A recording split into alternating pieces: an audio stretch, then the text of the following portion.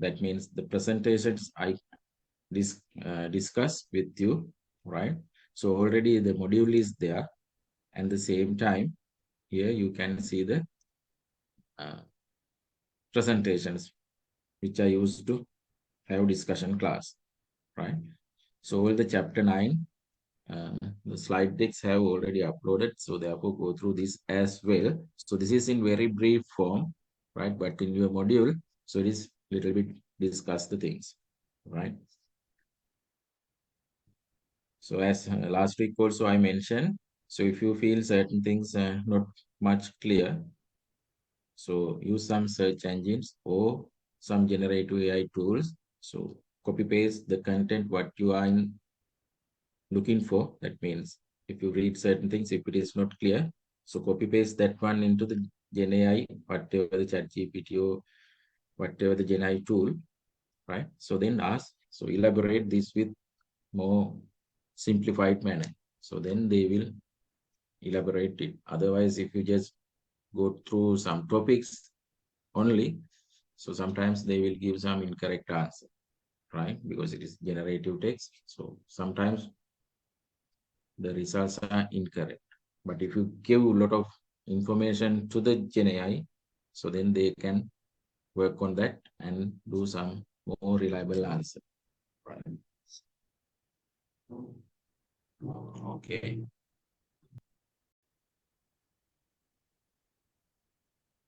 Right. So then we can start our discussion, the chapter 5.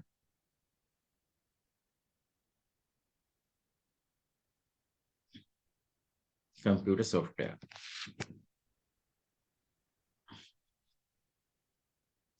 Right.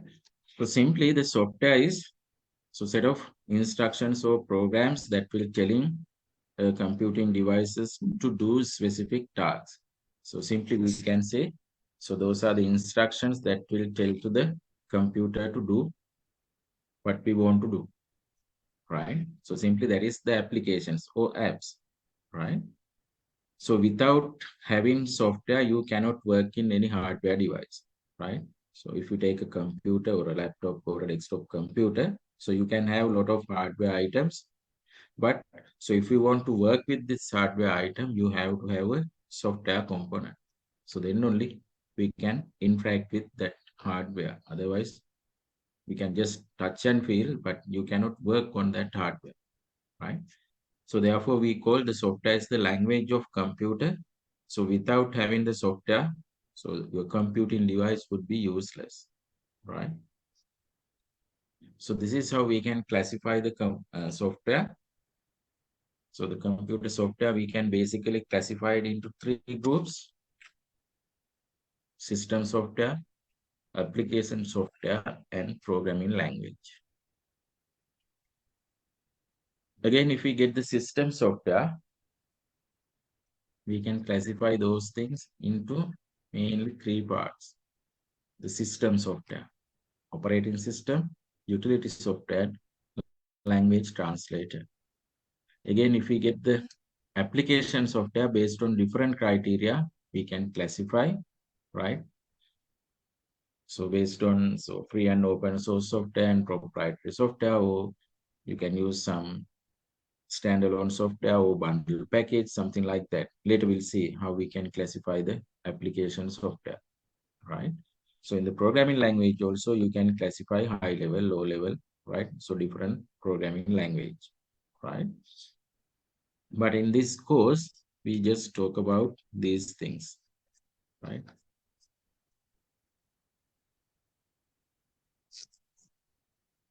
Right, only this part. So under the computer software, so basically we talk about system software. So they are operating system, utility software, and language translators. Very briefly talk about just to classify application software, right? So actually in your other course, you can have the application software in detail, right? So during your curriculum, so you don't have exposed to any programming language here, right? Right. So now we'll see what is system software, because the computer software we can classify under basically 3 parts: system software, application software, and programming language, right? We'll see what is this system software, right? The examples of the system software is, say, your one example is, say, some part, the operating system, right? So it is a part of system software. So normally the system software, what they do, right? So it will control and coordinate the hardware as well as other applications what we want to do in computing, right? So here you can see in this diagram, right? The hardware is there. Normally, if we take a computer, right? So all these hardware components are there: input device, output device, processing device, storage device. All these hardwares are there. So we are here, right? So we cannot directly work with this hardware without having the software, right? So therefore, so on top of the hardware, we have to install some specific software, right? So that is we call the system software. So that will manage and coordinate all the hardware, and it will help to work with this part as well, right? So that means with the application software. So it will provide the environment to install and work with application software, as well as it will provide environment to control and coordinate the hardware items. So therefore, in middle, right, with the application software and the hardware, you can see in the middle the system software, right? So we can say the system software is a computer software which is used to control and coordinate the computer hardware, this part, right? So it is used to control and coordinate the computer hardware, and it will provide environment for executing application software. So that means this. Because of having this system software, they will give some environment for other application software to run smoothly, right? And at the same time, they will allow control and coordinate the hardware installed in this device, right? So that software we call system software, right? So therefore, it will act as a middle layer between applications and the hardware, as we discussed earlier. So this is the hardware. So this is the application software. In between that, you can have this system software, right? So it will help to control and coordinate the hardware, and the same time they will provide environment for running or executing the applications, right? So these are the types of systems of, basically these three are the main system software types: OS, operating systems, utility software, and language translators, right? And other than that, we have, so with this, we discuss device drivers and firmware. So it is not exactly classified under system software, but so it is sort of a software. It is not application software, right? අපි system software කියලා ගත්තොත් ප්‍රධාන කොටස් තුනක් තියෙනවා: operating system, utility software සහ language translator, right? Okay. Now we'll see operating systems, right?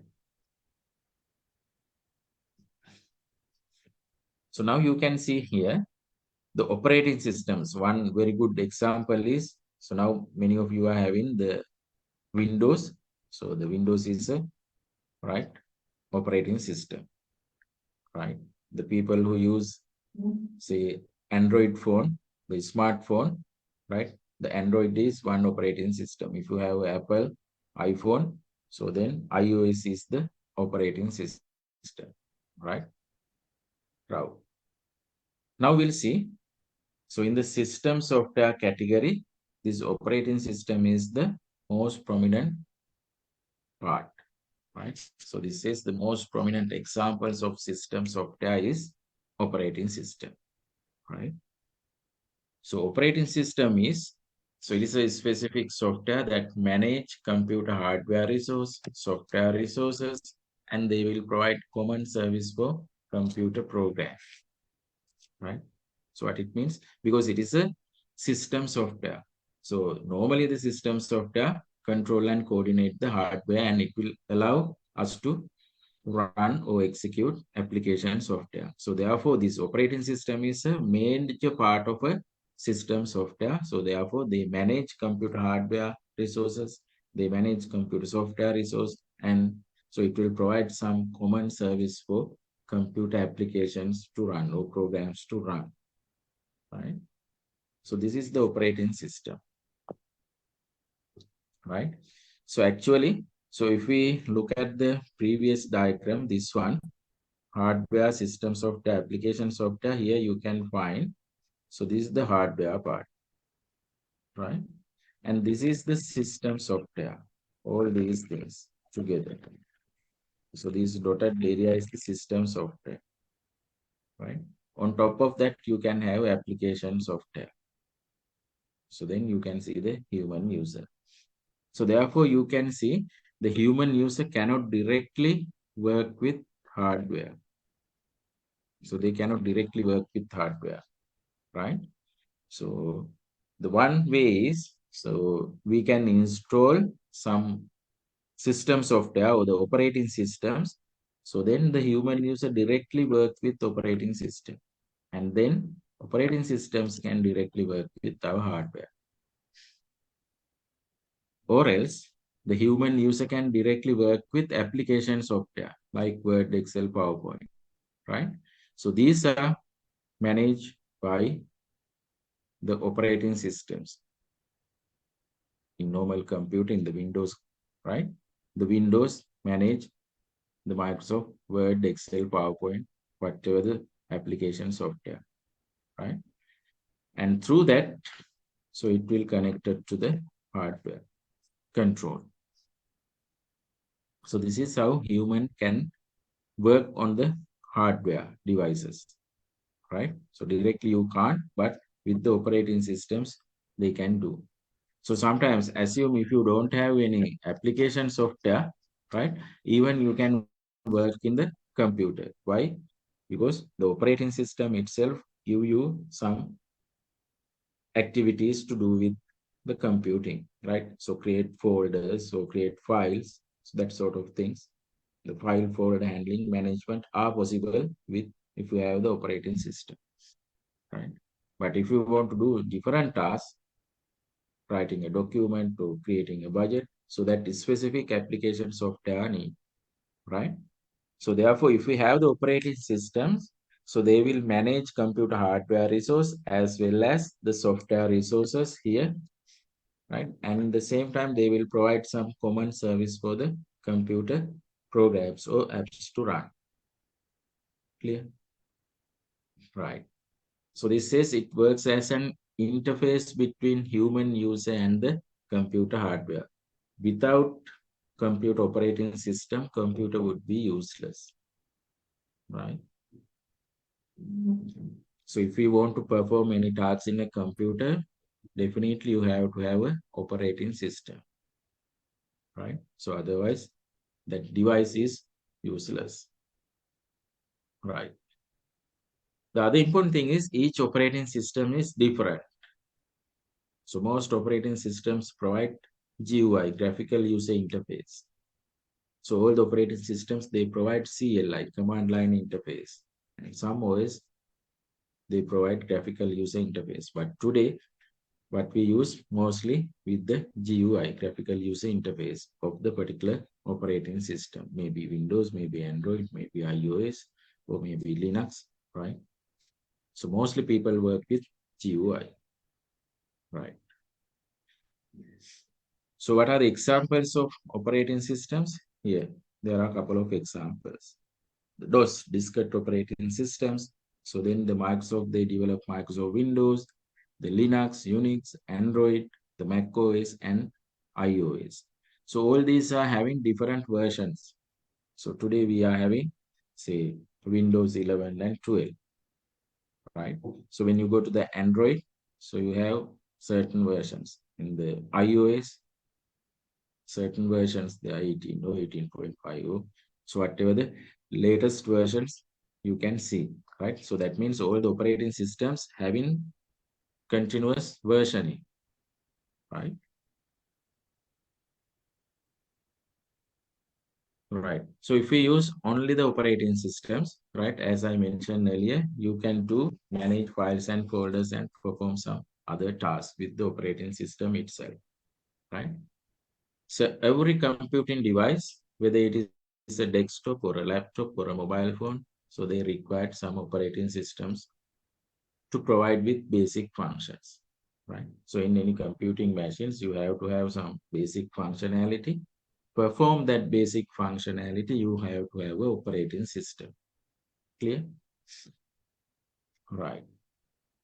So then we'll see what is utility software. So it is a part of system software, right? The system software we can divide into operating system, utility software, and language translators. The utility software is, we'll see what. Right. So this is the utility software. So it is a set of programs, right? So that designed to help analyze, configure, and optimize or maintain a computer.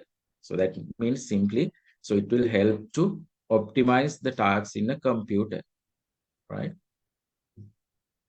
And the same time, it support computer infrastructure. So normally, say for example, if we want to properly run a machine, right? So some support, some help needed with so different tasks, right? Say for example, so when we working in the machine, sometimes some unwanted software, malicious software coming into the device, right? So when you download certain things from the internet, right? So without our knowing, some malicious software come and install automatically. So then it will reduce our resources, right? They utilize more resources. So then the efficiency of the computer is getting low. Efficiency of the tasks low. So therefore, we have to identify those and remove those things. So to do that, so utility software plays a major role, right? So simply it will help to analyze the things, the configure certain things, optimize or maintain our computing tasks, right? So both operating systems as well as the application software, the functionality of OS as well as application software, the utility software play a major role, right? Give me 1 minute.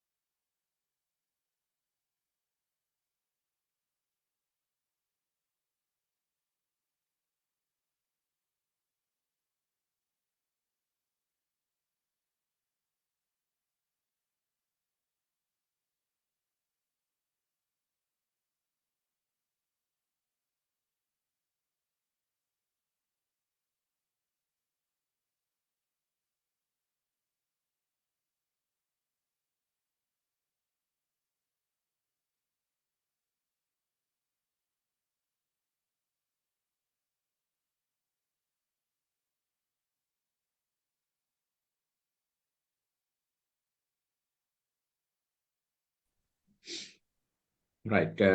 So we are talking about the utility software, right? So normally these utility software differ from the application software, right? So little bit these utility softwares are complex and so their operational activities are little higher, right? So therefore you can see there are many utility softwares which dedicated to perform different functions in computing, right? So these are some examples of utility software. right? So these are so antivirus software, right? So as I mentioned earlier, so it will help to protect your computer from so various malicious infections, maybe virus, worms, trojans, like different malicious software, right? So without our knowing, those will come to our computer, right? But so if you have the antivirus system, so they will protect, right?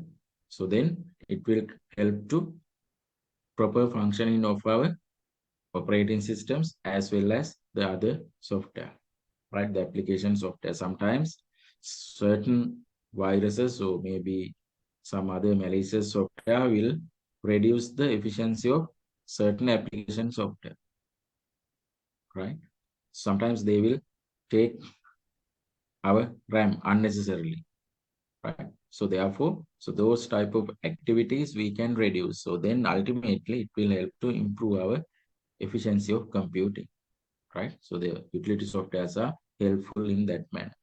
So then another thing is disk formatting, right? So if you want to prepare a storage device in order to save the files and folders nicely arranged, so you can use disk format, right? So this different disk formatting softwares are available, different antivirus softwares are available. So later, right, under the computer security and maintenance, we talk about antivirus, say like maybe Kaspersky, Panda, AVG, Vira. So like there are several hundreds of antivirus software, right? But you have to select the most suitable utility software, right? When we come to the disk formatting, again, there are a lot of disk formatting tools, apps available, right? So these are commonly categorized under utility software. The other thing is disk cleaner. So you can find the files that are unnecessary to your computer operation, so take up some considerable amount of space in your C drive. So then you can clean up those things, right? Sometimes for a 2, 3 year time, you have not used that particular file, right? You have created, but it is not used. So then, so they can clean from that place and save in some other place, right? Say, for example, those are in your C drive or your documents, right? So sometimes it will uh, make more uh, complex in computing because your C drive space, the empty space is getting low and low. So then the virtual memory you have to work with that is reduced. So therefore, probably in the C drive, we have to have some good free space. So therefore, using this cleaner, the things, the files you are in desktop or in your documents, in your picture library, so that sort of files which have not recently used, right? Say, for example, say 2, 3 years, those files are not touched, not used. So then they will saved in some other place, right? Cleaning with the C, right? And then file compression tools. So that is utility software. Compress files and folder. I think you have seen the WinZip, WinRAR, right? 7-zip, like different applications are there. So that will help to compress large file into a compress it. So then the file size will get in reduced. So then easily you can share those files, the reduced files with internet or some other means. Right? So after that, when they want to use it, they have to unzip. The compressed one, they have to unzip. Right. So then the HTML checker, but probably you are not using, but the web developers, they frequently use HTML checker just to validate the HTML codes are in proper order and they are checked, the links are in active, right? So normally the web development people, so they work with HTML. So therefore, sometimes there may be certain errors or bugs in their HTML code. That means in the programming part. So without going each and every line, so you can use some tool or application just to check the errors in the developed codes. So therefore, HTML checker, they validate all your codes are in proper order or not, right? And then you can see the registry cleaner. So it is just to clean and optimize the Windows registry by removing all registry keys, right, that are no longer in use. Right, give me 1 second.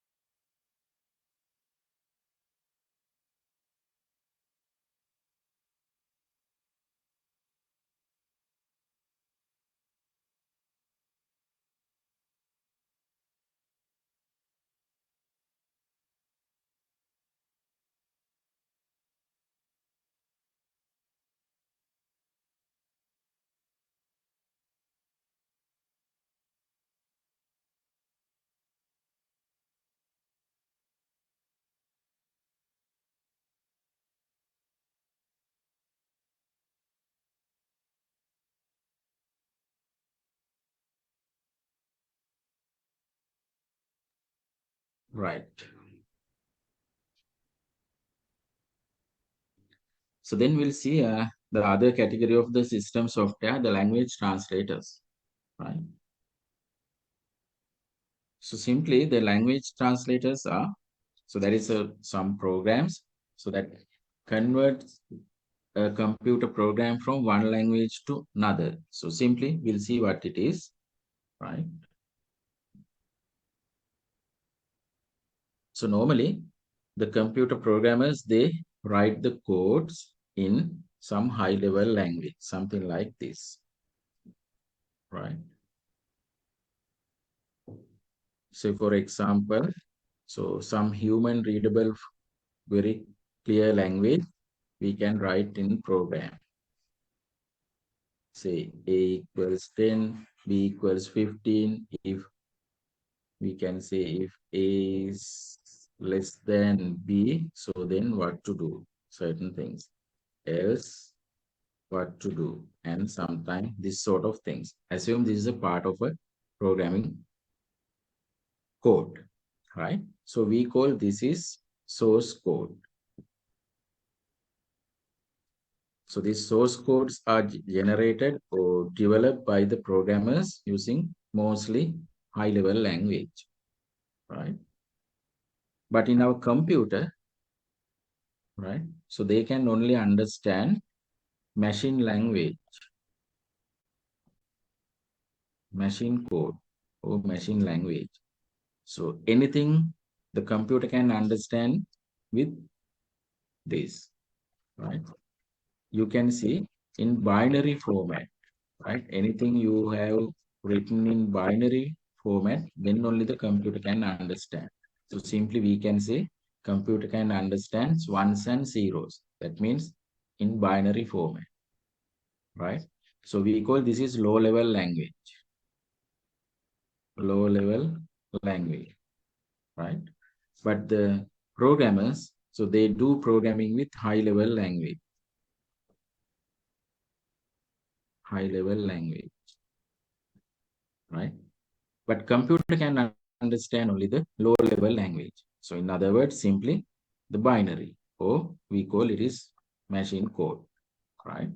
So therefore, so in any computer program to run or execute, before it execute, we have to convert this source code into the machine code, right? So then only the computer can understand. Here in source code, we can see A equals 10, but the computer, they cannot understand the letter A or equals sign or 10. They cannot understand in that format where we can understand, right? The computer only, they can understand with binary, right? So ones and zeros. So therefore, we have to convert this one into the ones and zeros, right? So that is doing by language translator. Clear? So this process normally we done through language translators, right? So normally we call from source code to the object code or machine code. Machine code කිව්වත් object code කිව්වත් low level language කිව්වත් ඔක්කොම එකයි. එහෙම නැත්නම් binary කිව්වත් ඔක්කොම එකම දේ තමයි. right? අපි සාමාන්‍යයෙන් ගත්තොත් programmer කෙනෙක් ටිකක් high level language එකකින් තමයි ලියන්නේ. අපි හිතමු Java වලින්, Python වලින්, එහෙම නැත්නම් C programming language එකකින් ලිව්වොත් මෙන්න මේ වගේ තමයි ලියවෙන්නේ. right? ඒකේ තියෙන තව syntax තියෙනවා. එහෙම නැත්නම් reserved words තියෙනවා. ඒවා පාවිච්චි කරලා මේ විදිහට තමයි තියෙන්නේ. right? එතකොට ඒක computer එකකට තේරෙන්නේ නැහැ. So therefore we have to convert this source code into the machine code or the object code where computer can understand. To do that, we use language translators. So basically, there are three types of language translators, right? The compiler, interpreter, and assembler. So what they do is, so in the compiler, so they will translate the entire source code into the object code. So I will use another color here. So they will translate this entire source code into the machine code at once, right? So this is done through the compiler. That process we call compilation, right? So therefore, all these codes, assume here, so there are, say, 1, 2, 3, 4, 5, 6, 7, say 10 instructions were there in this program, right? So all these 10 instructions or the 10 lines converted to the object code or the ones and zeros, right? In one go, right? එක සැරේ, right? මේ මුළු source code එකම එක සැරේ object code එක බවට කරන්න හරවන්න පුළුවන්, translate කරන්න පුළුවන් ඒවට අපි කියනවා compiler කියලා, right? So the interpreter is, so this source code is translated to the object code by line. So this line will translate to this. Second line is translated to this. Third line is translated to this. Fourth line is translated to this. So therefore, for all the instructions, right? So they will translate it to the object code line by line or instructions by instructions, right? So therefore, simply it takes little time than the compiler. So this is we call interpreter. Interpretation is we call the process, right? The interpreter, what they do, they will translate source code into the machine code line by line or instructions by instructions, right? The other language translator is assembler. So normally There are certain programmers, they do programming with assembly language. So not the high level language like this. So they use assembly language, right? So if any program is written in assembly language, normally they use so delete, del, copy, something like this, del, a, copy, a to b, something like that, right? So if you write the codes in assembly language, you have to use assembler to translate that one into the machine code, right? So only if we write in assembly language, but if you write in other high level language like Java, Python, C, so then the relevant, the compiler interpreter, they will use to language translation, right? So is that clear? So it is described here in detail, right? So without I go to that part, I just describe here. So now you can see in this slide deck, so how we describe.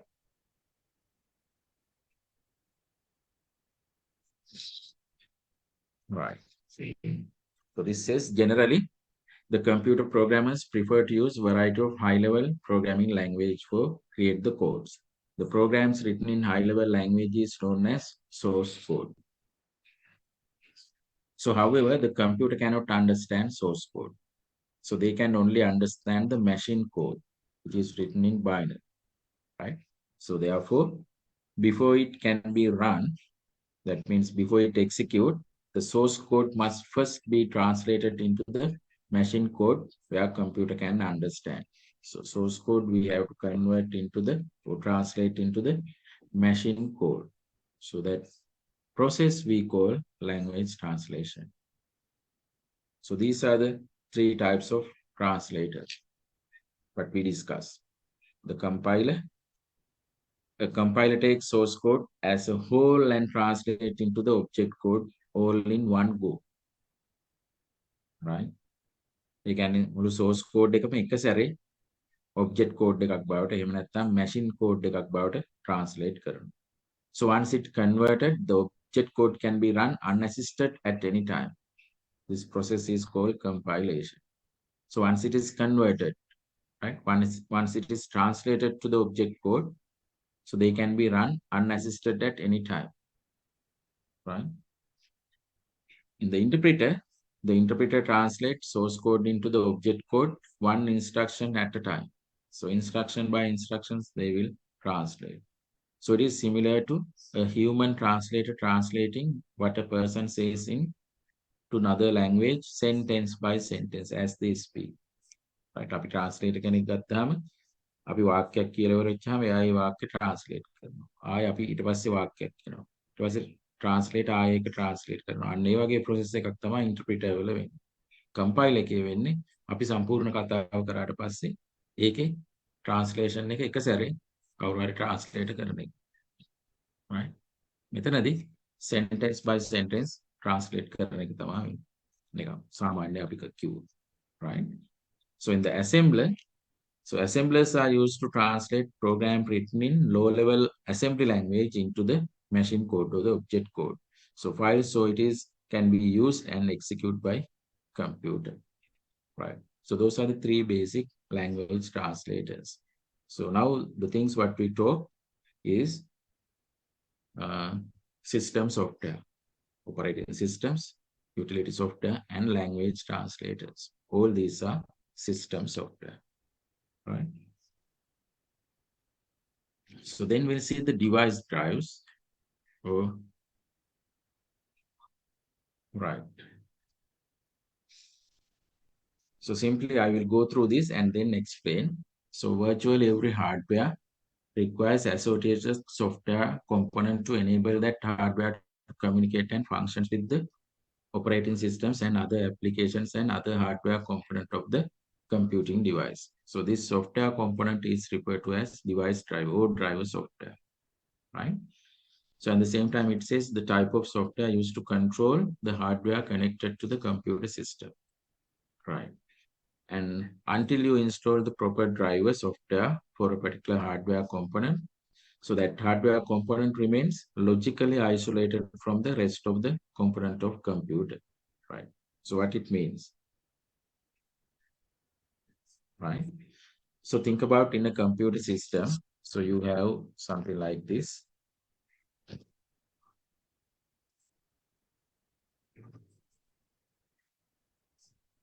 right? So now you have assume this is a computer system, right?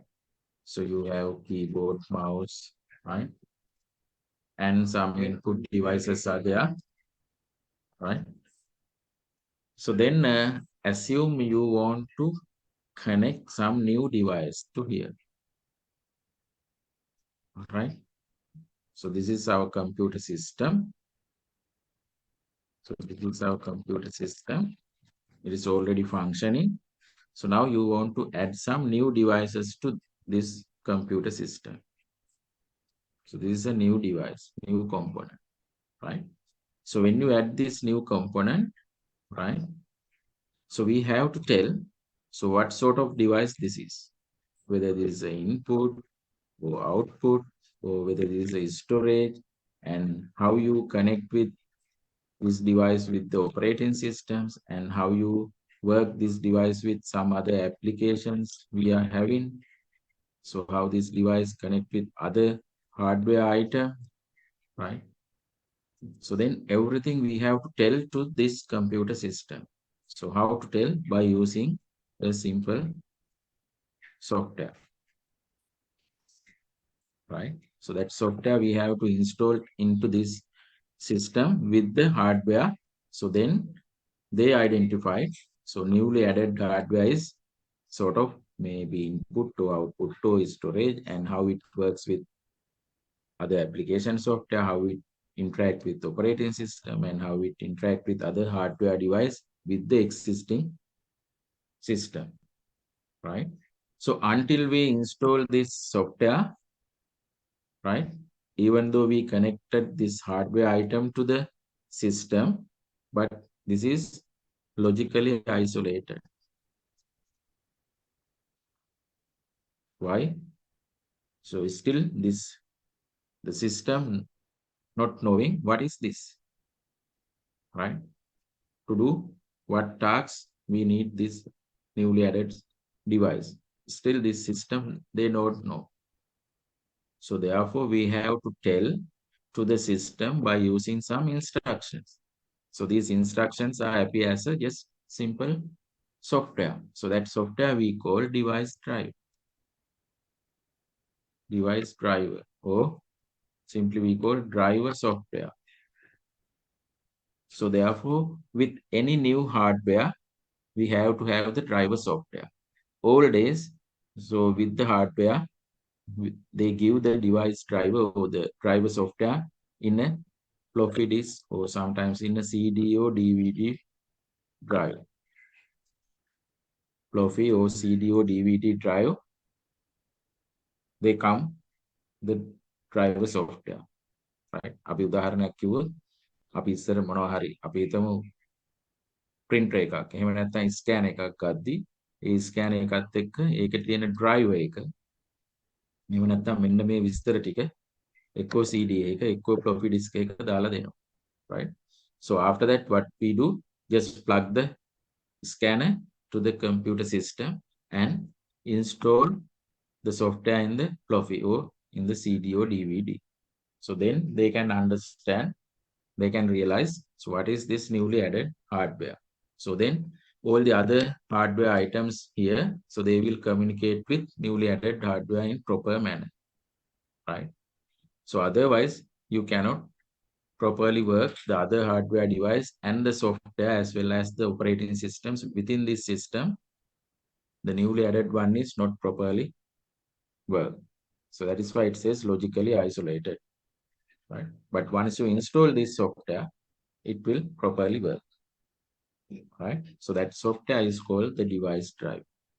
So in the old days, we have that device drivers in either Profi, CD or DVD. But now today, if you purchase a new hardware item, so they will not give you a driver software, right? So probably you have to go to the particular manufacturer's website, go to manufacturer's website and get the particular model, and then you can see the drivers. ඔගොල්ලෝ අදාළ manufacturer ගේ website එකට ගියාම ඒකේ තියෙනවා අදාළ model එක. ඒ model එකේ Windows අපි හිතමු 10 වලට. එහෙම නැත්නම් Windows 11 එකට drive එක. එහෙම නැත්නම් Apple නම් Apple ඒ අදාළ OS එකට drive එක. ඒක අපි connect කරන්නේ අපි හිතමු Huawei මොකක් හරි ඒකට නම් අන්න ඒ Huawei ඒකට තියෙන ඒ drive එක අන්න තියෙනවා manufacturer ගේ site එකේ. So now we can get it from through the internet. But old days, so they comes with either floppy or CD or DVD format. Clear? Right. So this is the device driver.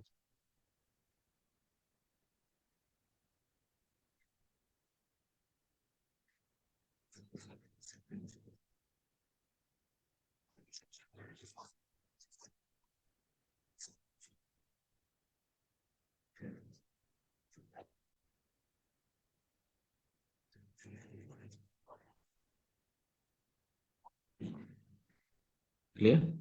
Right. The same thing, right? Describe. Once you purchase any hardware item, the vendor should provide this relevant driver software, old days CD or DVD or floppy disk format. But so then now you can download it from the relevant driver from the internet, right? So these are some examples of device drivers. So basic input output system drive, right? Or the display drive. That means when you plug monitor, maybe LED or LCD or but any sort of new monitor. So then better you have to install the proper driver. So otherwise you cannot see the proper color display, right? There may be certain distortions, right? So in the motherboard drivers, the printer drivers, ROM drivers, sound card, USB or VGA, video graphic accelerator drivers. So if you have a lot of some gaming things, right? When you have some game consoles introduced or installed, so then you have to have the relevant software installation. So then only that joysticks or different things for the gaming, it will work properly. Otherwise, when you just click buttons in the joysticks, but not it properly function with the relevant game, right? Because the driver is not properly updated, installed, right? Okay. So then the firmware. So the firmware is permanent software that is embedded into the read-only memory. So under the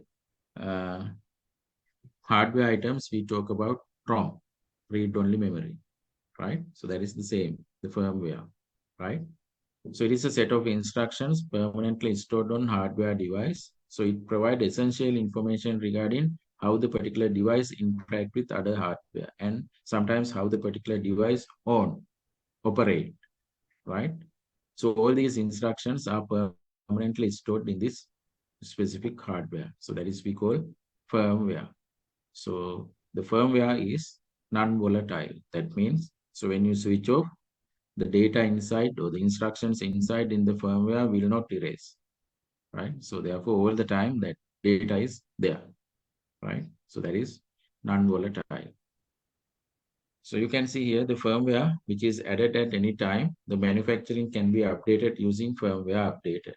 So that means the manufacturer will set that instructions into the ROM chip that is in the firmware, right?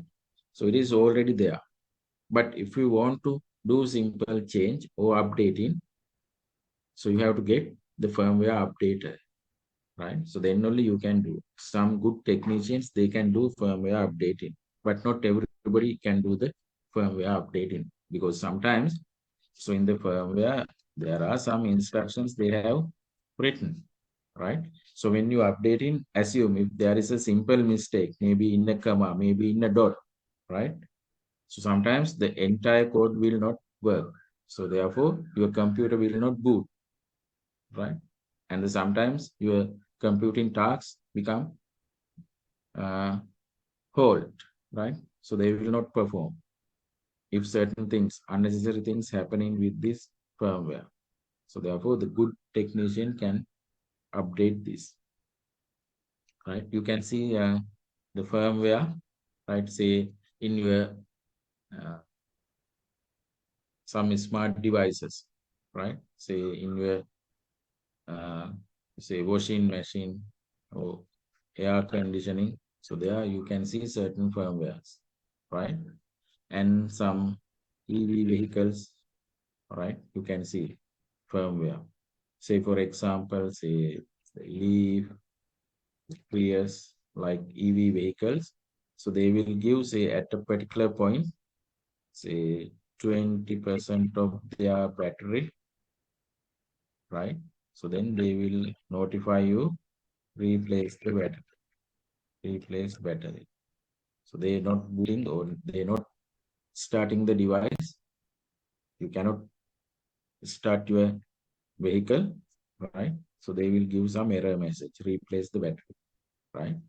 But the good technicians, they can reduce this 20% to say 10%, right?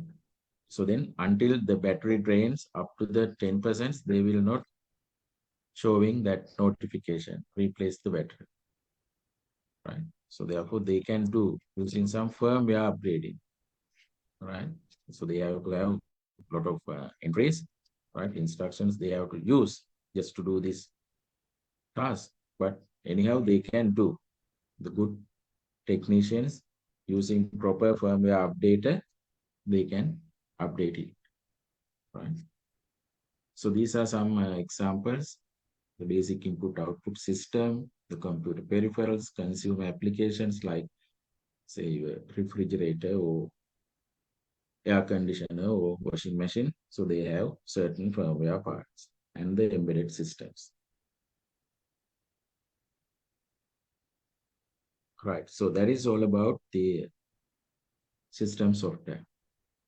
Right. So how we simply classify application software. In your next module, we talk the application software in detail, but here, so very simply, we can classify so these application software, right? So basically the application software is so a specific software that is developed to help the user to perform some specific task, right? Say for example, if you want to write a letter, the relevant application software we have to have, right? So listening to music or just browsing the web, you have to have the relevant application software, right? So it acts as mediator between the end user and the system software. Here you can see in the first diagram. So it is in between end user and the system software. So now we are talking about application software. It is in between user and the system software, right? Right. It is act as mediator between end user and system software. The application software is depend on the system software. That is very important. The application software is depend on the system software, mainly the operating system, right? Say for example, if you want to do word processing in Windows, you have to have a separate application software, but in say Apple, right? So they have separate application software. Normally, if you want to have a word processing in Windows, you use say Microsoft Word. In Apple, you use Page. If you want to do calculations, the spreadsheet application, the Windows environment, you use Excel, but in Apple, so you use the Mac OS, you have to use say numbers, right? So there is different application software used because it's depend on the system software we use, right? Right. So there are many types of the application software. So this is how we can classify. So based on the purpose and output, we can classify application software. Based on the property and its user right, we can classify, right? So based on the purpose, the general purpose applications like Word, Excel, PowerPoint, that sort of thing. So then you can have application suites. So, so certain bundle is developed, right? Say, for example, in the office environment, right? Microsoft Office bundle is there, or Microsoft Office suite is there, right? So then they have integrated couple of softwares together, so which is helpful for working in office environment. Word processing, spreadsheet application, presentation, creating some, say, database. So that sort of everything is bundled together, right? So we create application suites, right? So then the custom software, right? So that is MIS or point of sale system or payroll system. That means, say, for example, we have two companies, but so to do their functionality, right? The company A need to have point of sale system, but it is not exactly look like in the company B because their operations, certain things are different, right? And so therefore, but generally it is the point of sale system, but from company to company, those are different, right? So these are customized, right? The management information system, same, right? One company has certain components, but other company, they don't have all the components where the previous company have it. So therefore, in the MIS, so differences are there. So therefore, according to the what we call the user requirements, so they can customize, right? So therefore, application software we can classify based on purpose and output in that manner. And then based on the property and user rights, there are two parts, the free and open source software, normally we call FOSS, and proprietary software. So in the free and open source one, it's a free to use and it is open source. Therefore, you can do simple modifications with the software, right? So those are free license and royalty free. But in the proprietary software, so they developed by somebody else, but you cannot see their source code. So therefore, you cannot do any modification, only you can use it, right? So they reserve right from the licensees, right? It is not royalty free, right? Give me 1 minute.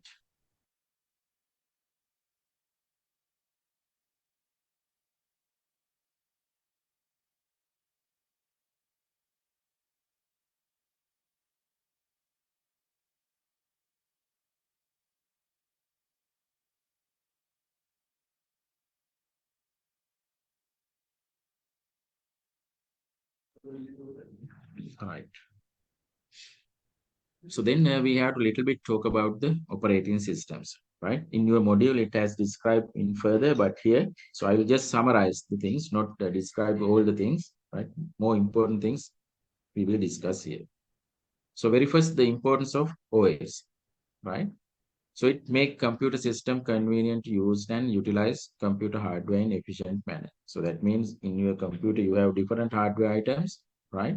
So if you want to make all these hardware items more convenient use for our day-to-day activity, so in efficient manner, the OS plays a huge role, right? And then the operating system provide instructions for installing and management of various application software. So it is obvious. So in your Windows environment, you can have a lot of other software you can install for our day-to-day activities. So then the Windows or the operating systems, they provide so all the instructions related to management of all the software installed in this machine, right? And the same time, it will manage all the input, output, and computer memory. That means the storage devices, which is connected in the computer system. So in general, the operating systems manage and coordinate. So all the hardware resources, all the softwares, right, attached, or all the softwares installed in these machines to do different tasks, right? So that is the main importance, right? So then we can talk about operating systems types, right? So based on the functionality of the OS, it can be classified as single user operating system, multi-user operating system, multitasking operating systems, and multi-threading and real-time operating systems, right? So simply we can see the single user means only one user to execute one program at a time, right? So all days operating systems are single user. The Microsoft DOS, Palm operating systems like that, because at a one particular time, only one user can perform, right? But today, most of the operating systems are multi-user, right? So that means, so it supports multiple users to access the same computer system simultaneously, right? So it will allow so multiple users to the same computer system simultaneously. Assume 10, 15 people can work in the same computer at the same time, but they can do different tasks, right? So they manage the resource, maybe memory or other peripheral device attached to that, the CPU. So it will ensure each user to get some fair access, right? So all the Linux, Unix, Windows servers, so they have multi-user operating systems. Clear? Another thing is the multitasking. So it will allow, that means the operating system allows multiple tasks or multiple processes to run concurrently on the same machine, right? So it will allow multiple tasks, right, or process to run concurrently on the single CPU. So this means that several programs appear to run at the same time. Say, for example, now you download something from the internet and the same time you listen to music and then you just type some letter. So there are three different tasks, right? But so they will concurrently do in the same machine, right? So it will allow. So now all the most of the operating systems, say Windows 8, 10, 11, so Mac operating systems, all these are multitasking. So you can do a lot of tasks, not three, four, but large number of tasks you can perform concurrently, right? Right. The other thing is multi-threading. So that is ability of operating system or program to manage multiple threads of execution within single process. So if you take one process, you can divide that process into, you can manage that process into couple of threads, right? Say in modern computer, right? So there are different cores, right? In one core and using so two or three cores, they do the same process, but part of that, right? Say, for example, if you are just, say, processing some video, producing video, right? That video producing part, we can divide into two or three. So then one part is in one thread or one core, other part is in other thread, other part is in another thread. But so all these things are doing in a single process. එකම process එක කෑලි කෑලි වලට කඩලා ඒවා වෙන වෙන threads වල run වෙනවා. So then it will quickly they will run the things, right? Multi-threading. So multitasking means එක්කෙනෙකුට වෙනත් task ගොඩක් එක වෙලාවෙ කරන්න පුළුවන් කියන එක. කියන්නේ අපි මම ඉස්සෙල්ලා කිව්වා වගේ ඔයගොල්ලෝ මොනවාරි download කරන ගමන් සින්දුවක් අහන ගමන් මොනවාරි type කරන ගමන් තව මොකක් හරි task එකක්, right? But the computer, they resource, right? They allocate the particular processing for each and every task separately, right? නම් process එකේ අපි හිතන්නේ 1 millisecond එකක් ගත්තොත් ඒ millisecond එකේ කරන්නේ නැහැ එයා වැඩ ගොඩක්, right? But so they will do one task, but we cannot feel it, right? අපිට සාමාන්‍යයෙන් තප්පරයක් එහෙම නැත්නම් milliseconds 1200ක් 300ක් ගියාම තමයි පොඩ්ඩක් මේක බ්‍රේක් වුණානේ කියලා තේරෙන්නේ. ඊට කලින් මිලිසෙකන්ඩ්ස් දෙක තුනකින් එක ටාස්ක් එකක් එයා ඉවර කරනවා. එහෙම කර කර ඕනතරම් ටාස්ක් කරන්න පුළුවන්. right? අපි හිතන්නේ එක ටාස්ක් එකක් මිලිසෙකන්ඩ් එක නම් තප්පරයකට කරන්න පුළුවන්. එයාට ටාස්ක් 1000. right? නමුත් අපිට තේරෙන්නේ මේවා ඔක්කොම එකට කරනවා කියලා. නමුත් එයා separate විතරයි. right? But they do multitasking ability. right? So these are the other things. Service of operating system, different services. Mainly there are two main services: managing hardware and providing user interface, right? In operating system, there are main two services, that is managing hardware and providing user interface. So if you take the managing hardware, so there are several things: the process management, memory management, device management, file management, security network, right? So we have discussed all these things in the module clearly, right? So the process means, so if you have say 10, 15 processes, so how these process manage, right? So using multiprocessing or multitasking or multi-threading, so different mechanisms they use, right? So in the device management, there are a lot of devices connected to the computer. At what time they will give priority. So then from there may be a lot of input device. So at what time the keyboard or the mouse or the scan or whatever the input device to give the priority to accept data into the RAM, right? So therefore that is controlled by the operating system, right? Another main service is providing user interface. There are two types of user interface, CLI and GUI. CLI means command line interface. All the operating system has CLI and the modern operating systems has GUI, graphical user interface, right? So now today we work with GUI, right? But in the DOS diskette operating systems, they have CLI, right? So this is the difference between CLI and GUI. So if I want to access my C drive, right? Normally if you have the operating systems, just go to the, right, my computer or the file explorer and then go to C. Just double click the C drive. So this is how you work in GUI. But when you want to work with command line interface, you can open the command line interface. So then you have to go to each and every folder by putting, right?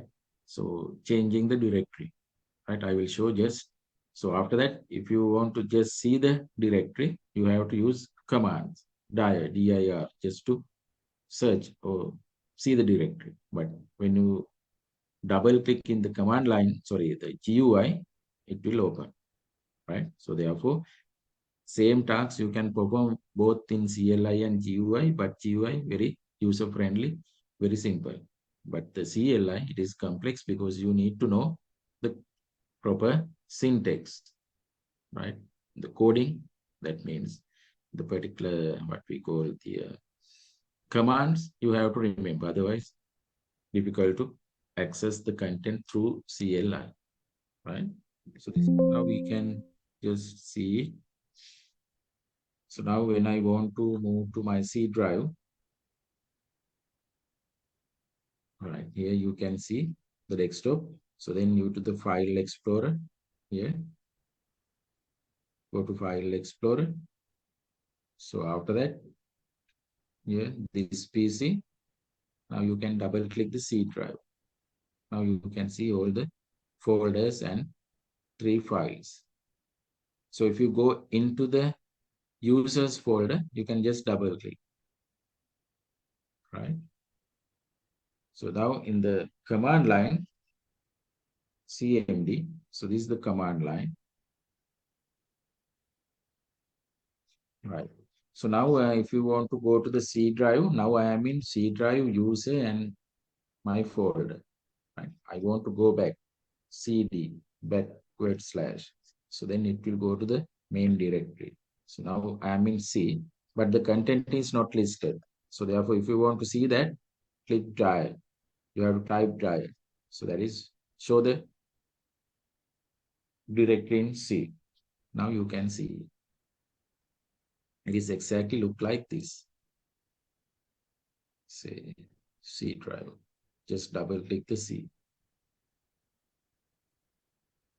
So this is command line. So this is graphical user interface. Now if you want to go to users folder, double click it here. But here you have to use change directory to users. After that you can die. So now you can see 3 folders. HCK Jaitilaka public VC account. Here you can see that. Right? So then if you want to close it, you can just click close button. But here you have to properly, if you want to close, you can say exit. So now it close, right?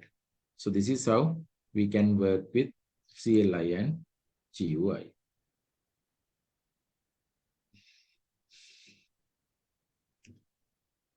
Right. So those are the things we have to talk about in chapter 5, that is software, right?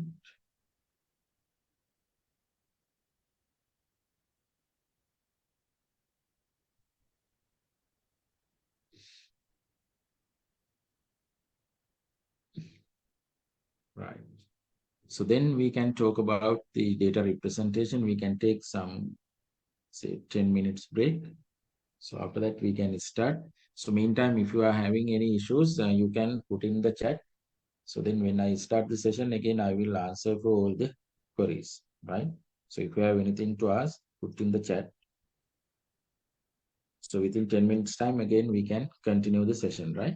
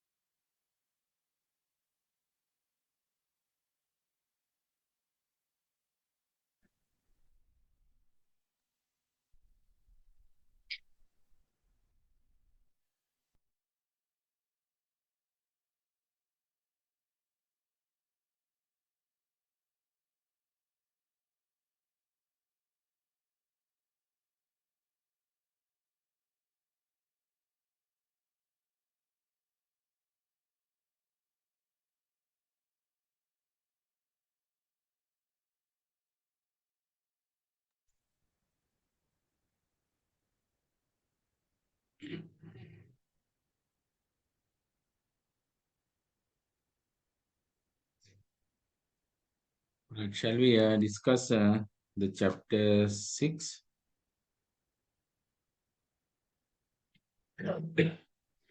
So that is data representation in computers. Right. So as we discussed earlier in the language translators, the computer can understand only these ones and zeros, right? So that means in binary format. So therefore, any data what we normally engage, maybe text, maybe number, maybe just picture or a symbol, right? So we can see as it is, but the computer to recognize those, so we have to convert in this manner. So therefore, the computer can understand only in binary forms, right? So therefore, the computers represent these different types of data and information using binary form. Then only they can understand, right? So I think in your grade 8, 9, right, with the O level, so you have learned about the number system, right? So normally we are working in decimal numbers, but you already learned so binary, octal, hexadecimal number systems as well as the number conversions, right, in your O levels. Right here we very briefly discuss the things, right? So this is the summary of this number system, right? So in the binary, their base value is 2 because they have 0 and 1, right? So those are the digits they use, right? So some example is something like this, right? So in the octal, the base value is 8. So they have used 0 to 7 different digits. So 0 to 7 digits they use, right? So this is the example. So therefore, you cannot have a number like, say, this 39 to the base 8. No, because maximum we can have the 7 in the octal number, right? So in the decimal, we already work with that. So there are 10 different digits from 0 to 9. The base value is 10, but normally we are not putting the decimal values base value, but all the other number systems, the base value we write as a subscript, right? Say for example, so this is 11, right, in the decimal. So this is 1 1 in binary, right? So this is octal. So this is hexadecimal, right? Clear? Right. So in the hexadecimal, they use the base value is 16. The reason is they use different 16 digit 0 to 9 numbers and A to F characters. We call alphanumeric values. 16 different alphanumeric values they use. Right. So this is the number system in detail. The decimal, the common number system we use for representing any value, right? For our day-to-day calculations, we use decimals, right? So decimal number system has only 10 different digits from 0 to 9. So every number or the value you can represent with these the 10 digits, right? In the particular decimal number system, right? No need to discuss. So then the binary number system has only 2 digits, that is 0 and 1, right? So every number in binary, they can represent with either 0 and 1, right? The base of the binary number system is 2 because of it's having 2 different digits, 0 and 1, right? So these are some examples of binary number system. Binary means two values, right? On, off, or true, false. So the same thing we can see in numerically 0 and 1, right? So then we have to talk about the most significant bit and least significant bits, specifically in the binary numbers, right?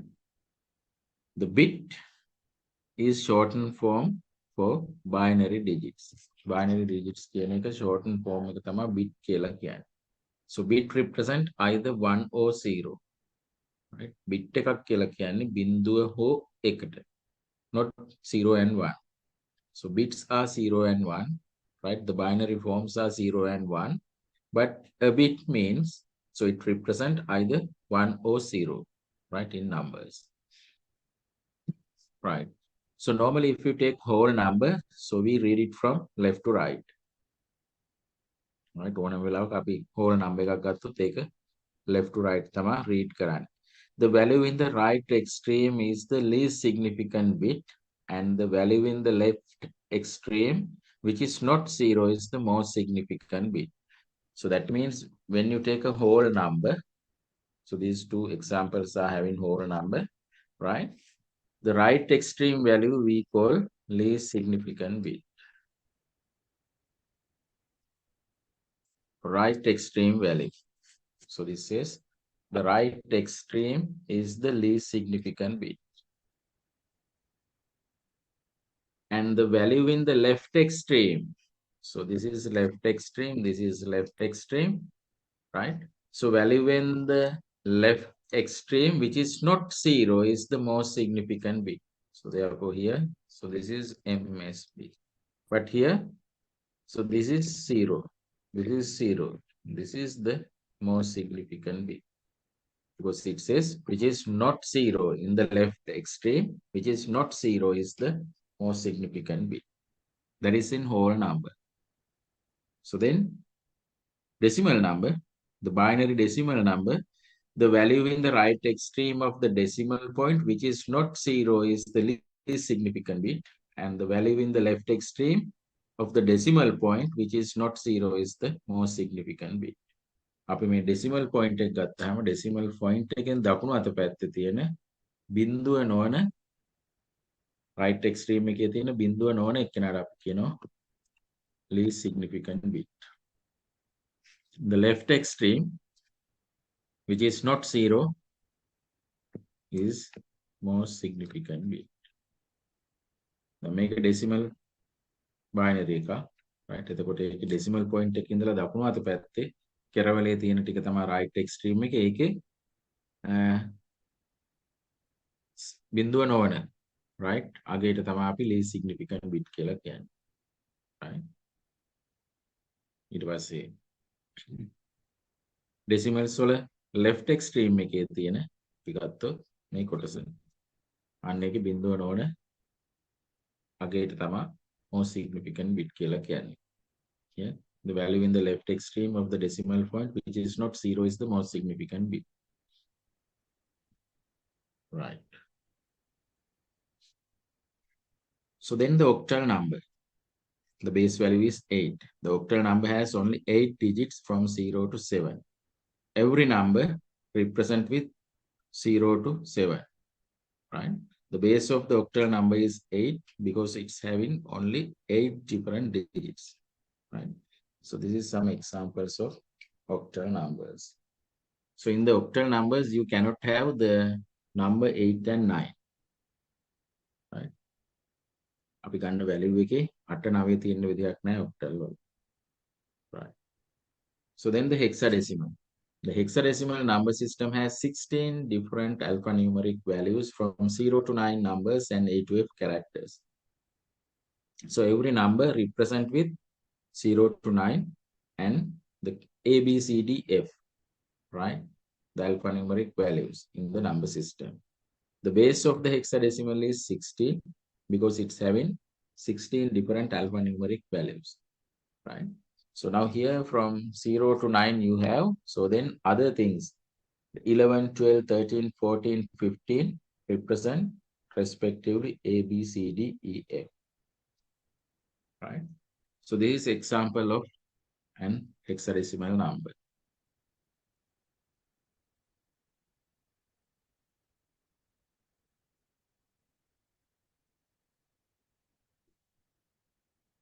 Right. So then the conversion among the bases, but I will do very simply, but in your exam purpose, it is not coming because in your module, so it is not included, but in your O level, right, grade 8, 9, so you have already did these conversions, right? From decimal to octal, decimal to binary, or binary to octal, binary to decimal, binary to hexadecimal, and vice versa. So there are a lot of conversions. So simply, if we take this, the say decimal 25, so we can convert it into the binary, so the octal or hexadecimal, right? But no need, but so I will just explain how we can convert it.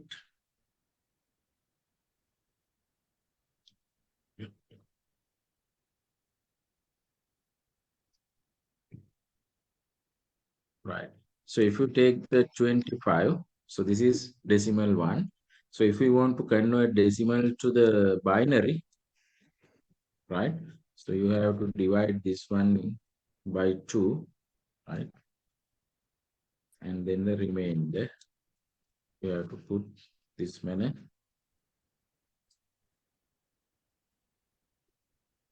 Right. So after that, so you can write in this manner 11011. Sorry, 11 bottom to top 11001. So this is 25 with binary, right?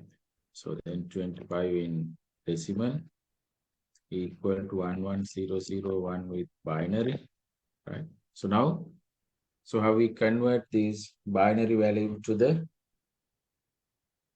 octal, right? So the binary, the base value is 2, octal base value is 8, right? The weighting factor, if we take this, and so how we have the what we call the association or the connectivity. So this is binary 2 to the power 1, this is 2 to the power 3. So therefore, so we can have 3 groups or 3 what we call digits together. We can demarcate the octal, right? අපි ගත්තොත් මේක 11001 කියන එක. So then we can group this in 3, right? So after that, so if you take the weighting factor of one position, right? Say for example here. So this is 2 to the power 0, 2 to the power 1, 2 to the power 2, 2 to the power 3, 2 to the power 4. 2 to the power 0 means 1, 2 to the power 1 means 2, 2 to the power 2 means 4, 8, 16, right? So therefore here with these 3 digits, so we can have only this part. Right. So here you can see the 2 to the power 0 is there, all the other 2's are not there. So therefore 2 to the power 0 means 1. Right. And here you can have 2 to the power 0 and 2 to the power 1. So that means 2 and 1 is there. So therefore this is 3. Right. We can say 3, 1 for the base of 8. Clear? So now if we want to have the conversions with binary to hexadecimal, binary, hexadecimal, the association is here 2 to the power 1 binary. So here, what is the hexadecimal? 16 different alphanumeric values is there. So therefore, so this is 2 to the power 4. So that is 16. So then the one hexadecimal can represent using 4 binaries, right? So therefore,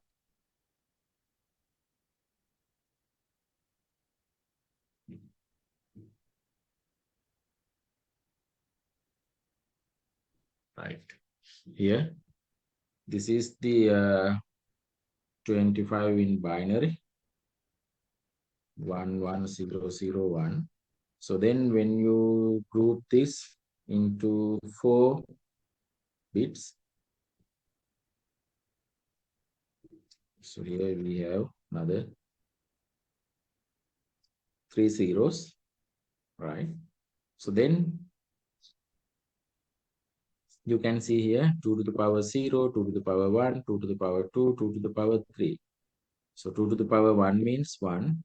These two are not there. 2 to the power 3 means 8. 8 and 1 means 9. So here 1. So this is in the base of 16. So therefore we can say, so this is equal to 16, right? So this is how you can convert, right? The vice versa also possible, right? Say this is 119. So that is hexadecimal value. So then if we want to convert this one into the binary, 1 digit you can represent using 4 bits, right? So how to represent 9? So that is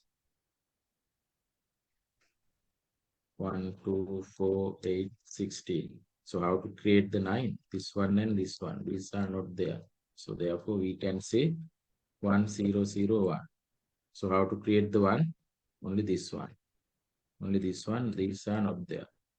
So therefore, so this is how you can appear 19 in binary, but no need to have these zeros in front of. So therefore 11001 is the 19 in binary, right? Okay.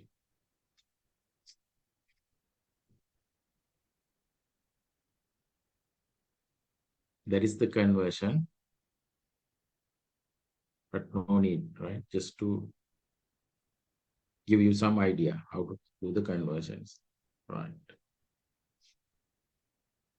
So then we have to talk about the coding systems. So symbolic representation of coding system, right? So in earlier here, we use different number systems, right? But now we are going to talk about how different coding systems use, right? So in this coding system, you can represent maybe a text, maybe a number, maybe a symbol. So different things you can represent in computing. But keep that in mind, everything you can represent in a computer using binary, right? So ones and zeros, right? So in computing, a single character, such as a letter or a number or a symbol, is represented by a group of bits. The number of bits per character depends on the coding system we are using, right? So mainly with the coding system, you can see the number of bits we use to represent single character. It's vary, right? So these are the different coding systems: BCD, binary coded decimal, ASCII, American Standard Code for Information Interchange, EBCDIC, Extended Binary Code Decimal Interchange Code, and Unicode. I think some of you have heard the ASCII and the Unicode. So those are coding systems just to represent, right? Some maybe text, maybe number, maybe a character, or maybe a symbol, right? So therefore, we call those are symbolic representations using coding system, right? So these are the 4 different coding system, right? We'll see the first one, BCD, right? So the BCD code is used to represent numeric values only, right? අපි BCD coding system එක පාවිච්චි කරොත් ඒකේ ඉලක්කම් විතරයි නිරූපණය කරන්න පුළුවන්. So it is a 4-bit code. So in the BCD, so they will represent any value, any number using 4 bits. So therefore we call it is a 4-bit code used to encode numeric values. So in BCD, each individual digit of a number is converted into binary number. So and then by combining all, the BCD code is generated, right? So here Any single decimal numeral, that means from 0 to 9, can be represented by using 4-bit pattern. ඒ කියන්නේ අපි 0 ඉඳලා 9 වෙනකන් තියෙන ඉලක්කම් තමයි මේ 4-bit pattern එකට දාන්න පුළුවන්. So in any number you can write, but you can have from 0 to 9 that digits. So therefore, the one digit we can represent using 4 bits. Right. So here you can see the 15, right? The decimal 15, how you represent using BCD system. Say for example, if you put in your keyboard 1 and 15, so if you use BCD system to encode, so this is how the computer receives it, right? අපි keyboard එකෙන් 15 කියන එක press කරොත් අපි දැනට මේ පාවිච්චි කරන computers වල BCD coding system නම් පාවිච්චි කරන්නේ. computer එකට ඔය දත්තේ එන්නේ මෙන්න මේ විදිහට. මේ highlight කරලා තියෙනවා. ටිකක් ගන්න අන්න ඒ විදිහට. How the 5 is represent using this 5, 1 is represent using this 001 is the binary code of 1 and 0101 is the binary code of 5. Is that clear? So therefore any number, right, we can represent using BCD, but there one digit or one in a particular number, one digit we can represent using 4 bits. ඕනම ඉලක්කමක ඒ එක ඉලක්කම් කොටසක් එහෙම නැත්නම් එක digit එකක් අපි bits 4කින් නිරූපණය කරනවා. right? එහෙනම් BCD system එක පාවිච්චි කරන්නේ numbers නිරූපණය කරන්න විතරයි, not for the text. Right? So here you can see the 46. Right? Again, I will word find.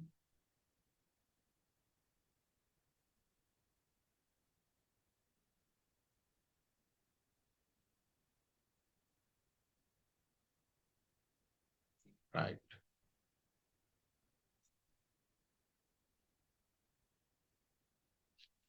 Right, I will use here 4 bits. So then if you take the weighting factor of this, so this is 2 to the power 0, this is 2 to the power 1, this is 2 to the power 2, this is 2 to the power 3. 2 to the power 0 means 1, 2 to the power 1 means 2, 2 to the power 2 means 4. This is 8, right? So therefore, if we want to represent 1 using BCD system, because using 4 bits, if we want to represent 1, so this one is there, all the others are not there. So if you want to represent 2, this one is there, others are not there. This is 1, this is 2. So if you want to represent 3, දෙකයි එකයි තමයි 3යි. So if you want to represent 4, sorry.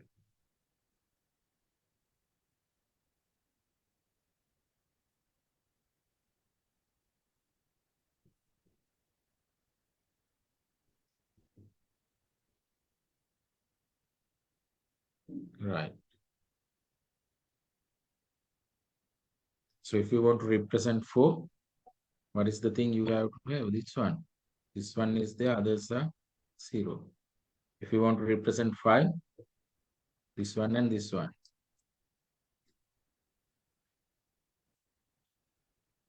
Right. So then assume, right, if you want to write, say 21, so how to write in BCD? So this is 21 in decimal. In BCD, the 2 you can get and 1 get. So 2 is 1 is 0, 0, 0, 1. So this is in BCD. So if you want to represent 45, 4 is 0, 1, 0, 0, 5 is 0, 1, 0, 1. So this is equivalent to 45 in decimal. And this is BCD. So this is how we do coding, right? But normally we are not using BCD system to represent numbers now in computer. So basically we use maybe ASCII or Unicode. Now we use Unicode, right? But if we want to use BCD system, this is how the computer can recognize that number 45.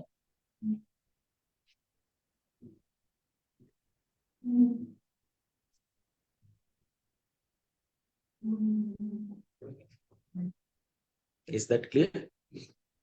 Okay.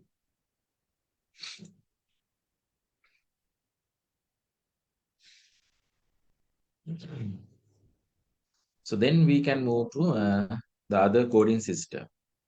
ASCII, very important. American Standard Code for Information Interchange Code. Simply we call ASCII code, right? So keep that in mind. ASCII is a 7-bit character sets containing 128 different characters, right? So which represent 128 English character in English alphabet. Sorry, English all the characters. So as numbers and the same time both capital and simple letters and their symbols, right?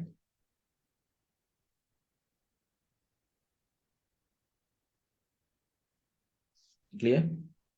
So ASCII is a 7-bit code. So it sets maximum 128 combinations because it is 7-bit. So how many combinations you can have, right?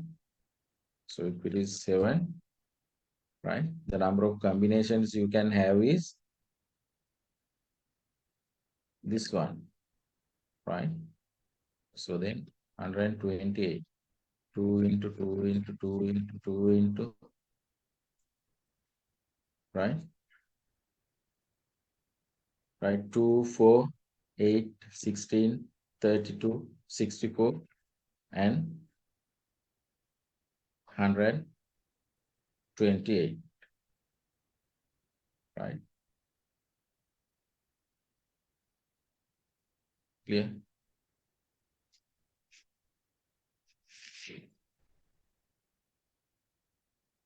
Right.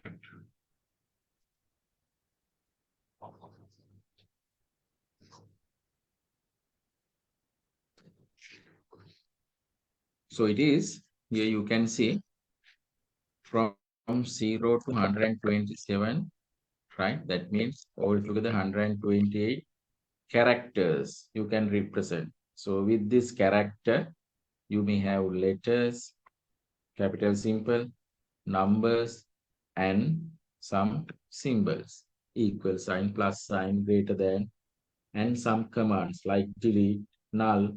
So that sort of some commands we can represent using ASCII system, right?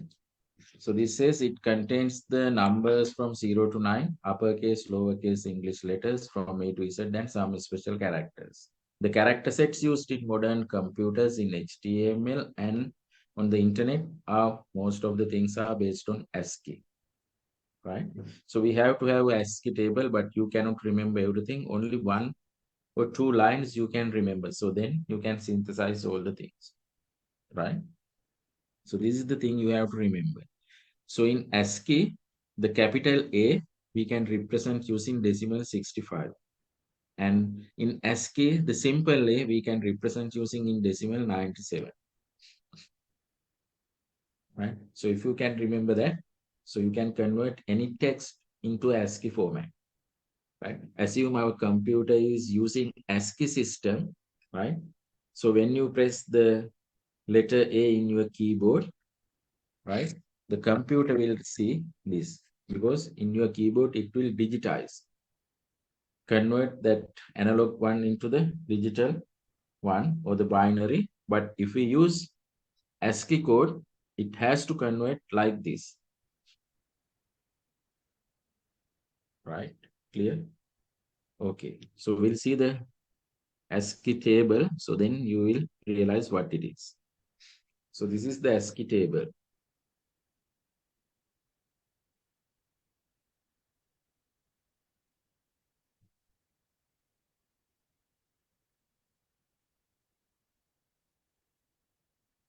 right? So I will a little bit enlarge this.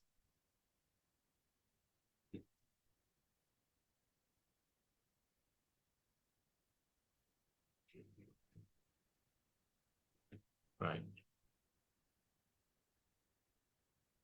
So here you can see the decimal value from 0 to 127. So then altogether 128 characters we can represent. But here you can see this is the decimal.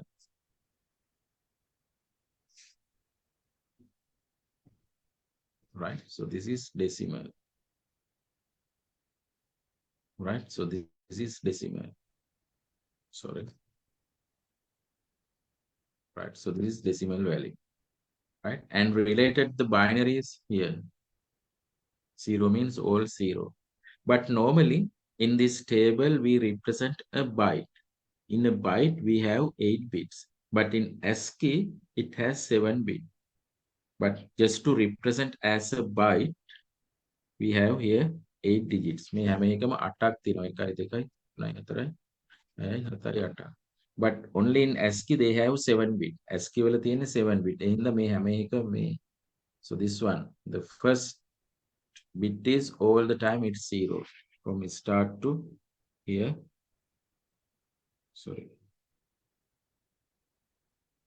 From start to end.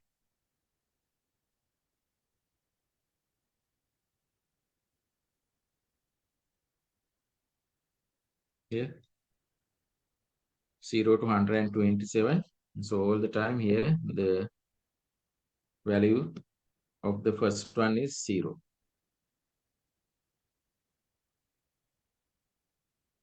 Right here. Clear? Right. So now you have to remember here.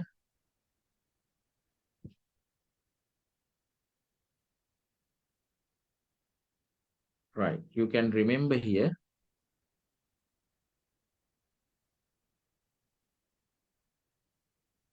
These things.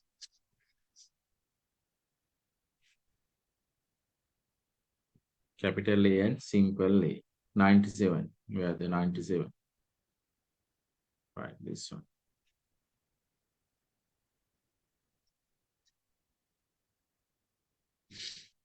So keep that in mind. So if you want to represent the capital A, so it is in decimal 65. Now you know how to convert decimal into the binary. Decimal 65 කියන එක අපි binary වලින් ලියන්නේ කොහොමද කියලා. So now you have some idea, right? Because so if we have 7 bits, for each bit we can have a weighting factor. So then you can simply create, right?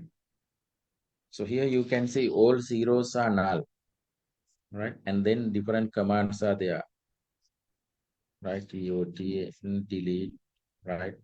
So different commands. And then somewhere here you can have some symbols, dollar sign, percentage, ampersand, exclamation, bracket, right? And then here, if you want to have 0 in ASCII, you have to put this. So in decimal 48. Oh, in ASCII, so this is the 0. Right, but better you have to remember this. Right, so now when we have simple conversions,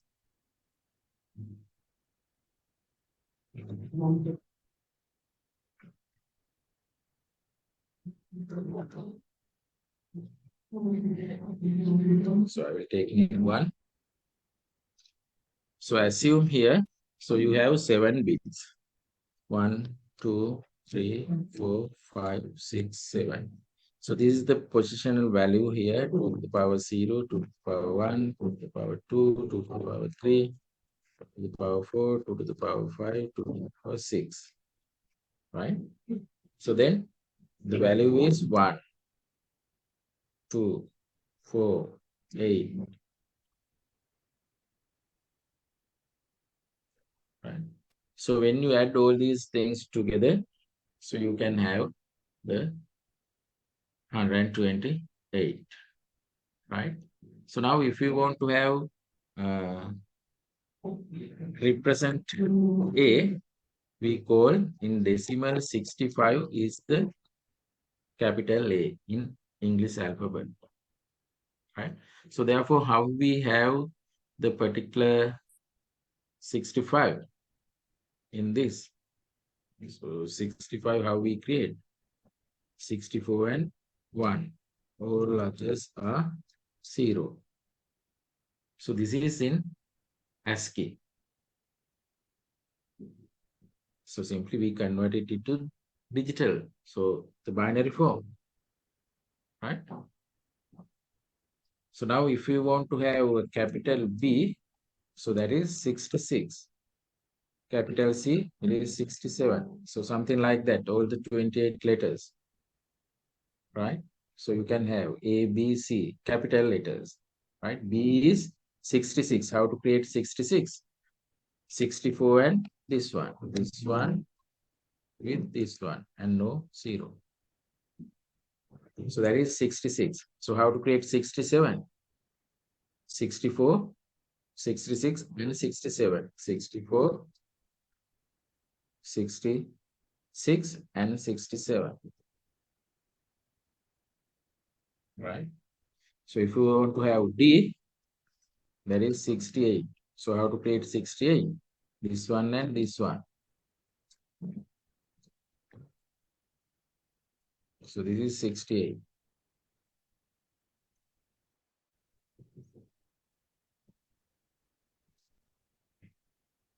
Right? So if we want to write a text called cap. So if you want to write the letter C, A, B in your keyboard, assume we are using ASCII system to code, right? The ASCII coding system is used in our computer. So then how computer, right? They recognize this. So if you just type cap, 2 or 3 letters, cap. So how computer see it, how computer recognize it. So then you have to use this, right? So this is C. So this is A, this is B. C is 1000011. A 1000001. So then the B, this one 1000001. So this is how computer can see. Is that clear?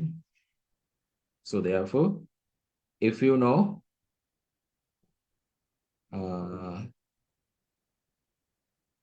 in the ASCII table, right, the capital A can represent using decimal 65 and simple A can represent using decimal 97, right? So therefore, so if you want to have capital B, simple A, double A, so how you can get?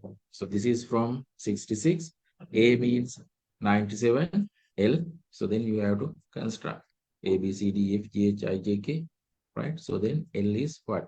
The number, right? So if you just look at here,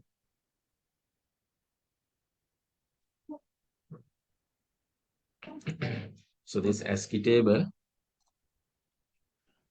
right? So you can see, so this is the L, this one, but you cannot remember everything, right? So you can construct the capital A and simple A better you can remember. Capital A means decimal 65, simple A is decimal 97. So then all the other word you can construct using that. Clear? Right. So that is ASCII.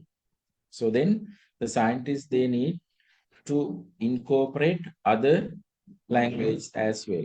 Because now in English, all the capital simple letters and some symbols as well as the numbers 0 to 9 numbers we can represent using that ASCII system. But assume if you want to write, when you put in your keyboard A, but we have to write Sinhala font. or in Sinhala, or in Tamil, or in some other language, Japanese or French, right? So that character we have to represent. So there is no chance in ASCII because so all 128 characters are filled with only the English and its basic uh, commands.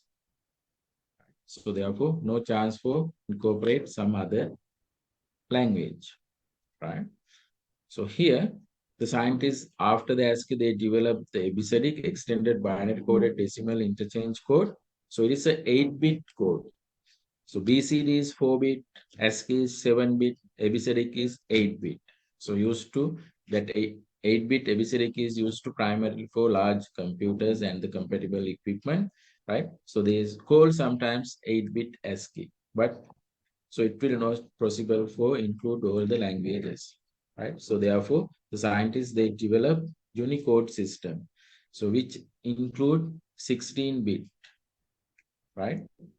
So basically, the ASCII couldn't. The ASCII code is inadequate to represent language other than the English. So therefore, several attempts to improve on it takes place, right? So several scientists have involved how to include so all the other language in the world, right? So therefore, they have to create a coding systems where large number of characters can be kept, right? But in Unicode, sorry, the ASCII, they can keep 128.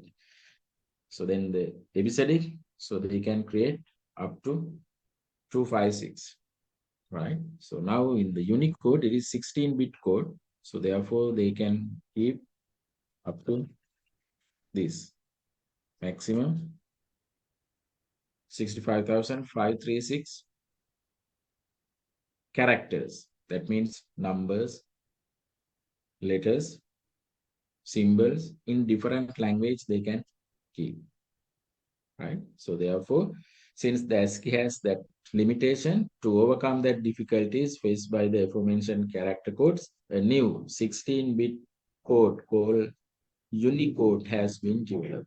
So this code provides unique codes points to character in many of the world's language, including Sinhala Tamil. Actually, today, so almost all the language, their characters we can represent using basic Unicodes. Actually, now the Unicodes, they have included another advanced one, right? So then, so it is 32-bit code, right?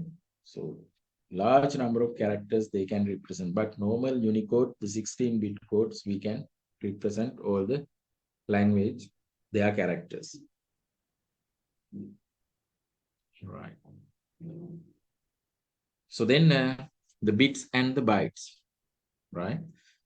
Now you already know what is bit. Bit is shortened for binary digit. So therefore a bit means either 1 or 0, right?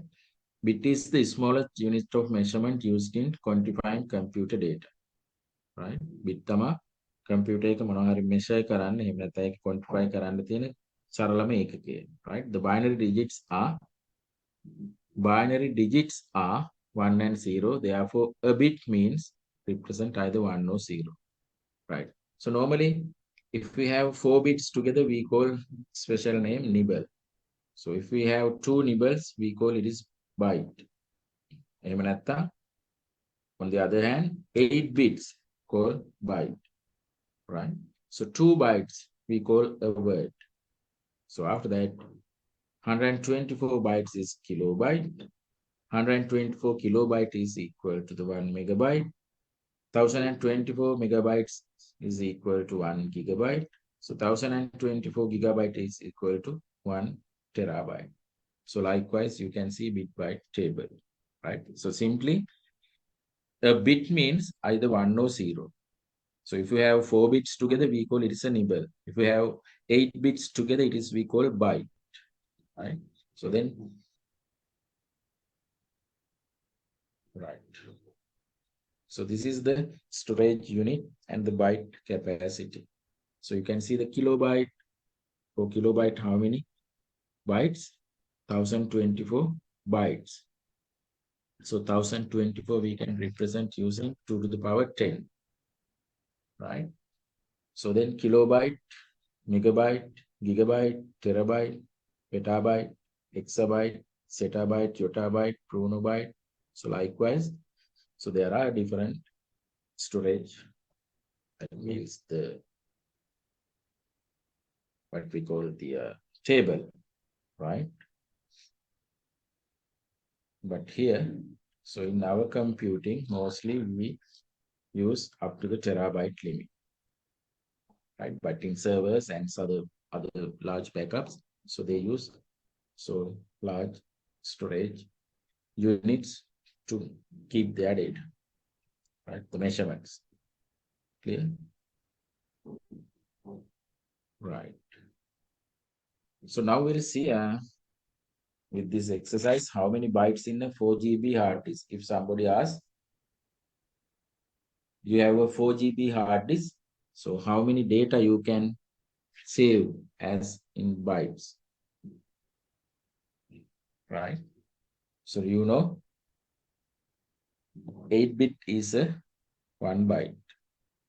1024 byte is 1 kilobyte. 1024 of kilobyte, 1 megabyte. 1024 megabyte is equal to 1 GB, right? So therefore, so it is something like this. 8-bit, 1 byte.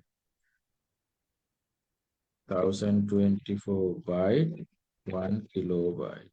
1024 kilobyte, 1 megabyte. 1024 megabyte, 1 gigabyte. So here 8 means 2 to the power 3. 1024 means 2 to the power 10, right? So therefore, how many bytes? So this much of bytes are there, right? But it is 4 GB. So we have to multiply by 4. So therefore, this is 10, this is 10, right? So how many bytes? 2 to the power 10 times 2 to the power 10 times 2 to the power 10 times 4. So all these 2 to the power 30 into 4. 4 means 2 to the power 2. So therefore, we can say 2 to the power 32 bytes are there, right? So if we want to convert this into the bits, so you have to multiply it by this 8. So that means 8 means 2 to the power 3 into 2 to the power 32, right? So then ultimately you can say 2 to the power 35 bits are there. So that is how we can calculate the storage with different measuring units, bits or bytes or kilobytes or megabytes. Say, for example, in the 4 GB hard disk or pen drive, how many kilobytes you can store. So then accordingly, you can construct, you can analyze that.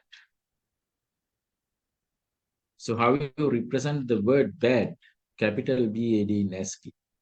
So now it's very simple. A is decimal 65. So then B is 66. C, D. So then A, B, C, D. D means the fourth one. So that means 65, 66, 67, 68. Right? So in binary, 68 is the D. So therefore, we can write the B. That means in ASCII 7 bits, A with 7 bits, D with 7 bits. Clear? Say, for example,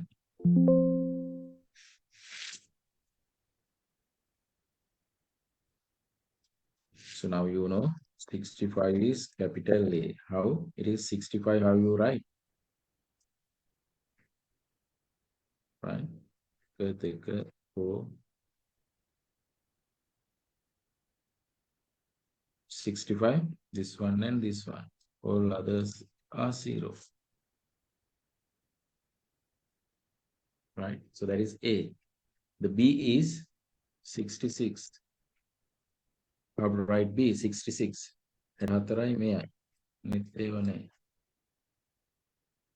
So then D. 68. So how to create 68? 64 and 4. 64 and 4. So then how we write the BAD? B is this 1 0 0 0 0 1 0. That is B. A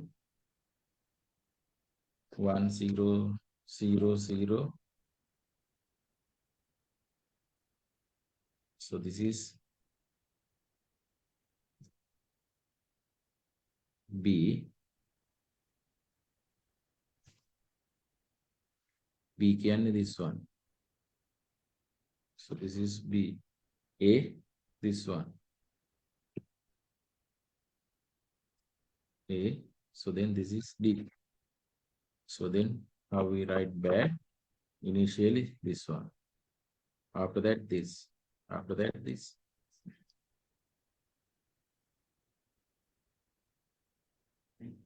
Clear? Right. So then we have Boolean algebra, right?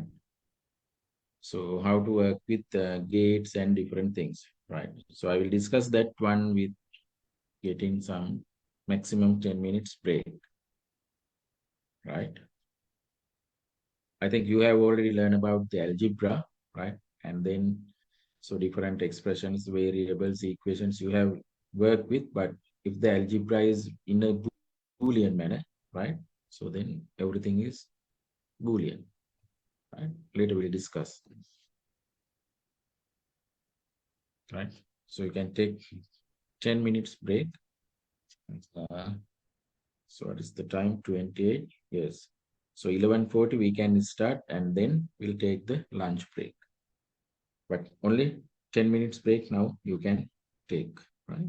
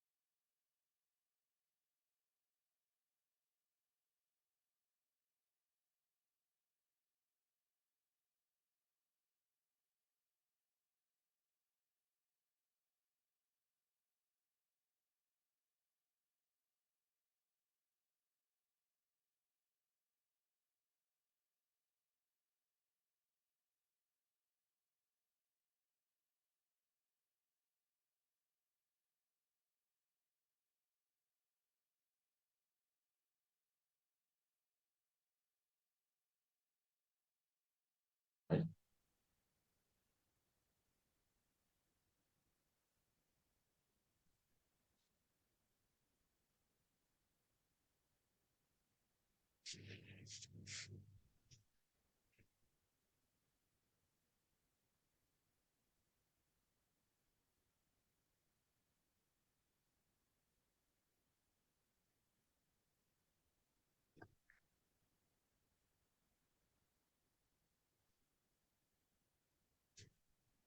Right. Sorry for that. So it's not writing. Let me go check. Right? Okay. Right. So here we are talking about the algebra, right? So any algebra associated with binary, so that means the output is either 1 or 0, we call those are Boolean algebra, right? So this Boolean algebra is used to analyze and simplify the digital circuits. We'll see what are the digital circuits, right? So when you create some logic gates, right? So if we want to analyze those things very easily, we can analyze using the Booleans, right? Algebra. Right. So here, the variables normally used in Boolean algebra are called Boolean variable. Say, for example, so if we take a variable called A, right? Assume this is normal variable, right? So they can have a value of 0 to, say, alpha, unlimited. We don't know exactly. But if the particular variable is Boolean, if this variable is Boolean, right? So then they have only 0 or 1. That is the value, right? So therefore, we can have different variables in here, but all these variables having either 1 or 0 is the value they can have, right? So therefore, the variables used in Boolean algebra are called Boolean variable. So therefore, a Boolean variable can have only one of the two values, 1 and 0, right? So this says if the Boolean variable A is a Boolean variable, A is either 0 or 1, 1 or 0, right? So normally the collection of Boolean variables together, it will create some logical operations, right? So then they connect with some logical operations. We call it is an expression. Say for example, in normal algebra, A plus B is an expression, right? So now the A is Boolean and the B is Boolean, and this is a logical operation, right? So we call this is Boolean expression. Only this A and B are Boolean, right? So here you can see different logical operations. Plus means O operator, dot means AND operator. Later we'll discuss these operations, right? The logical operations. So then all these are, right, appear as a expression, right? So after that, if this particular expression is equal to, right, some other Boolean variable, right, because A is Boolean, B is Boolean, so therefore the output is probably 1 or 0. Why? Because it is a Boolean expression. The output of the Boolean expression is again 1 or 0, right? So then this expression is equal to another variable, right? The value of that. So we can say this is a Boolean equation, right? So this is the outcome of a Boolean expression also amount to a binary value. So therefore, we can equate the outcome of the above expression to another Boolean variable. Say it is D. So once we equate the Boolean expression to another Boolean variable, we get Boolean equation, right? Okay. So then we'll see logic gates, right? So these logic gates are some form of electronic circuits used in perform all the internal operations in a computer. So normally in computer, so different operations are performing in the ALU. So how all these are performed using, so these logic gates, right? So the AND or not like, so different gates we are have, right? So within the computer system, so all these calculations, right? All these operations are performed using, so these electronic circuits, right? Using gates, right? So therefore, in computer, so everything appear in binary. So therefore, their logic is based on Boolean algebra, right? The logic gates basically, this performs basic logical functions, and those are fundamental building blocks of the digital integrated circuits or the logic gates, right? So they have one or more inputs and single output, right? So if you take a gate, right? So they have a couple of inputs, but one output, right? So this is the circuit, right? So in this circuit, we can have a couple of inputs and then they process it. That means the output of these inputs, right? So by here, we can have single output, right? So normally it represented by different voltage level. So in most logic gates, right, the approximately the 0 volt is represent low state and plus 5 voltage represent high state. That means, so in this logic gates, right, when it operates, so using different voltage level, that means in the input, if you want to have low state, you have to have 0 volt.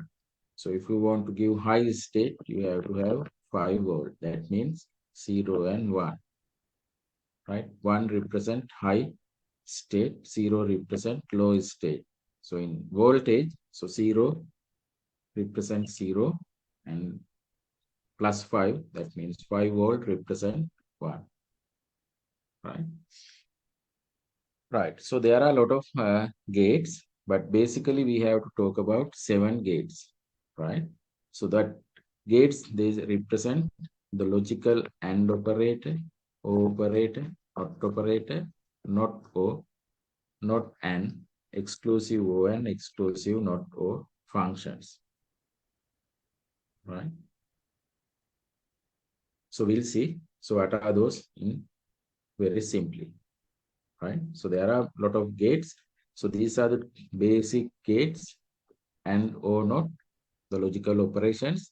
So after that, connecting two operators together, these are the combined operators, not O gate and not gate, NAND gate, not gate and AND gate, right, together.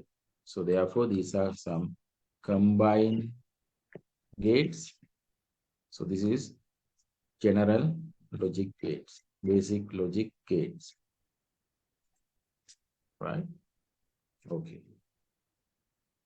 Right. So before that, so we have to have what is truth table, right? So normally in a gate, we know, so there may be one or more outputs, sorry, the inputs, right? Assume this is the gate. So you may have one or more inputs and then only single output, right?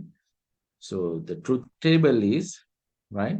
So it will identify all possible input combinations and the output for each combination, right? So they will represent in a table form.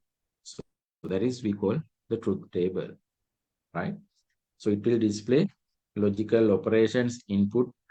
So these are the inputs A and B, and it's all the combinations. So these are the combinations and the relevant combination output, right?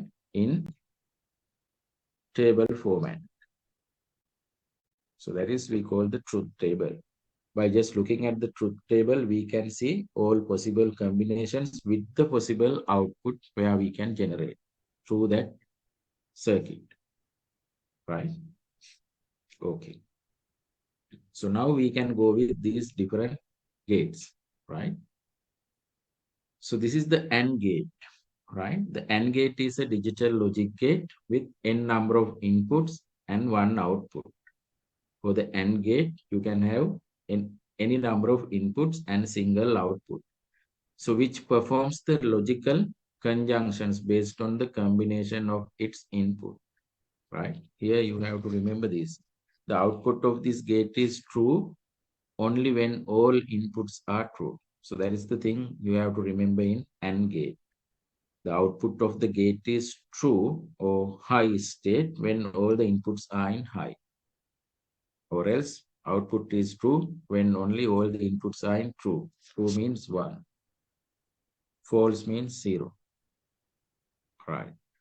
So this is the uh, representation, graphical representation of a AND gate, right? So if you want to have graphically show what is AND gate, so this is how you have to draw it, right? So here we have 2 inputs. So this is the gate AND, and then you have single output. So this is the notation of that AND gate, right? And this is the truth table. So we will discuss in another sheet. I will open here.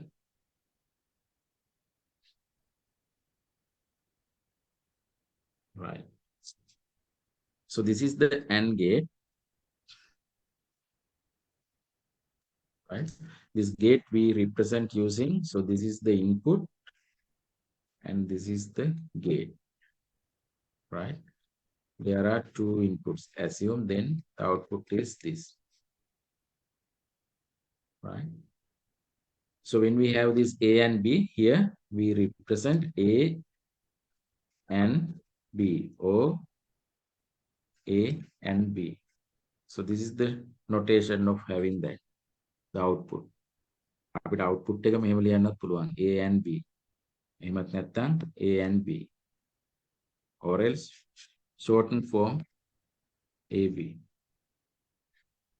Here you have and dot, right? So the truth table, right, we'll see. We have to have, right, the inputs and the output.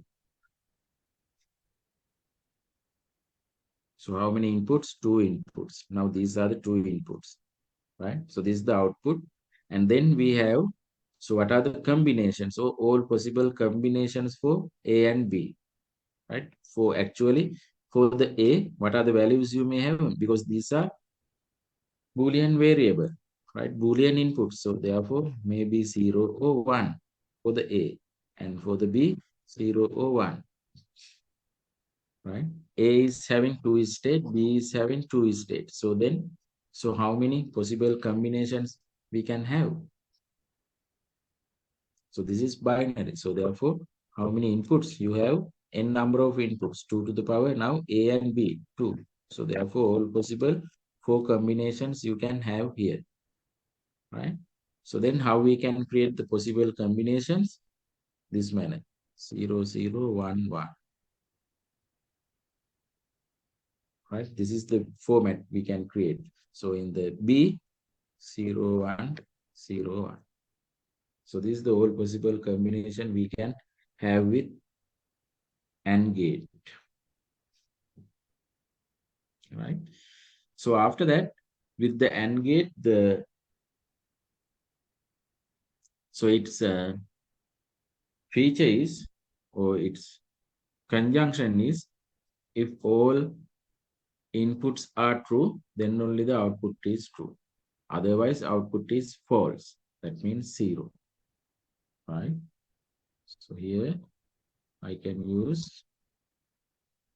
So if all inputs are true, in that means in the all inputs are true. Here true. So then the output is true. All the other occasions, output is 0. Right? So this is the truth table. Right? So therefore, here we can write. So actually, we don't know whether the A is either 1 or 0, but if you give a real value for that, so then you can construct what is the output. But so there may be 4 different outputs for this, because still we don't know the A is either 1 or 0, and the same time B is either 1 or 0. We still don't know. But so you can construct with the truth table, so all possible combinations and their relevance output. Right? So that is why we need to have the truth table, just to represent a particular logic gate. Right? So it is there here. Right. So then, so we can have all the other gates, but it is not described here in my slide decks, but in your books, it has already described. So I will go to the book, logic gates. Right.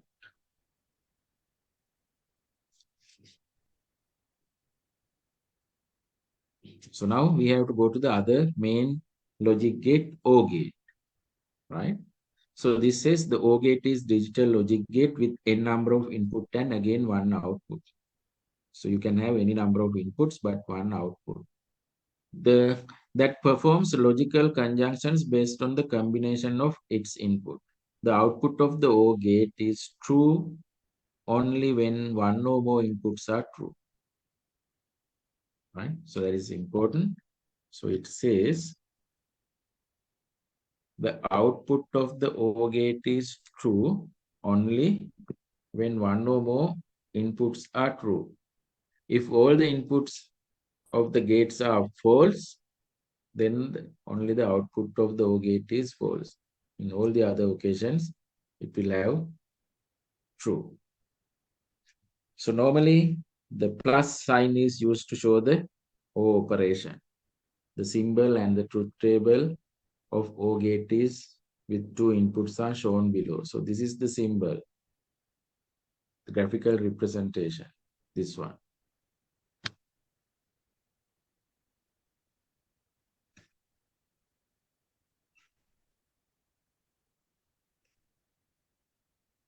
Right? So this is the graphical representation.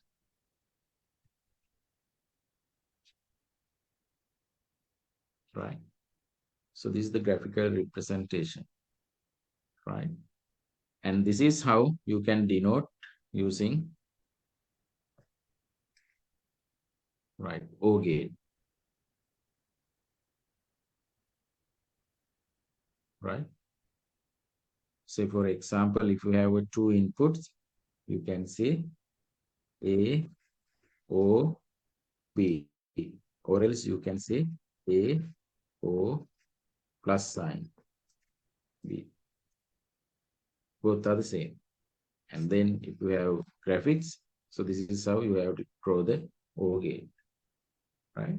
So this is their in truth table. So we can have all possible combinations, right? Because two inputs, so therefore four combinations. So then the A and B, so these are the inputs. And then this says the output of OR gate is true only when one or more inputs are true. So that means, sorry. So here, so this is one input is true. So then the output is true. One input is true, output is true. Here, both inputs are true. So then at least one input is true, the output is true. But here, no input is true. So therefore output is false. Clear? Right. So think about, say, if we are having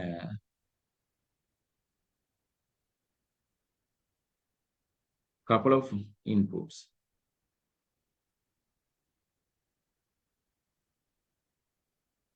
Let me do erase.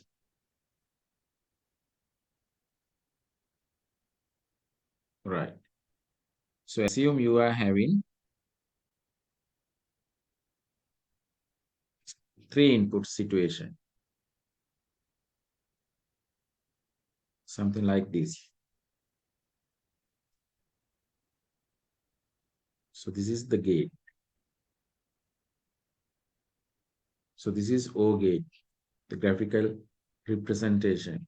We have A, B, C inputs, and this is the output, final output. Right? So how many inputs? Three. So then, so this is how get the combination, 2 to the power n. So 2 to the power 3 means 8 combinations are there. So then how we can draw?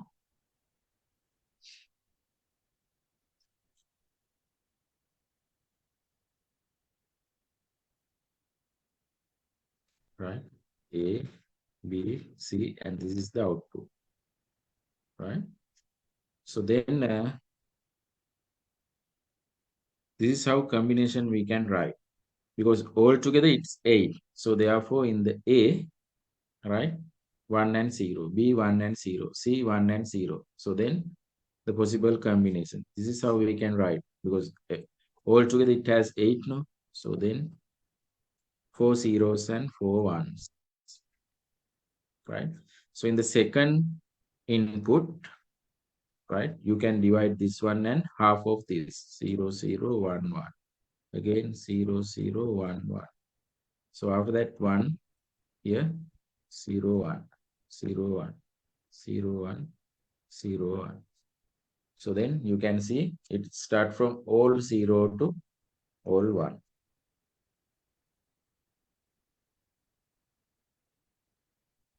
Right here. Right. So now, so this says what is the O gate condition? The output of the O gate is true only when one or more inputs are true. When one or more inputs are true, one or more inputs are true, the output is true. So here no inputs is true. So therefore output is 0. Here one input is true. So then the output true. Here one is true, output true. Here two inputs are true, output true. Here one is true, two is true, two is true. All are true. So this is the output of OR gate, where we having three inputs, right? So this is OR gate, right? So then NOT gate, that is the main three logic gates, AND, OR, NOT.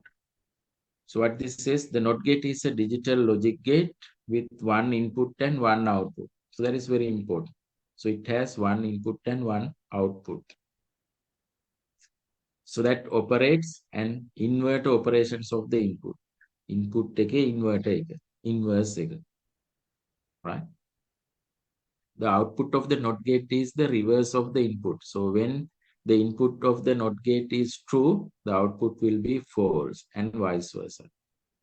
So for example, if you have one input, so the A, right? So if they pass 0, so then the output is 1. If they pass 1, the output is 0, right? So this is also known as A dash or A bar, right? With the bar over the top shown at the output. The symbol and the truth table of the NOT gate or the NOT gate with one input is shown below. So this is the symbol or the graphical notation, right? By using this gate, we can implement some other combined gates, right? So this is very simple. Here you can see this is the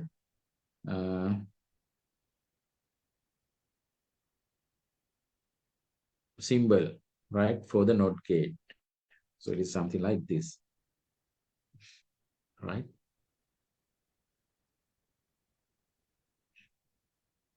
So you have input A or B, so then output. So if there is one input, so therefore only two possibilities. So 2 to the power 1, right? Two possibilities, 0 and 1. So if it is 0, the output is inverse 1. If the input is 1, output is 0. So therefore you can represent this using, you can denote this using this A dash or A bar or not A. ක්‍රම තුනටම අපිට කියන්න පුළුවන්. A dash, A bar, not A. That is the output. Clear? Right. So now you can see some combined gates, right? So two gates, the basic two gates are combined now. So this is AND gate and this is NOT gate.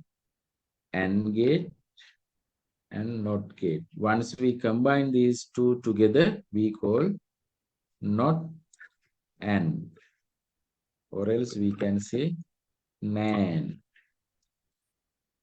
NAND means not AND. NAND. Right?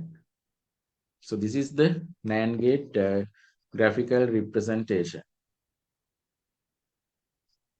Right here you can see. Because now in the market, so actually you can have an AND gate separately and NOT gate, and we can join together, combine together. But at the same time in the market, we can have NAND gates, right? So this is the symbolic representation of the NAND gate, right? Here,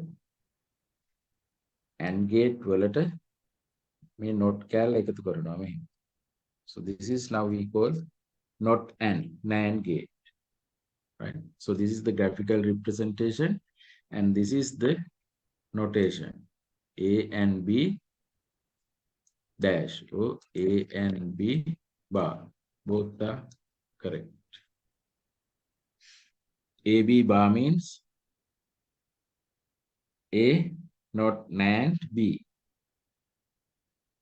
A not and B, right? Or else AB dash, right? So it says So how we can create the truth table?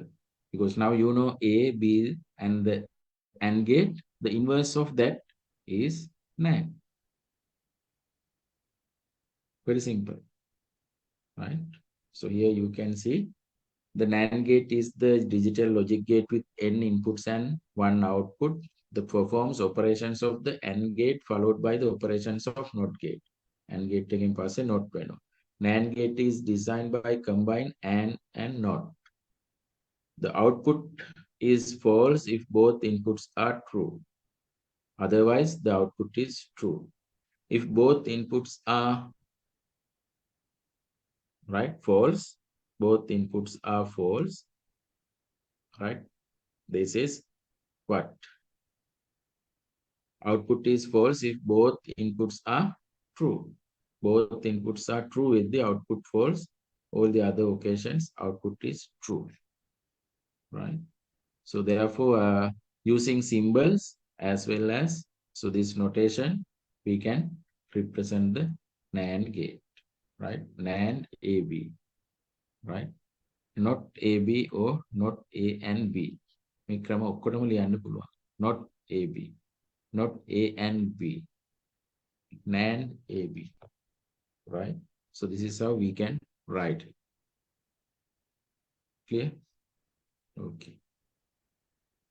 So now somewhere here, right, we can create NAND, right? Api AND ලියලා තියෙනවා. Right? So then if we want to create NAND, right? So if we want to create NAND, how to do it? So we have some other thing here, not AND. So that means the negation of this. So this is 0, all others are 1. So if you know the conditions directly, you can put this truth table. Otherwise, very first create the AND. So this is AND gate. So this is not AND, inverse of AND. Right? So that is what it says. When all the inputs are true, output is false. Otherwise, output is true. All the inputs are true, then false results in the output. In other occasions, true results. Clear? Right. So then you can see here 3 inputs as well. Right? Take 3 inputs. So very first create the AND gate. After that, inverse of that. So this is not O. Simply we call NO gate. No, not O. Right? So NO gate is digital logic gate with n number of input and 1 output. So that performs the operations of O gate followed by the NOT gate. So therefore we call it is NO gate is designed by combining O gate and NOT gate. When any one of the inputs of the NO gate is true, so then the output of the NO gate will be false. So in logical diagram, right, and the symbol, the notation, we can represent that. So if you want to type it, so not A or B, so that is no AB, right? Right. So this is the truth table of the NOT OR gate, right? So that is combine OR gate and NOT gate. So simply, if you have here, this is OR gate and this is NOT gate. So this is O, this is NOT. So therefore, by combine this, we call NOT O, right? So by combining this one and this one, you can see this. Right? එතකොට මේ O gate එකේ මේ not වල මේ තියෙන බෝල විතරක් දාන්න. Right? So that is the graphical representation. Right? And then with the notation wise, how to create no? මේ තමයි O gate එක. මේකේ negation එක තමයි not O. Right. එහෙම නැත්නම් මෙහෙම ලියන්න පුළුවන්. A O B dash. ඔක්කොගෙම. Right. So this is the truth table. So if we have two inputs, that means all possible combinations are 4. So this is, right, what? So if any of the inputs, one or more inputs are true, the output is false. So if all the inputs are false, so then only output is true. So that is NOR gate. By combining O and NOT. Earlier we talked about combining and NOT. NAND. Right. So then you can see here the 3 combinations, that means 3 inputs. Exclusive O. Right. So the exclusive O, so this is the representation of symbol, right? So this is exclusive O, and this is the notation, right? So what it says, the exclusive O gate XOR, right, is digital logic gate with 2 inputs and 1 output. The exclusive O gate is digital logic gate implementing exclusive disjunctions, right? So it use exclusive disjunctions. What it is, it behaves according to the truth table here, right? A high output. So this is the high output, right? So high output results if one and only one of the inputs to the gate is high. One and only one of the inputs to the gate is high. If both inputs are low or if both inputs are high, it will result 0, low output, right? The symbol of the truth table of the XOR given below. So that means this is the symbol, right? Clear?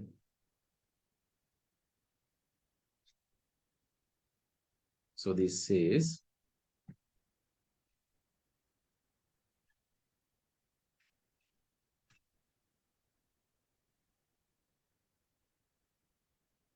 let me do this.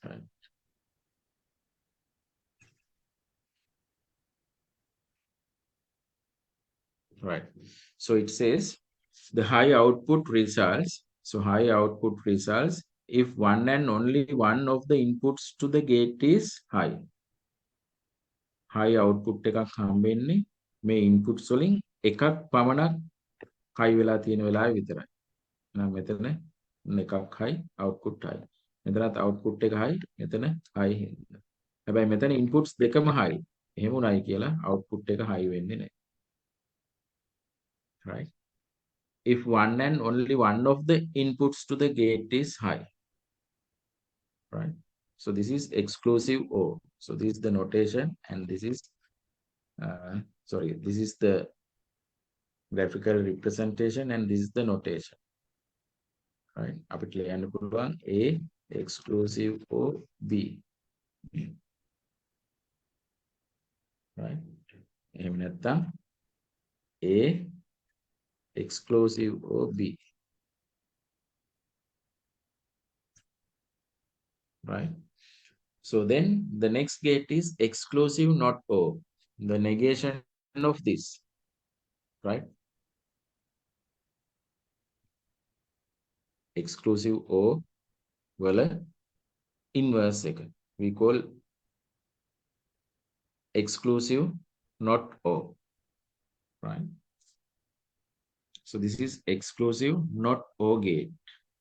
So therefore this is the graphical representation. The exclusive O means without this, right? So now this is exclusive not O, right? So this is the representation of that with notation, right? The exclusive not O means, right? So this is the condition. The high output results if both of the inputs to the gates are same. High output results if both of the inputs to the gates are same. Here, sorry.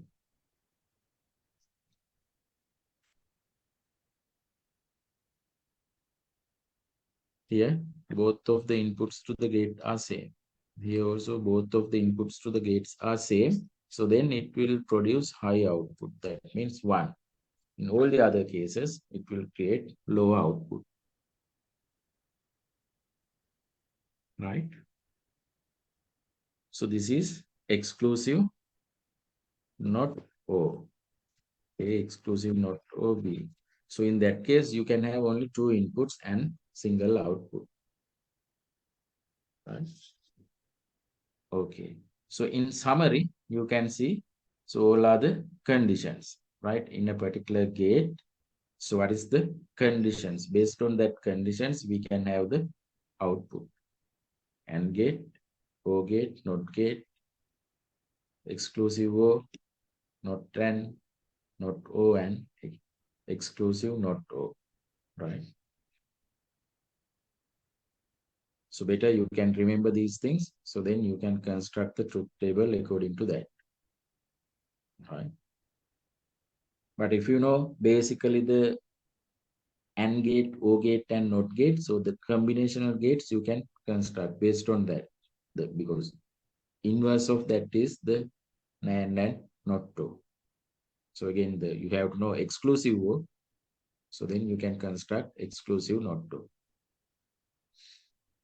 Right. So those are the things we have to talk about in this module, right? And here you can see in the review questions. So write the decimal number 9 and 25 in BCD. So type the word bad, how it represent in ASCII in the computer memory. So how many bits in 4 GB hard disk? So we have discussed those 3 things earlier. Right? And then, so write the Boolean equation for following circuits. So we are having different inputs. So now you can see different gates are there. Some are combinational gates, some are single gates, right? They are connecting to each other. So then what would be the output, right? So here in the top, if you use BCD, the BCD system, they use 4-bit, right? So therefore, any number you can represent using 4 bits. So this the value is 1, 2, 4, 8, right? So now if you want to represent 9, how you can represent number 9? 8 is there, this one is there. So then we can say this is BCD. 25. So how to represent 5? Right? How to represent 5? 0, 1, 0, 1. Because 4 is there, 1 is there. So this is 5. So I have to represent 2. 0, 0, 1, 0. So then this is the BCD 25. Right, the bad you know. So how many bits in 4 GB hard disk we resolve it in the earlier. Right, now this one. Very simple. So you can see the A is coming here to the AND gate. Somewhere here A is there, right? And here B is coming in this way and come to here and it inverse. So then B bar is coming to here. A and B bar is coming to the AND gate. So therefore the output here is A dot B bar. So here you have B and A is coming and inverse it come as A bar. So therefore here the output is A bar dot B. So then you have here O operator, right? So how we create the O operator with this? A dot B bar O A bar dot B. So actually, if you want, you can simplify this. So if you know that all the other axioms and theorems, so you can simplify this. But no need. So you can have the clear expression like this. Boolean expressions you can write here. So that is the final output. Clear? And in this, here you have A, and then not gate is there, therefore it is A bar. From here directly it comes the B. So therefore the output of this AND gate is A bar B, A bar dot B. Here B bar is there. So then the C is coming. So here the output is B bar dot C. And this is again NAND gate. Here you can see at the end, here you have some not, right? For this, so you have three inputs. Make inputs තුනක් තියෙනවා, right? So then how we can write? The AND gate we can write in this manner. A bar dot B and C and B bar dot C. If you want, you can simplify. And so then you have NOT gate. For all, you have to have a bar. Or else you can say same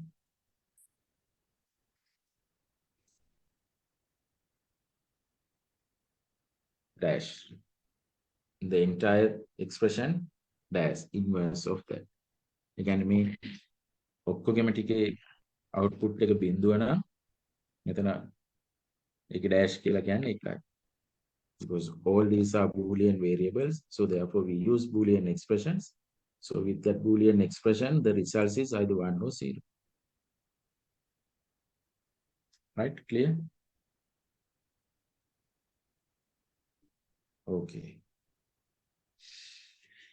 So then in the number 5, it says draw the symbols and truth table of AND gate with 3 inputs. So we did it. Right. So then draw the truth table for the following Boolean expression. So you have to create the truth table for these Boolean expressions. So in that Boolean expression, you have both AND gate and OR gate and NOT gate. All the things are coupled. So therefore, in that situation, you have to think the operator proceedings.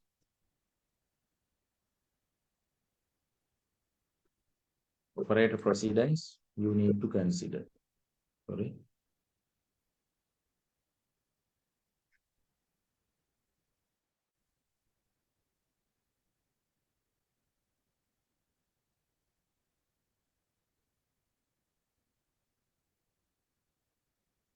Let me do this.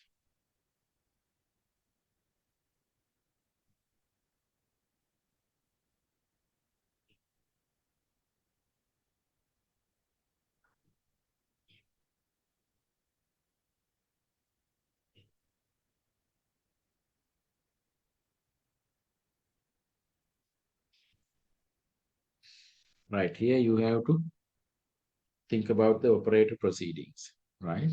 We got me gates. What I say? Right, anyway. So I will use here.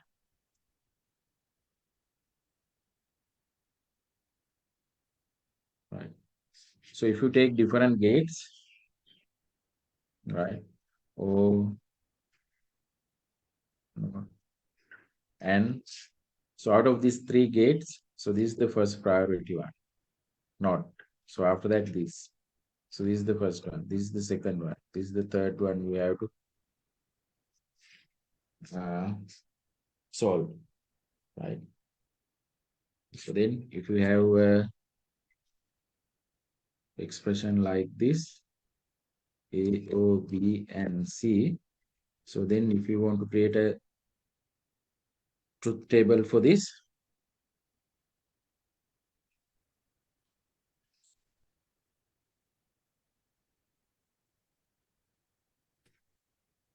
A, B, C are the inputs because 8 combinations. So this is how you can create the truth table, right?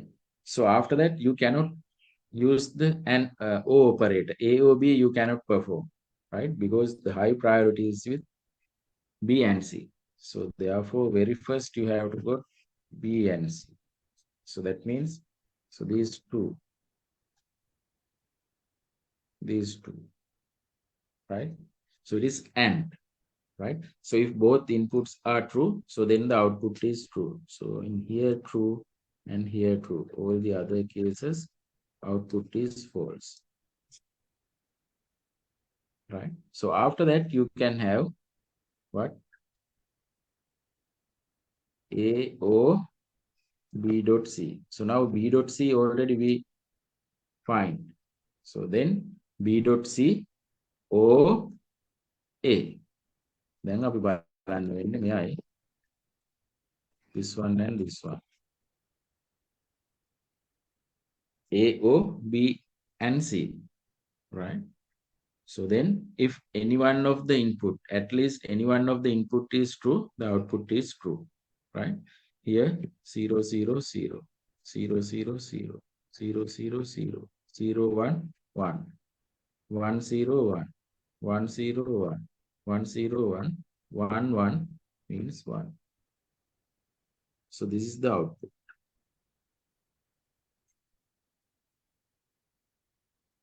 Right? So this is how we can solve using truth table. We have to think of operator proceedings. මේක ඉස්සරලාම කරන්න ඕනේ AND operator. මේක තව dash එකක් තිබුණා නම් එහෙම නැත්නම් bar එකක් තිබුණා නම් ඒ කියන්නේ not operator එකක් තිබුණා නම් මේ වගේ A O B dot C bar තිබුණා නම් මොකද කරන්න ඕනේ ඉස්සරලාම C bar හොයාගන්න. ඊට පස්සේ තමයි B and C bar එන්නේ. ඊට පස්සේ තමයි O operator එකෙන් A වලට AO ending. Right? Clear? So in that manner, you can create. Right. So here, this one, A, O, B, and C bar. මේක මොකද්ද කරන්න ඕනේ? B and C bar හොයා ගන්න ඕනේ ඉස්සරලා. B and C bar හොයන්න B and C හොයන්න ඕනේ. ඊට පස්සේ ඒකේ negation එක. ඒකේ inverse එක ගන්න ඕනේ. ඒ inverse එකට තමයි ඕගොල්ලෝ A operator එක O වලින් connect කරන්නේ. Right? So I will create the truth table for this as well.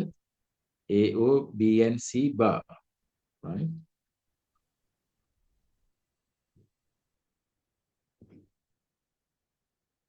So I will use new page.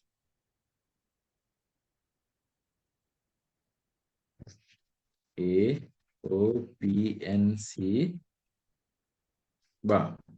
Right. So therefore take the A, B, C. So these 0, 0, 0, 0, 1, 1, 1.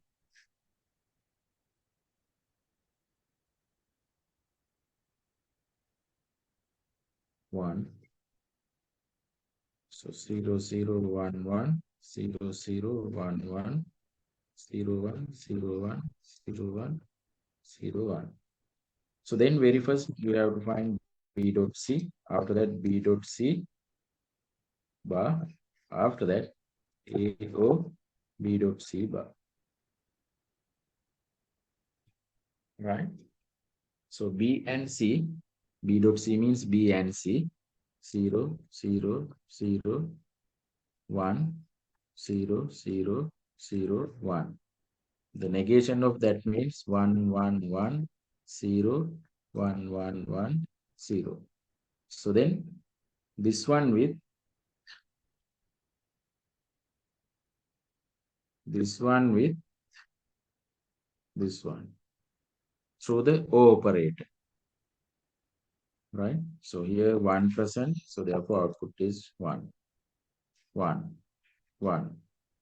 So here it's no, and all the occasion here in the A, 1, 1 there. This is the output of A, O, B, and C bar. So that is the truth table, right?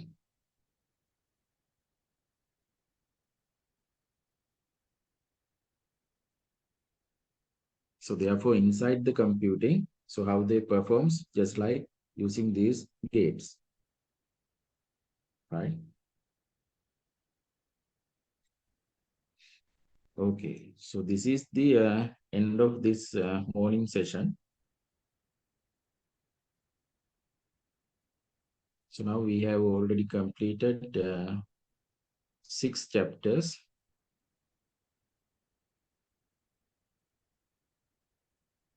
Right. So then, so afternoon we have to talk about another 2 chapters. I think I will not be able to finish all the things today itself. So the yesterday class also I take the last chapter to discussing probably in Monday or Tuesday. So within 1 hour, so I can complete 1 or 1.5 hour.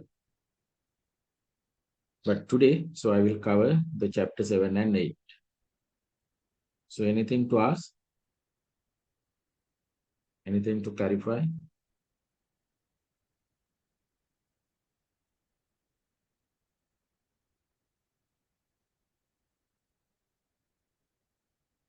Right. So now you can take the lunch break somewhere around 1:40 or 1:35. Right. අපි එකයි 35ට විතර. Right. Yes. So 1:35 we can start. So I will stop the session, but you can join to the same session, right? For the moment, I will stop the session, but you can join to the same session, right?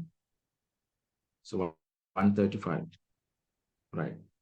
So meantime, if you are having certain issues, queries, keep that in mind. That means you can just note down. So when again start the session, you can put it in the chat. Okay. So take the 1 hour break for lunch, right?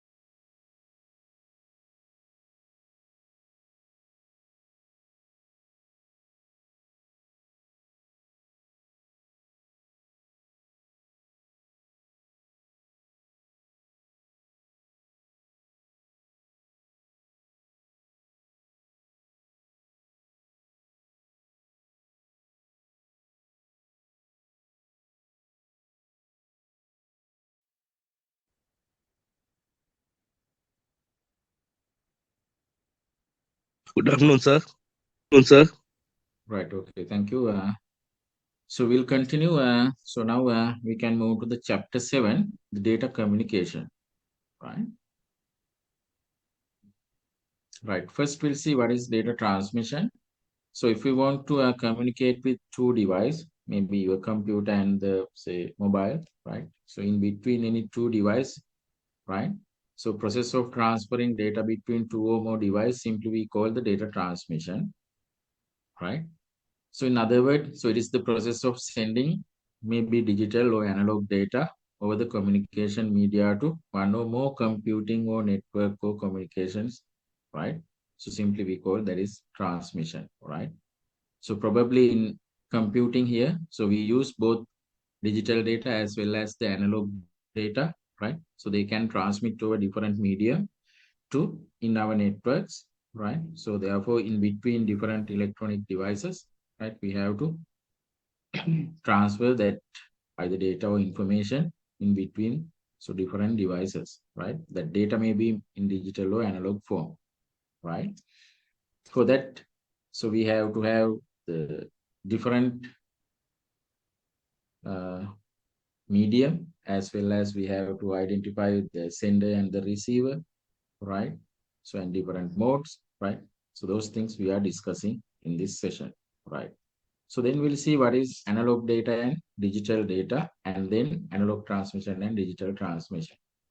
So simply the data which is appearing this sort of, right, continuous wave form, we call this is analog data. And the data which is appearing discrete form, we call it is digital data, right? So therefore, in the analog transmission, send data as in the form of wave. So most commonly, communication device use this analog transmission. You can see this sort of continuous wave forms, right? So now when I just talk, so my voice is transferred to the computer microphones in analog wave. So after that, so it captures and then inside the computer, the computer handles only the digital data. So therefore, we have to convert it to the digital form. So we have to digitize, right? But from my mouth to the computer microphone, so it's transfer like just analog data, right? So in the digital transmission, so they send data as distinct pulse, something like this. So here the 0 and this is 1, right? So it may be either 1 or 0, on or off, right? So however, most of the communication media are not digital, right? So long distance data traveling, right? Probably those are not in digital form. Say, for example, the television broadcasting or the TV broadcasting. So you can see analog waveforms that data transfer, right? Right. So these are the components to have a data communication, right? So if we want to have a proper data communication, these components we need to have, right? So there should be a certain things that means message we have to transfer, and there should be a sender and receiver, and at the same time there should be a transmission medium, and we have to have some sort of protocols, that means some rules and regulations just to transfer from device A to device B, so sender to receiver. So therefore these things need to have to complete a proper uh, data communication, the message sender receiver transmission medium and some rules, right? We call protocols, right? So then talk about the data transmission modes, right? So basically, based on the directional modes and the based on the number of bits, right? They send the bit send pattern according to that. So the different transmission modes are there, right? So initially, if we talk about the data transmission modes, right, based on the direction of exchange of information, normally we call directional mode. There are three types. So simply data transmission or simplex mode, half duplex mode, and full duplex mode, right? So that is the data transmission mode based on the directions of the exchange of data or information, right? And then again, the data transmission mode we can characterize based on the number of bits, right? Send pattern. That means, so how these bits are sending, the pattern. So there are two types, serial data transmission and parallel data transmission. Later we'll discuss these things simply, right? So in the simplex data transmission mode means, so data can flow only one direction, right? So simply we call, so it's a unidirectional communication. So sender can send only that data is sending to the receiver, right? The receiver cannot send some information or data back to the previous sender. Say for example here, device A and device B. From device A to the device 2, we can send data, right? So this is unidirectional, right? So in most of the long distance data traveling or transmission, so you can see the radio transmission or TV transmission, satellite transmission, right? So even within the computer system, the keyboard, mouse, some input devices data transmission are simplex. Even the output device in your monitor, so again data transmissions are simplex, right? So think about the keyboard. When you plug your keyboard to the computer system, right? So only the data can transfer from keyboard to the computer. No any data or information coming from computer to keyboard, right? So in the mouse, same, right? So therefore, in the computer system, we can find simplex data transmission modes. At the same time, you can see either radio communication or TV communication, the TV transmissions, all these are unidirectional. Data can flow only one direction, right? So then we'll see half duplex, right? There are three modes, simplex, half duplex, and duplex, right? So this half duplex data transmission mode means, so data can flow in both directions, but in one direction at a time. That means it is not happening simultaneously, right?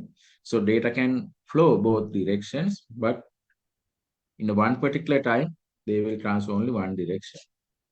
So it says one device is sending, the other can only receive, and then vice versa.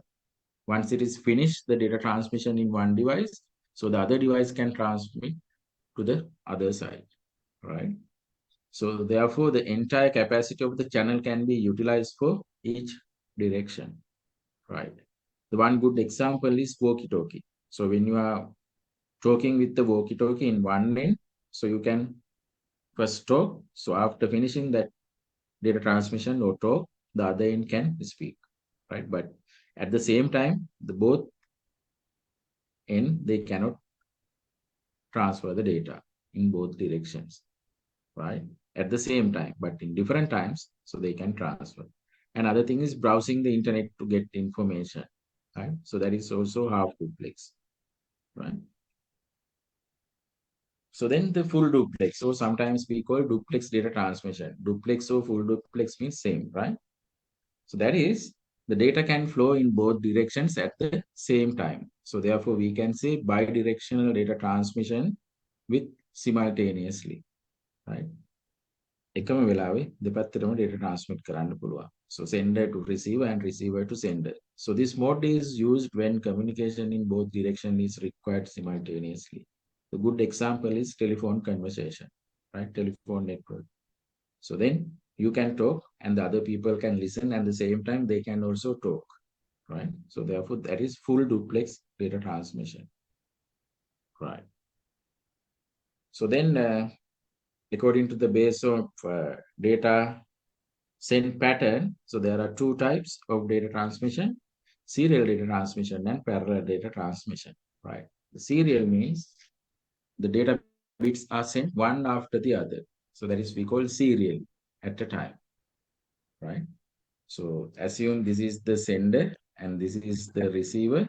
So the data is transmit in a single channel, one after other. So this is data 1, 2, 3, 4, something like that. So therefore, bits are sent one after the other at a particular time, right? So this type of transmission mode is best suited for long distance data transfer, and the amount of data being sent is relatively small. So therefore, if you want to perform data transmission over very long distance, so better you have to go for serial data transmission. But the amount of data you can send in a particular time period is small, relatively low, right? So for example, data transmission between two computers using serial ports, you can see when you have the serial mouse or serial keyboard, so then keyboard to the computer, right? So they transfer data with serial manner, so one after the other, right? So they have one channel, right? So the parallel data transmission is, so bits are sent parallel at a time. Say for example, in our earlier case, so we have 8 bits. So therefore, so they will transfer one after other. So therefore, for a 1 bit, it says 1 second. So roughly 8 seconds, we can say theoretically, right? But here you can see the same 8 bits if we want to transfer. For that, from sender to receiver, they have separate channel. So therefore, within 1 second, so all the data, all the byte is transferred to the from sender to the receiver. So that is why it says data bits are sent parallel at a time. So there is a transmission of n number of bits in the same time simultaneously. Multiple transmission lines they are used. Right. So this mode of transmission is used when large amount of data to be sent to a particular place, but in short distance, right? So this says, so we can send large amount of data in a short duration, and again the short distance communication. For example, you can see the data transmission between computer and a printer. So computer and a printer, you have a parallel port, right? Okay. So then, so we identify components of data transmission, right? So there, the one major part is the transmission media. So sender, receiver, transmission media, and the message, right? So those are the important things, right? So now we are going to talk about transmission media. So basically, the transmission media we can divide into two parts: guided media and unguided media. So in other words, wired and wireless. So guided means wired. So this is unguided means wireless, right? So again, when we have the guided media, so we can divide different cabling types. So because these are wired, so therefore different cabling types are there. Twisted pair cable, coaxial cable, fiber optic cable, or optical fiber cable, right? So that is comes under the guided media. The unguided media, the wireless one, the radio waves, microwaves, infrared. So those are the different types of unguided media, right? So we will discuss these things in very uh, simplified manner, right? Not in much detail. Right. So when we go to the module,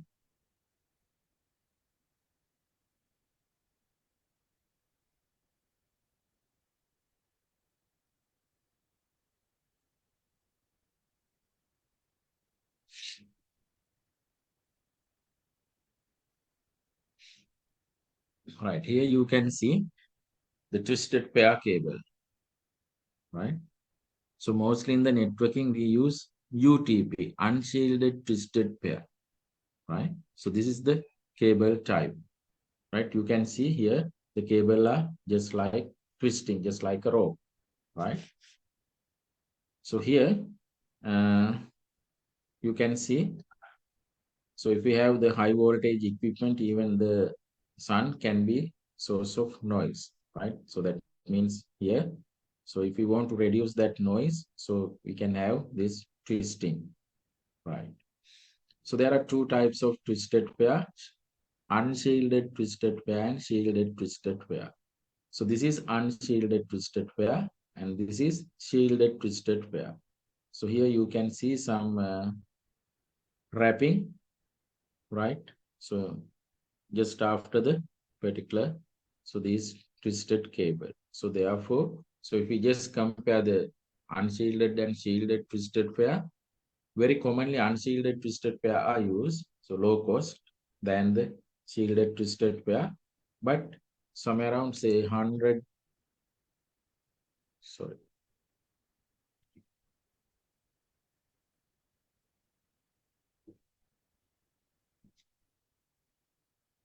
So in unshielded twisted pair, maximum we can go for 100 meters, right? So in between cabling, so you can have maximum 100 meters distance between A and B device. But if you want to go for more than that, so at the middle you have to have a repeater, right? But if you use STP, shielded twisted pair, theoretically we can go maximum 500 meters, right? You can see some other uh, informations as well. So if you want to connect this end to the computer, you have to have this sort of connectivity, right? So it is not there.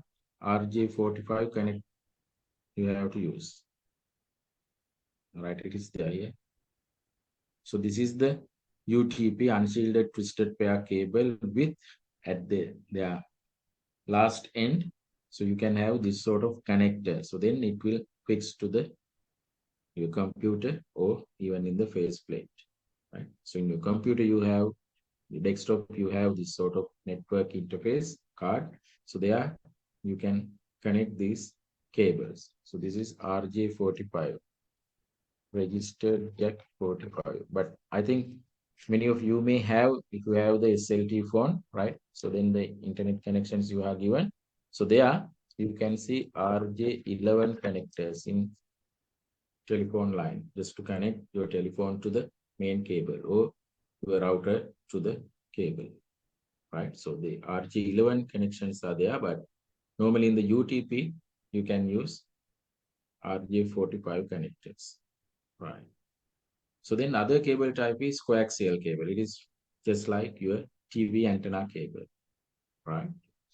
So you can see here, so different insulations and coatings are there. Some foil is there. So this is inner conductor, and then you can have some outer conductor as well. So using some insulations, right, and the foils, so they are separating, right? So this is the connector that they use. So normally in your home TV antenna, so they have this sort of connectors. We call this is BNC connector. So this is how you can connect that one to your device, right? So then this is the most important cable for long distance data traveling, fiber cable, low optical fiber cable, right? So how they carry the data and information using light signal. So within this fiber cable, so you can see it is a very thick glass uh, clad is there. So inside that, so the data is going by just reflections, right? Because that is a very tiny, right? Very small glass, say covered wire. So therefore inside that, so we can send the data and information as a light signal, right? So how that light is going the far away by just having that reflections in their glass wall, right? So it is something like this. Here you can see in this cable, so there are plenty of fiber cables are appear. So this is the large fiber cable. There are a lot of modules you can see here.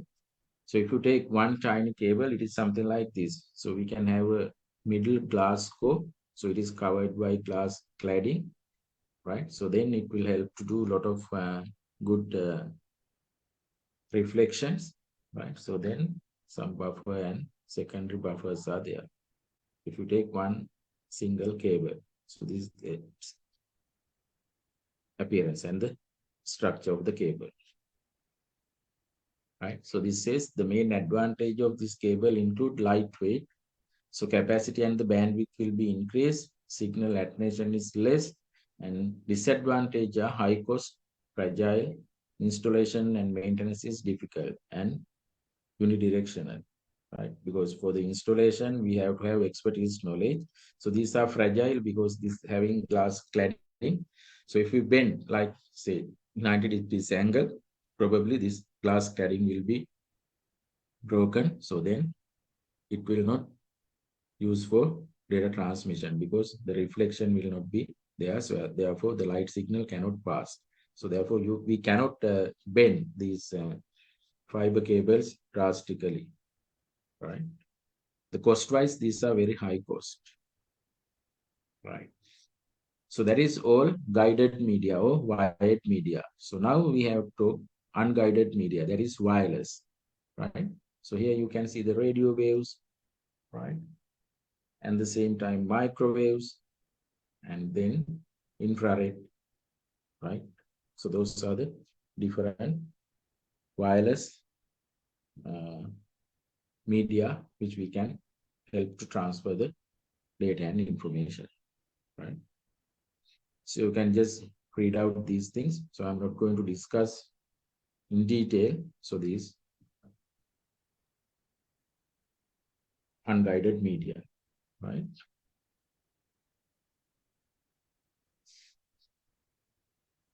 Right. So then we can come to the second part of that, the networking.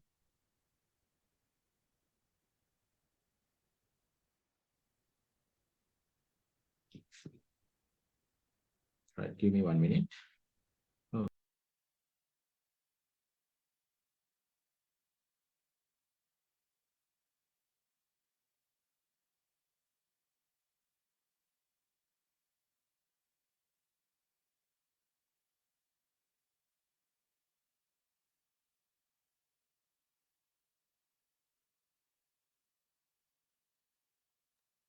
right. So now we talk about what is computer network.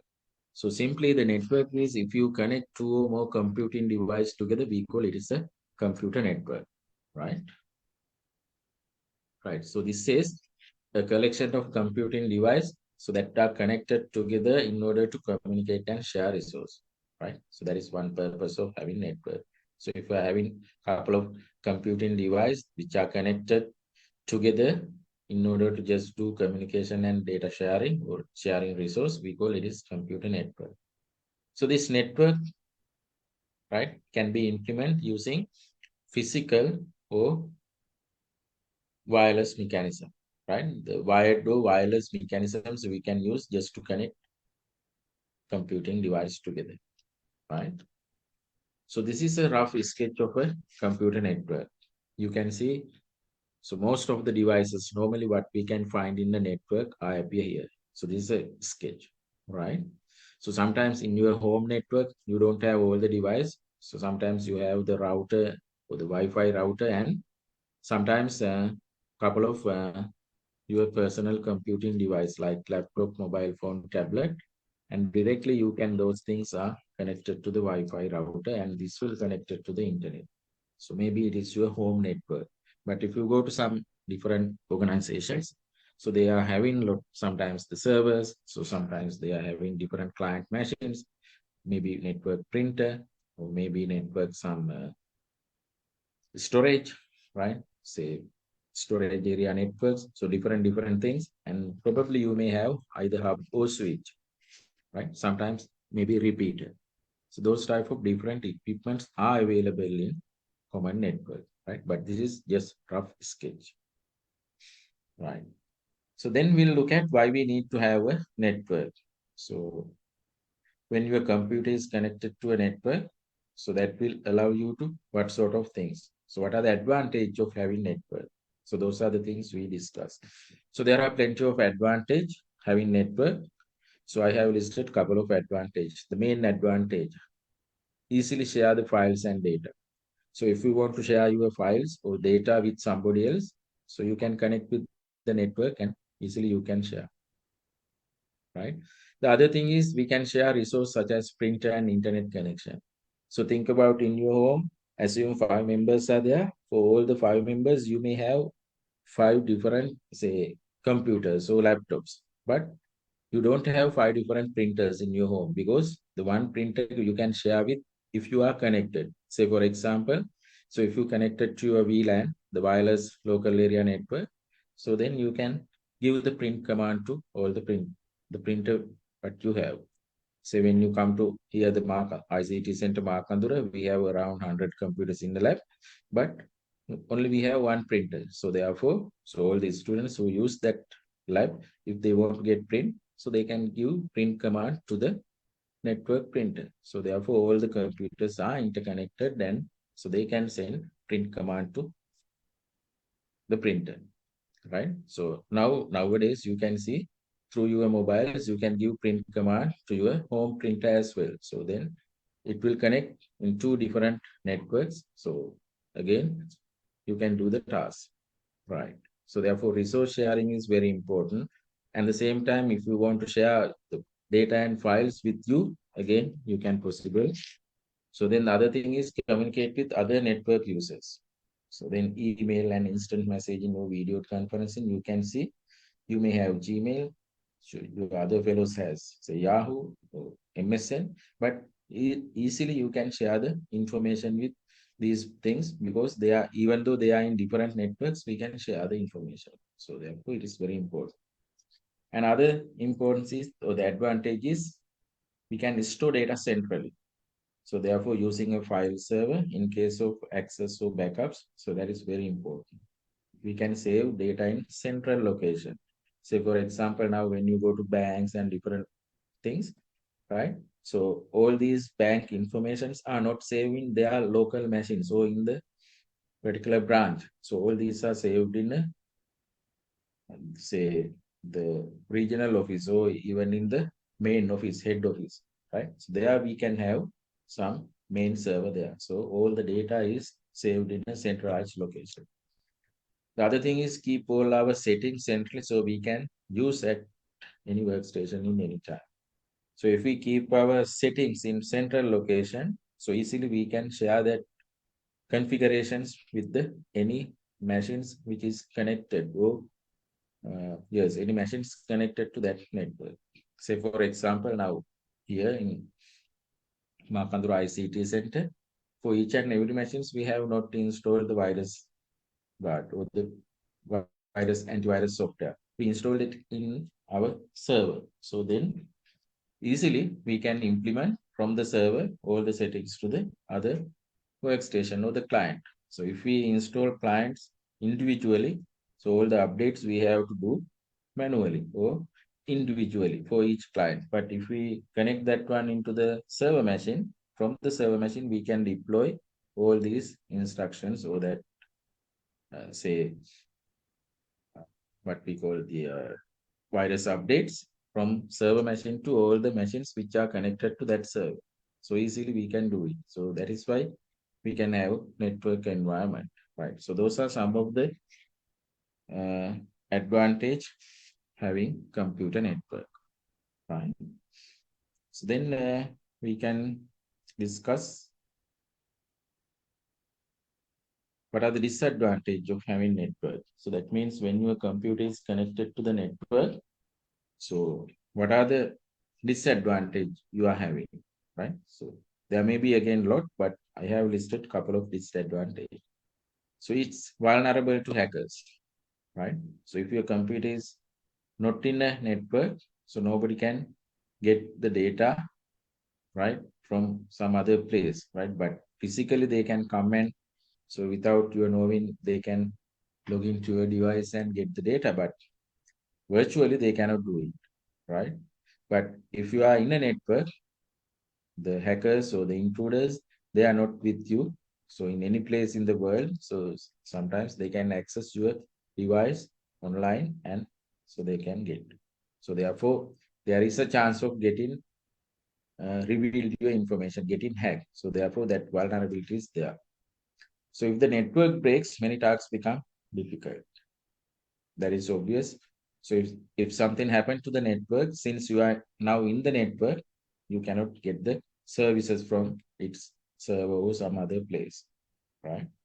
Can more easily be attacked by virus or worms, right? Yes. Complexity of managing large network is it is a disadvantage because if we have a large network, more complex, so therefore many things we have to resolve, many things we have to concern in configuring the things. So therefore it is little bit labor consuming and some expertise is there to handle, right? So that is disadvantage. Another thing is virus, malware, worms, trojans like things can easily spread through the network, right? So if it is in network environment, if some machines get a certain worm, so it automatically spread through the network and going to each and every nodes, each and every machines connected to that network. So therefore, there is a chance of that.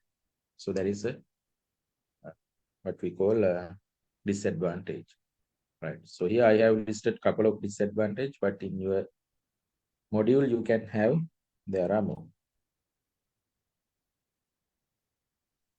Right now, this is computer networks. What are the different computer clients in the network, right?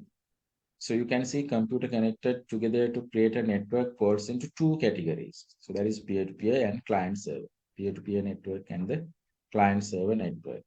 So the peer-to-peer network consists of interconnected client computers, such as laptop or desktop, able to access each other's resource such as applications or file. The peer has its own data and applications. Say, for example, in your home, you and your mother or father or your brother and sister, they have different computers. So if you want to connect your computer to your brother computer, right? So then it will create some peer-to-peer network, right? So all these computers, right? Laptops or desktop, right? So it will help to access some other resource just to get, right? So the client server networks are, the client server network is a centralized network where one or more computers act as dedicated resource provider to pool of client computers. So these client server models or these networks serves 24 into 7 services, right? So normally when you come to say university or some other large place, so you can have a server and so all the other client machines are connected to that server. So it creates some centralized network, right? Okay. So then talk about types of networks. So these are the network types. So I think again, you have learned those things in your, I think you people, not everybody follow the O-level ICT, right? But so nowadays, as I mentioned in the first day, so in the grade 6 to grade 9, the ICT is compulsory and there. So simply we discuss what is network and different types of network topologies, those type of things. Again, we included here, right? So very simply. The type of network, these are the different types. Local area, metropolitan, wide area network, personal area network, storage area, wireless, LAN, and VPN. So very simply discuss that. The local area network means, so the name itself, it is in local area, right? So in geographically in a small area where you have a network, we call LAN. So simply in your residence, so in your company, one floor, right? So if you have a building in one floor, you have a local area network. The other floor, separate local area network. So if you have another floor, so there are several computers are interconnected. So that is we consider as a separate LAN, right?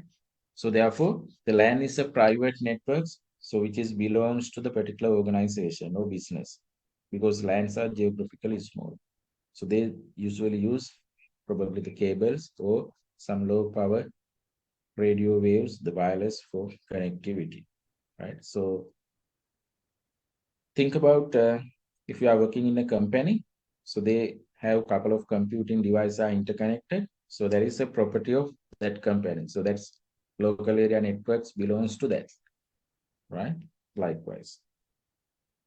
So then VLAN, wireless local area network. So that is again the local area network that use the radio signals just to connect computer instead of cable, right? So probably in your home, you have computing device which are connected to the wireless router, right? So then it will create some VLANs. So probably you can see this standard IEEE 802.11 group of standards specifically used for having this VLAN, right? So typically the range of the wireless connection is about 50 meters, but it's depend on the how many obstacles you are having, just like go low certain obstacles if you are having, then the VLAN, the connectivity goes down, right? So then WAN, wide area network. The name itself, it is wide. So geographically in very large area, it span the network, right? So WAN is often created by joining several local area networks together, right? So for example, here in here YMB University, your faculty, they have local area network. ICT Center, we have a couple of local area networks. And so different other faculties, so they have local area network. By connecting all these local area network within the premises or within the campus, we call campus area network. So likewise, different campuses, different organizations, so different companies in the country and some other areas, countries, once they all are interconnected, we call it is wide area network. The good example for the wide area networks is internet, right? So normally how they connected in the wide area networks, so probably they may use fiber optic cables, right? Because those are in very long distance. And then satellite or radio links, microwave or radio links. So that technologies are used to connect computing device in WAN or the wide area network, right?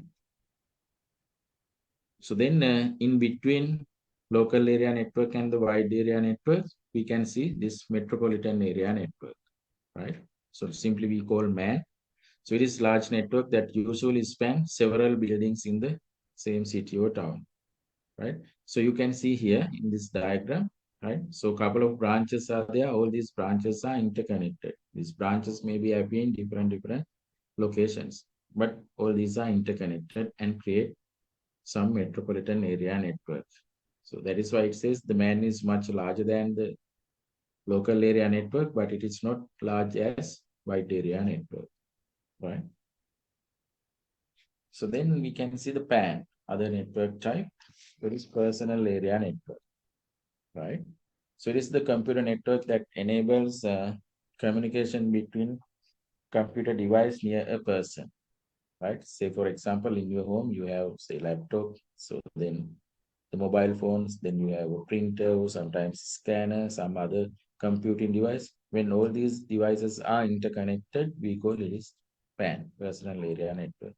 So how you connect? Maybe using wired or wireless connectivity. If it is wired, you can use say USB or Firewire, right? And if it is wireless, you can use sometimes Bluetooth or infrared or ultra wideband technology just to connect the device. Say in your keyboard and the computer or the USB mouse or the wireless mouse and the computer.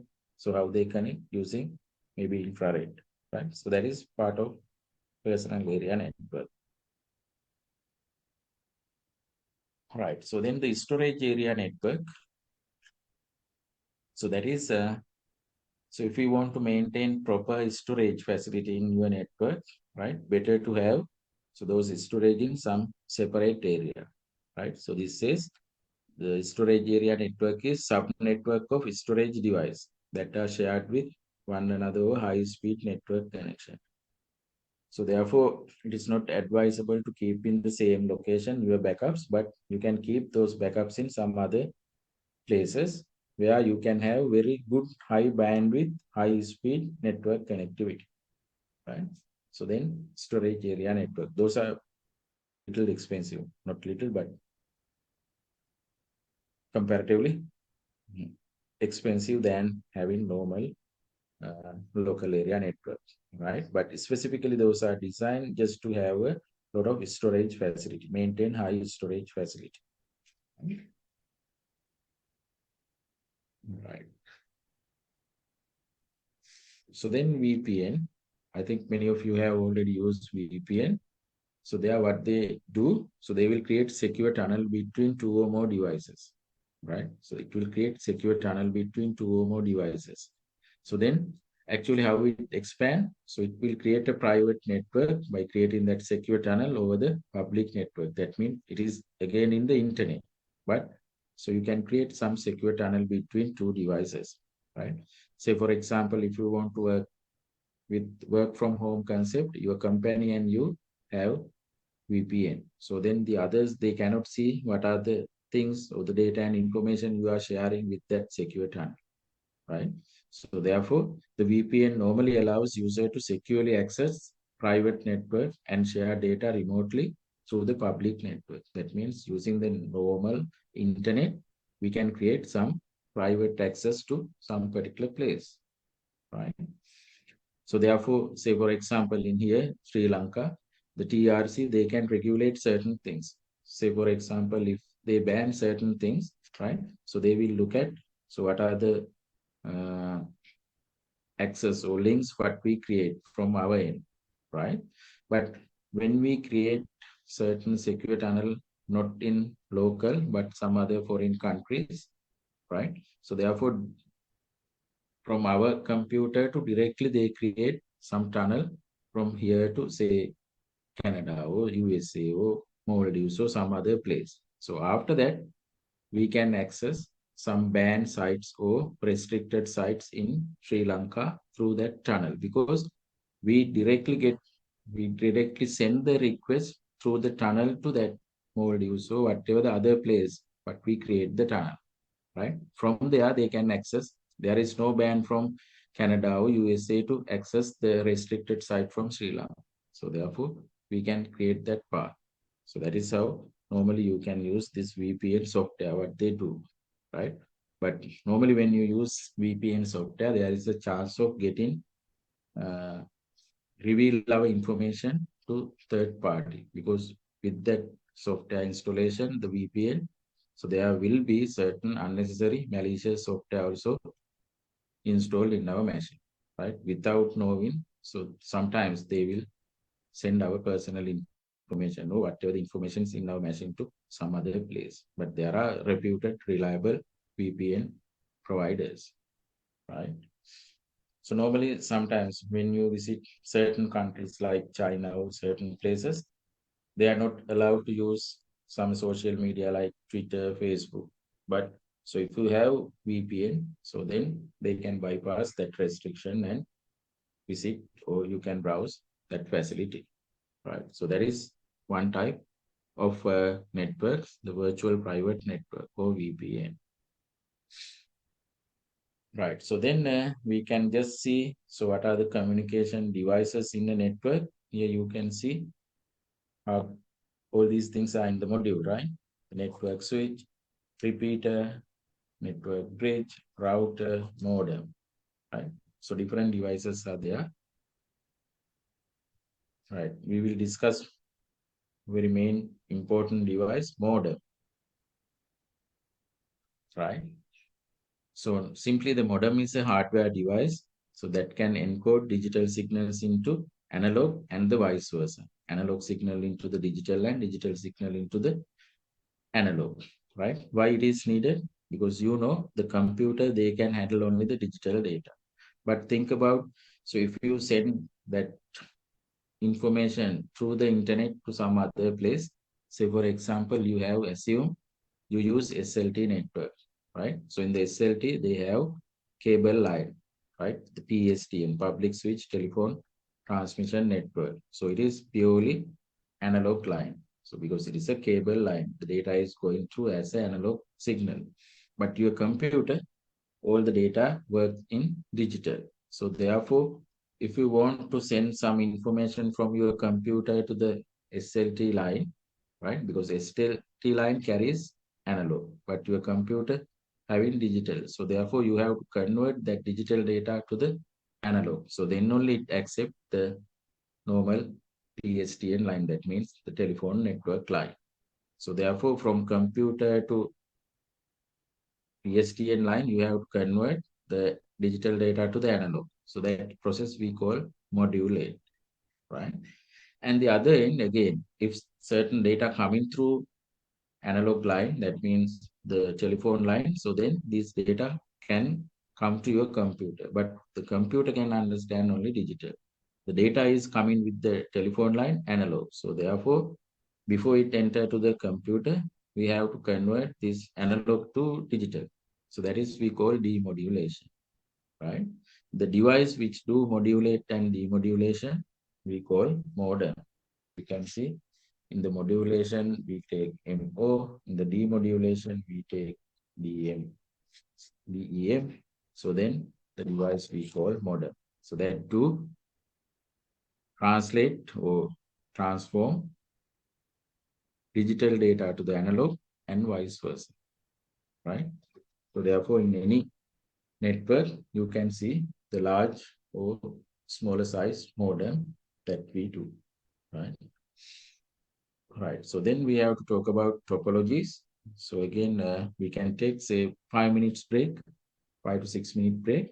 So then we can discuss topology. So simply the topology means so how your network devices are laid out, right? We'll discuss those things in another 5 minutes time. So meantime, if you have anything to ask, clarify, put in the chat.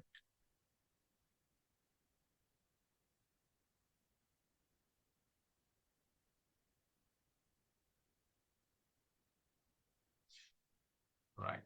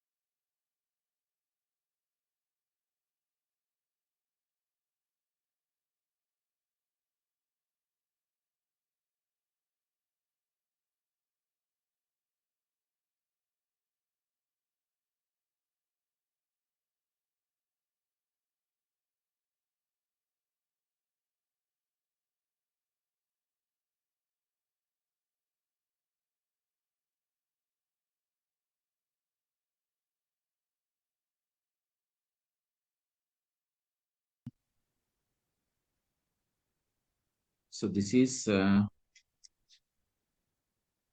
we want to talk about network topology, right? So the topology defines the structure of the network, right? So very simply, so how the different parts of the uh, network devices are arranged and connected, all these things in the network, right? So simply we call, so that is the structure of the network, right? This structure basically we can divide into two, the physical structure and the logical structure, or the physical topology and logical topology, right? So in the physical topology, the actual layout of the media, so how we arrange, we discuss. In the logical topology, so how the host access to the media, we discuss, right? But here in this course, so we will talk about only the physical topology, right? So here you can see, so different physical topologies. So in the module we have discussed, so couple of topologies. So bus topology, tree topology, ring topology, star topology, right? And hybrid topology. So extended vista and mesh. So those are the different topologies. So you can see here the rough diagram of all these topologies, right? So very simply discuss those things. So this is bus topology. That means, so how physically you can lay down your computing devices. So when you want to connect couple of computing device, connect computers, so how you use in a particular manner, right? So this is bus topology. That means how you lay down these devices, just like a seating arrangement of a bus, right? So there you can see at the middle, huge backbone cable is there. So all the devices are connected to this backbone cable, right? Here. So therefore, so using very uh, simple length cable, you can connect all the devices to this backbone, right? So therefore, we can say all host means these devices or the clients can directly connect it to the backbone, right? But here, this backbone, you have to, at these two ends, you have to close it, right? And that is why we use small length of the cable. So that is why it says cheap to install. The required cabling is low, right? But the issue is, so can be quite slow with this network, right? And the other main issue is if something happened to this backbone cable, the entire network collapse. So therefore, you cannot perform data sharing or information sharing within the network. But easily we can implement this. The issues is little bit slow, and if something happened to the backbone cable, entire system fail.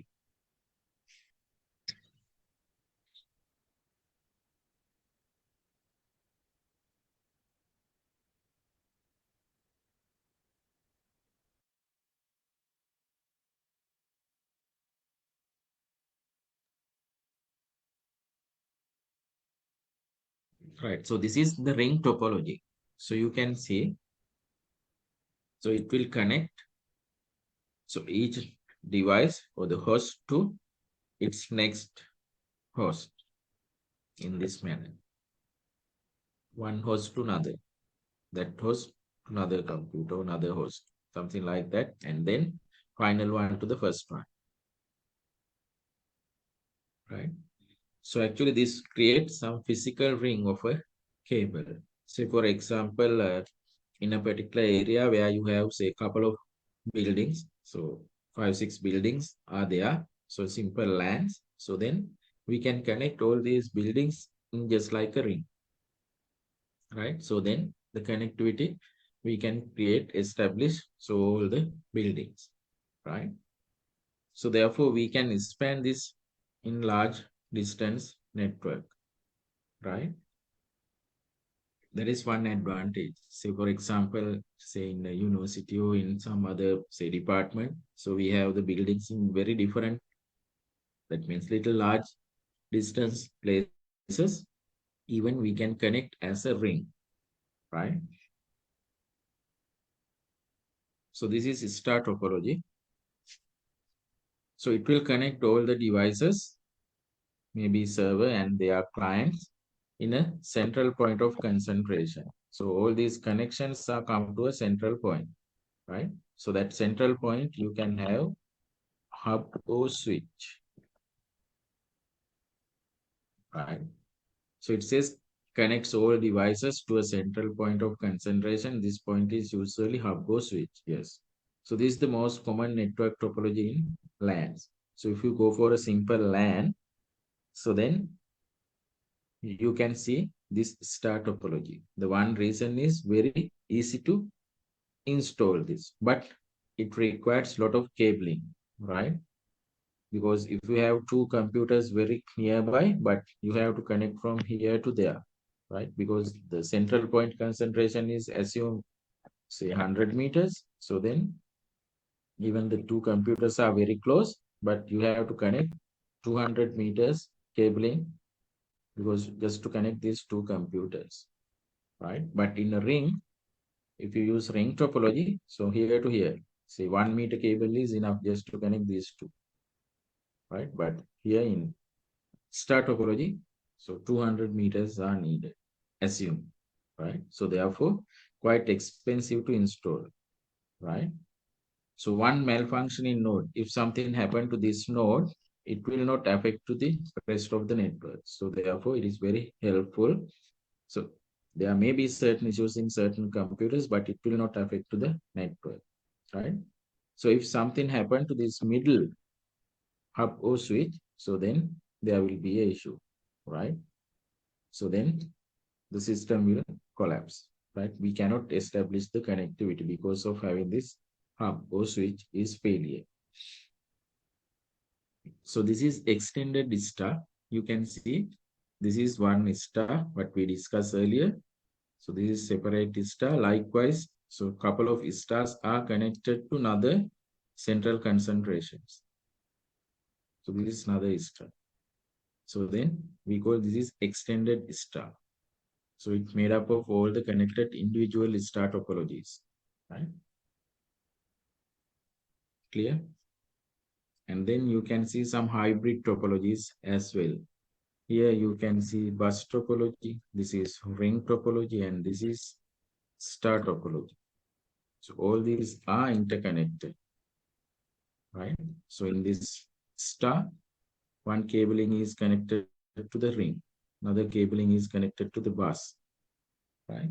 So then it will create hybrid topologies, right? But normally in very large network, you can have this sort of hybrid topologies, right? So not all the time we have star. Sometimes in certain buildings we have rings. In certain local area network, you can have star topology. Sometimes you can have some mesh topology. So that sort of things will be there, right? So this is mesh. So you can see the picture here, right? In this diagram here, one computer is connected physically to all the other computer here in this one, right? So it needs a lot of cabling, but so they can be very good in handling the traffic because say for example, if this connection is breakdown, but for this computer, this one can connect in this way, right? අපි හිතමු මෙතන break වුණා. නමුත් එයාට මේ computer එකට connect වෙලා මෙතෙන්ට එන්න. එහෙම නැත්නම් මෙයාට connect වෙලා මෙතෙන්ට එන්න. මෙයාට connect වෙලත් මෙතෙන්ට එන්න. Right? So even though it disconnect this connectivity, but there are another lot of alternative connectivities, right? So therefore they can handle very high amount of traffic. So failure of one device does not cause break in the network. මේක කැඩුනයි කියලා ප්‍රශ්නයක් වෙන්නේ නැහැ, right? Because so others can connect each other to establish the connectivity, right? The cost to implement is higher than the other network topologies. Cost is very high, while the cabling is very high. At the same time, it is complex. Therefore, maintaining is also required some expertise knowledge. Technical expertise is needed. Building and maintaining the topology is difficult and time consuming, right? So those are the topologies we can connect, right? So then we can talk about internet, intranet, and extranet.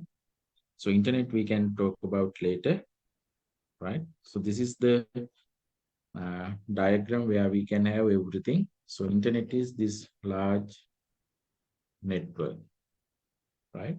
So in that network, you can see some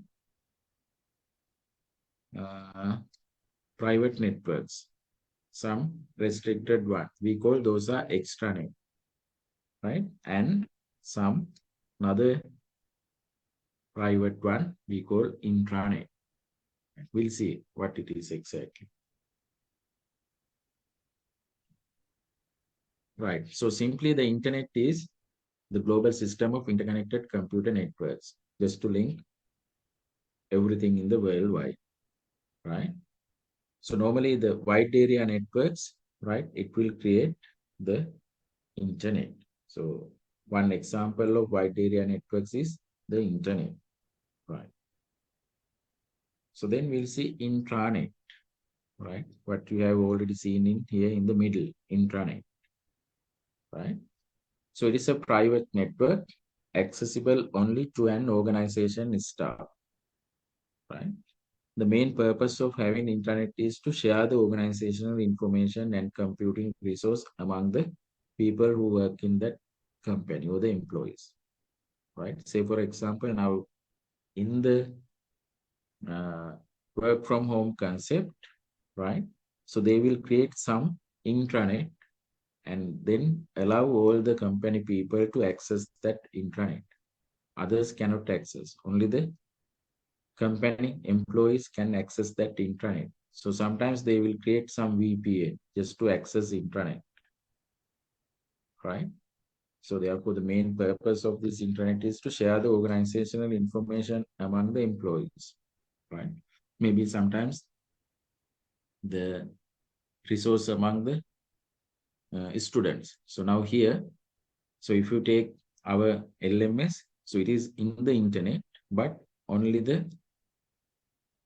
YMB University registered students have the ability to access. So because they have only the credentials, username and password. Others, theoretically, they cannot have. So therefore, we can say it is a part of intranet, right? So all the YMB people can access ELGA, right? Others, they cannot, right? That sort of thing. The extranet is a computer network that allows control access from outside people for a specific business or educational purpose. So now assume this is intranet, right? Assume this is our LMS.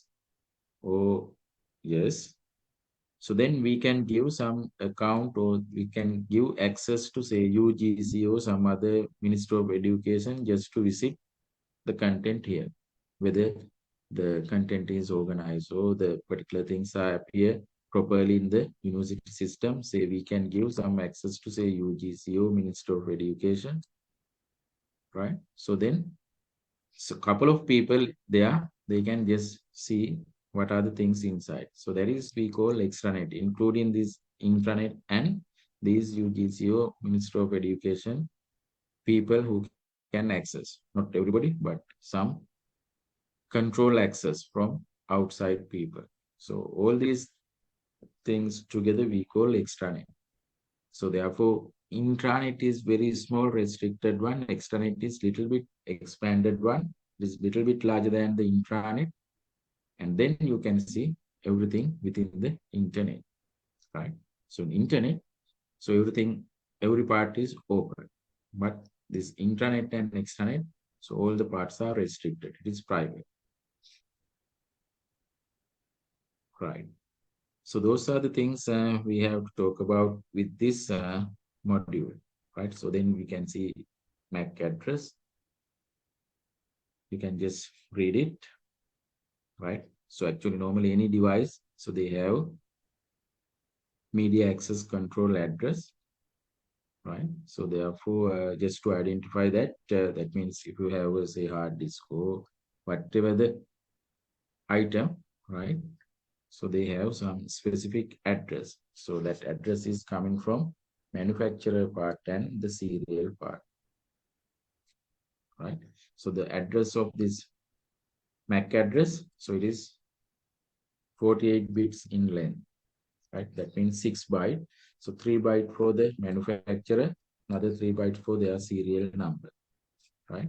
So therefore we call the first 3 bytes are ID number of the manufacturer. The second 3 bytes are serial number assigned by the manufacturer. Say for example, the HP company. So if they produce hard disk, so all the hard disk, the HP hard disk, these are same. but they have different serial numbering, right? So if you have a hard disk from, say, Seagate or some other company, so their MMM ports are different,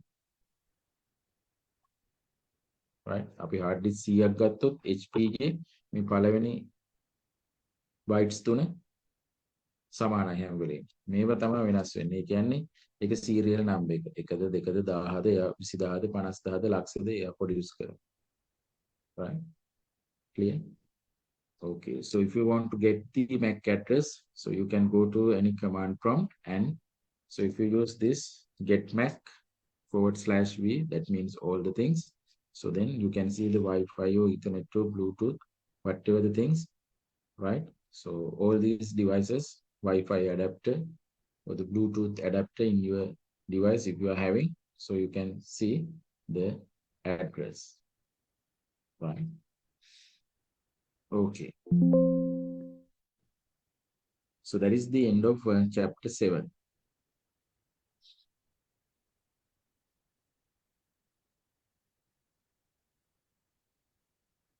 So anything to ask? So somebody has asked earlier why sometimes the Wi-Fi hotspots connection goes down when telephone calls comes. So probably, so if you have 4G or 5G, that will reduce, but mostly when you connect it to the calls, so it is converted to the 3G. So then the 3G cannot handle both data and calling at the same time. But if you go for, say, what we call voice over VoLTE,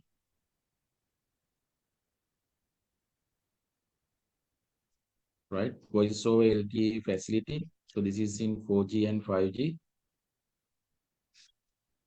right? So if you enable this, so probably you can restrict that thing. That means when we have data on and then some incoming call, so then the data connectivity loss, right? Because mostly these calls, they are coming with 3G, right? So sometimes if it is a 3G, they cannot handle both data and voice same time. But assume you are having 4G device, right? So sometimes if you are not configure this voice over LTE, right? So they will convert this 4G to 3G for the voice. Sometimes, not all the time. But if you configure this voice over LTE, so you can just search.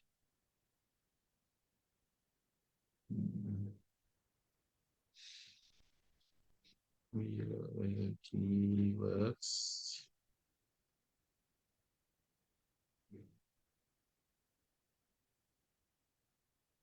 Allow you to make the receive calls over 4G LTE network rather than traditional 2G or 3G networks use voice calls. This provide faster call setup.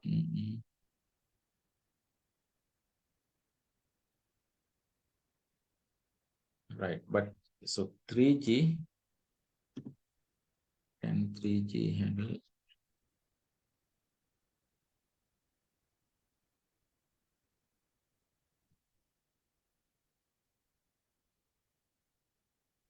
Simultaneously.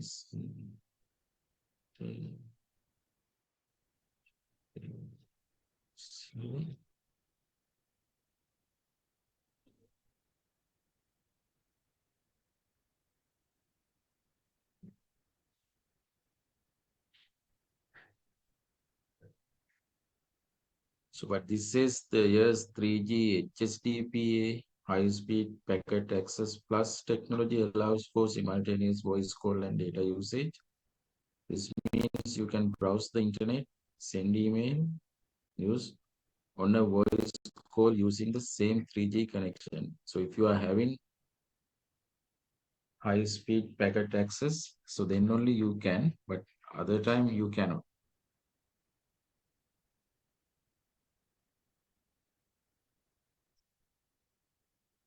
So here you can see here, the long story short, voice and data do not work simultaneously in 3G, right? But now they says with that technology they can handle. So in your device is not having that, so probably it will convert to 3G, sometimes even if you are having 4G.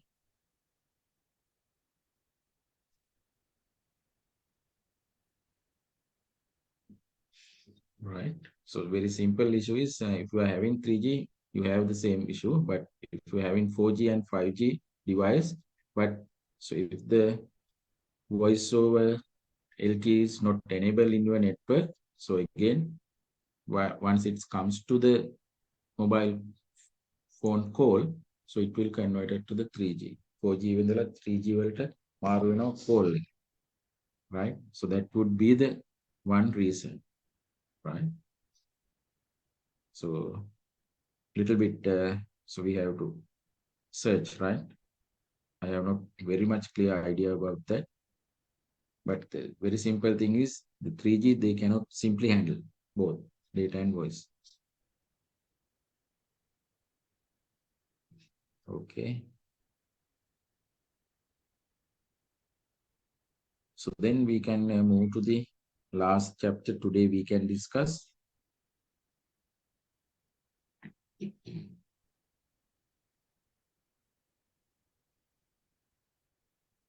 This one, the internet and related technologies, right?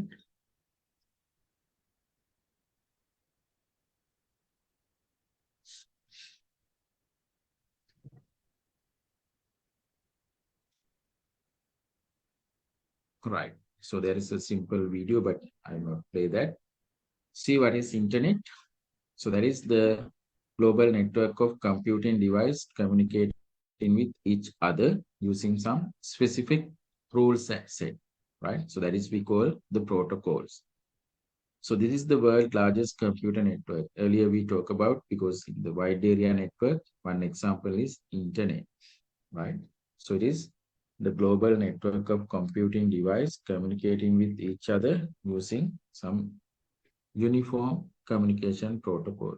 So actually we call this is TCP/IP, Transmission Control Protocol and Internet Protocol. Right? So this is the definition. Interconnected system of network that connects computing device around the world via TCP/IP protocol. Right? So protocol means here in the data communication we discussed from device A to device B. If you want to transfer data, so there are some rules and guidelines. That rules and guidelines we call is a protocol in data communication, right? Okay. So now you can see here. So this is a internet, some graphical representation of the internet.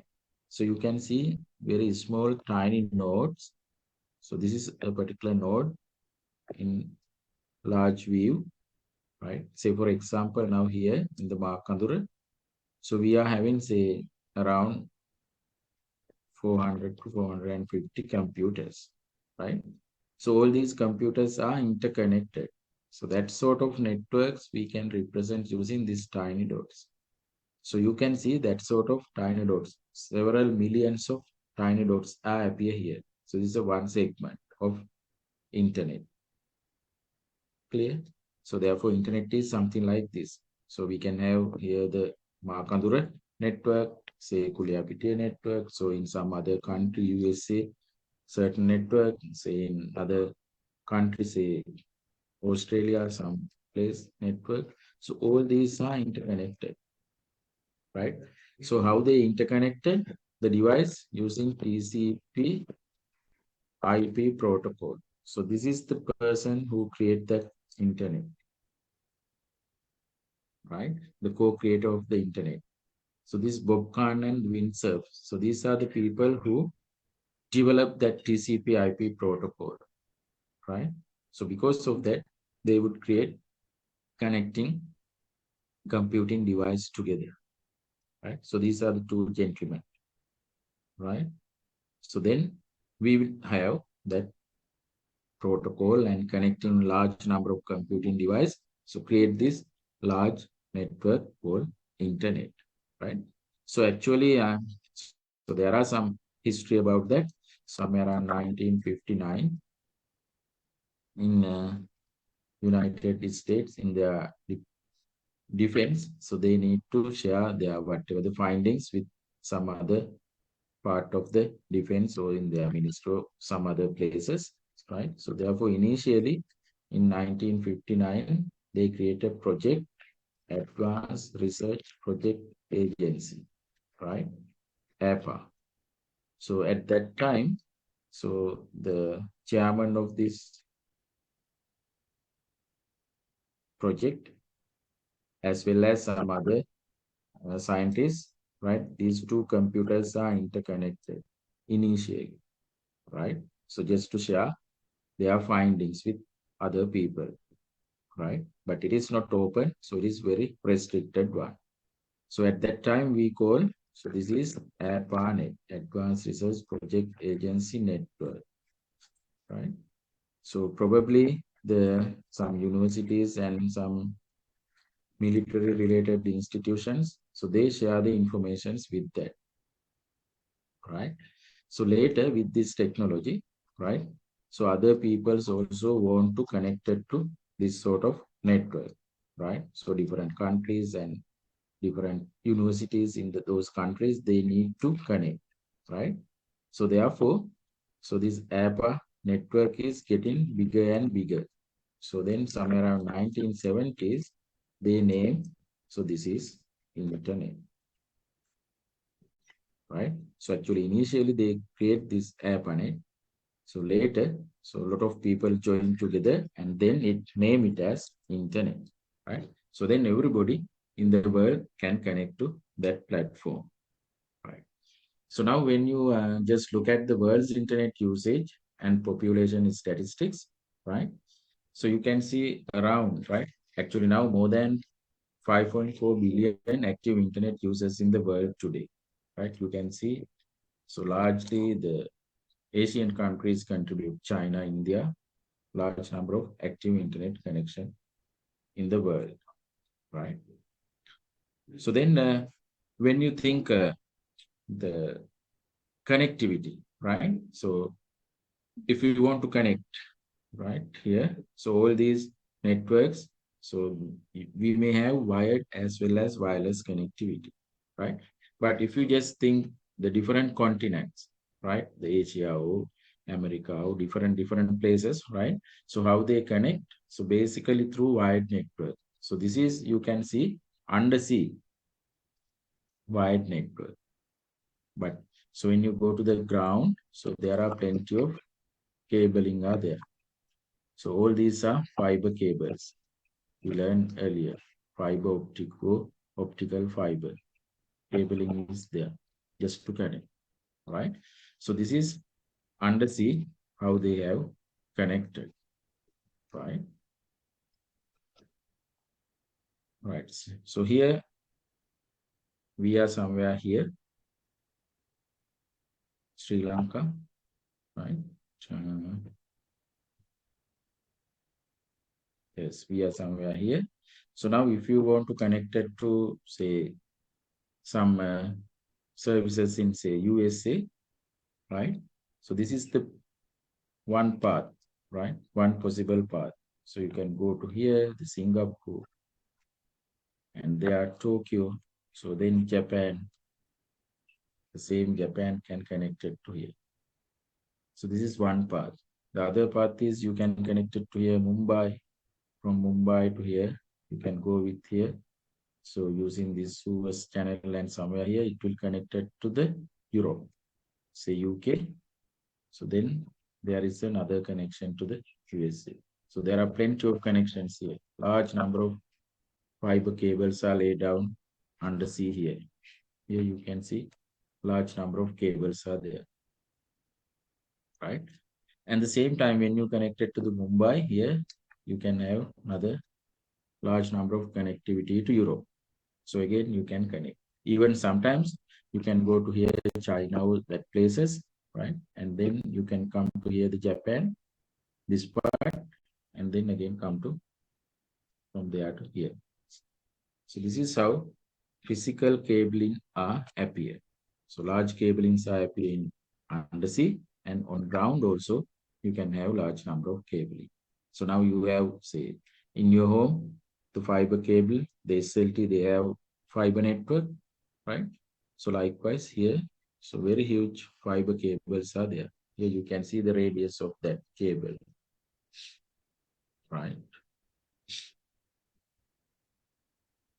Okay, so then we can talk about some services provided through the internet, right? So these are some services, right? Frequently used services are these: email, web, video conferencing, news groups, right? Then the archives. So these are all right.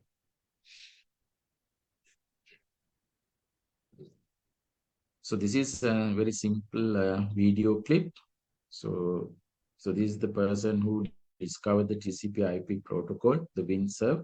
So therefore, he recognized as the co-creator of the internet.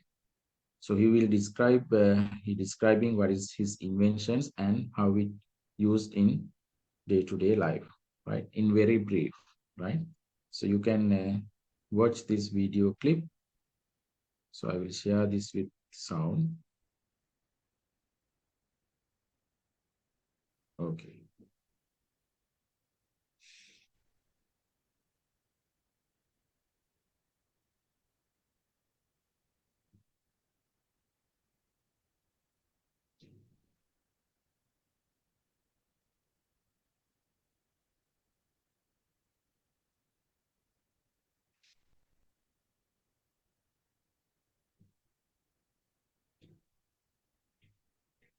Wait for a while.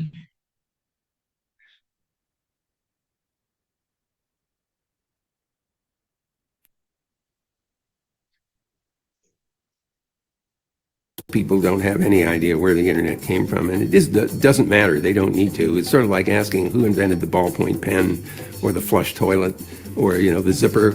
These are all things we just use every day, and we don't even think about the fact that one day somebody invented them. So the internet is just like that. Many, many years ago, in the early 1970s, my partner Bob Kahn and I began working on the design of what we now call the internet. It was a result of another experiment called the ARPANET, which stood for Advanced Research Projects Agency Network. It was a Defense Department research project. Paul Barron was trying to figure out how to build a communication system that might actually survive a nuclear attack. So he had this idea of breaking messages up into blocks and sending them as fast as possible in every possible direction through the mesh network. So we built what eventually became a nationwide experimental packet network, and it worked.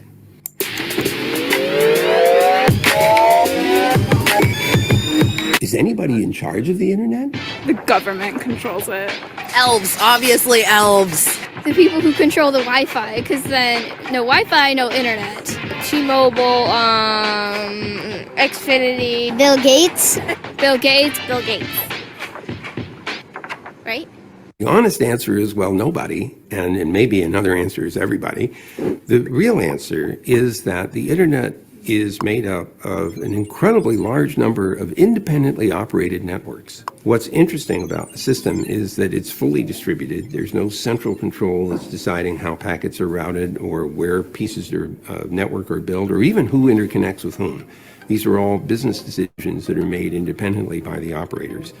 They are all motivated to assure that there is end-to-end connectivity of every part of the network, because the utility of the net is that any device can communicate with any other device, just like you want to be able to make phone calls to any other telephone in the world.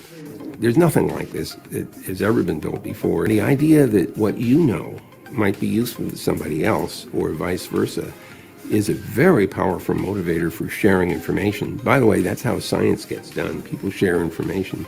So this is an opportunity for people to think up new applications, maybe program them as apps on a mobile phone, maybe become part of the continued growth of the infrastructure of the network to bring it to people that don't have access to it yet, or just make use of it on a day-to-day basis. You can't escape from contact with the internet, so why not get to know it and use it. People don't have. Right.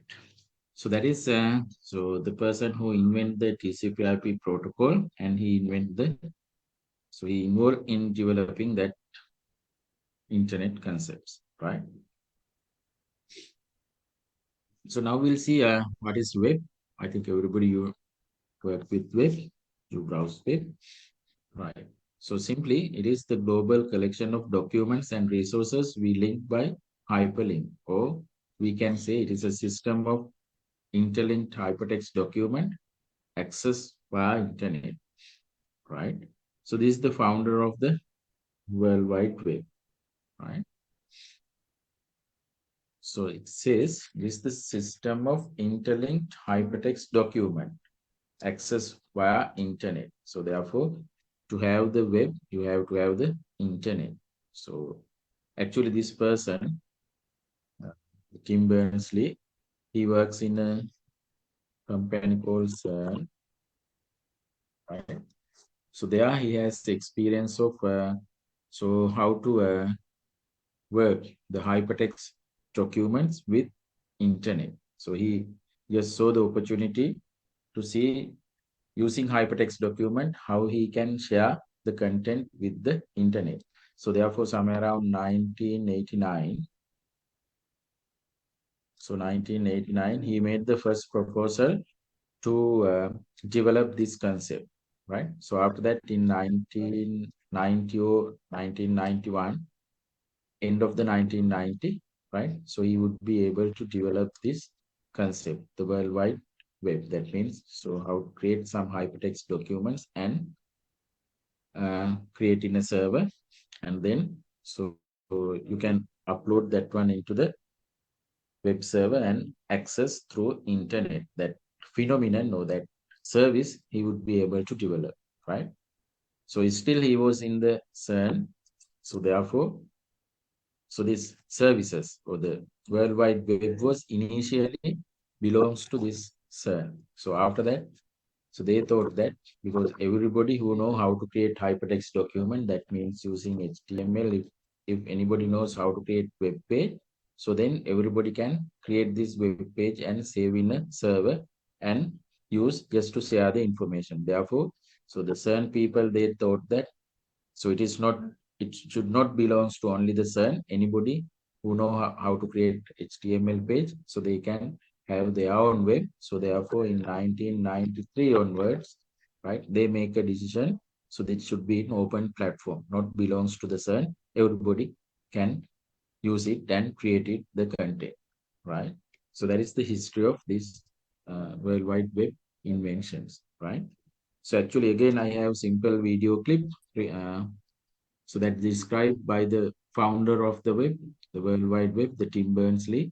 So he described how he invented this particular concept or the service, right? So that one also very small video clip. So you can just watch it. So what's the web? It used to be difficult to explain what the web would be like. Now it's difficult to explain why it was difficult. In 1980, when we used fax machines to share documents and travel agencies to book flights and hotels, Tim Berners-Lee, a young Oxford graduate, first came to CERN as an independent IT professional to computerize CERN's proton synchrotrons control system. But back in the 1980s, at CERN, it was an exciting place to be. Lots and lots of information systems on different computers, on different networks, all incompatible. So the idea was that one should be able to communicate by sharing information. He needed to understand a mass of information and how to link people, hardware and software.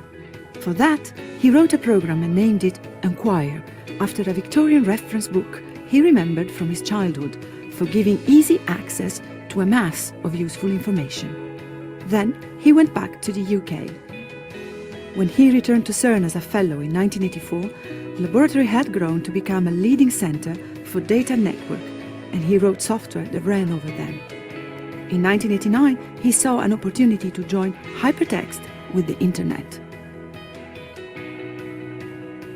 So CERN was an interesting place to be. It was, yes, it was advanced. It was somewhere where in 1989 most people had some sort of a workstation on their desk, which was unusual then, and a place where the internet, the network connectivity had just arrived. Well, the network connectivity had been there for a while. Using similar ideas to those underlying the Enquire system, Tim wrote the first proposal for the World Wide Web in March 1989 and his second proposal in May 1990. Together with Belgian systems engineer Robert Caillot, this was formalized as a management proposal in November 1990. By the end of 1990, Tim Berners-Lee had the first web server and browser up and running on his next computer at CERN. The number of hits on this machine, it started off as 100 a day, then a year later it was 1,000 a day, and then a year later it was 10,000 a day. In 1991, the first web server outside of Europe was up at SLAC, the Stanford Linear Accelerator Center in California. Many would follow. In 1993, CERN management decided that the web should act as an open standard for all to use. That was an essential decision. So the web we have. If we had not had that document from CERN, we would not have the web.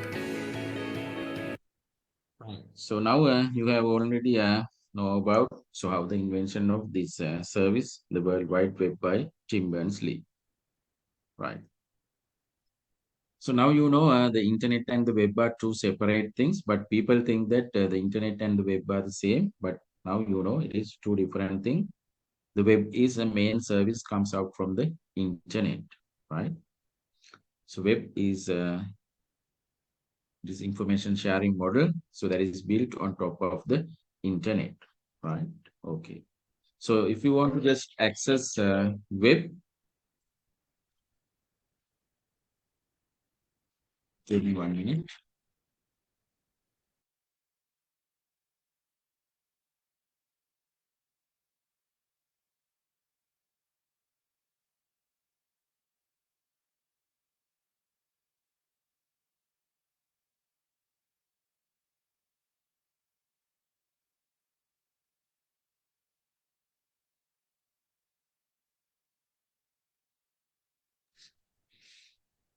Right. So if you want to access the web, you have to have a particular software for that.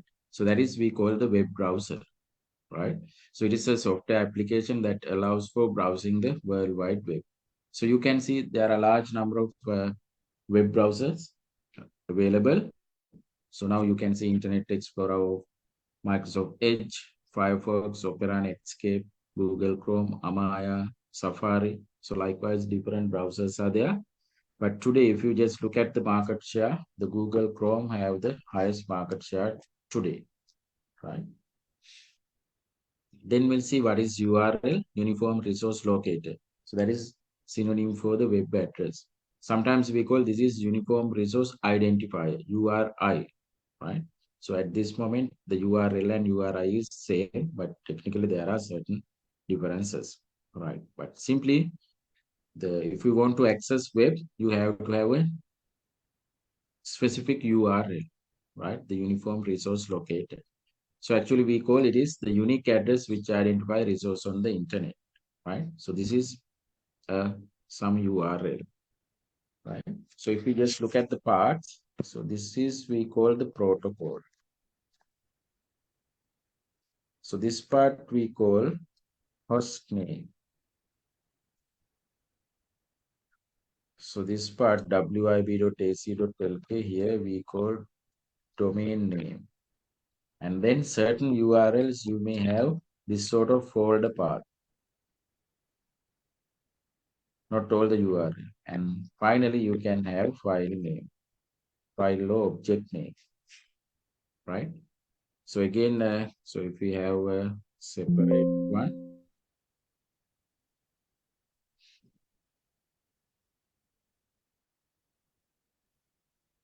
right? So normally when you go to here, say HTTP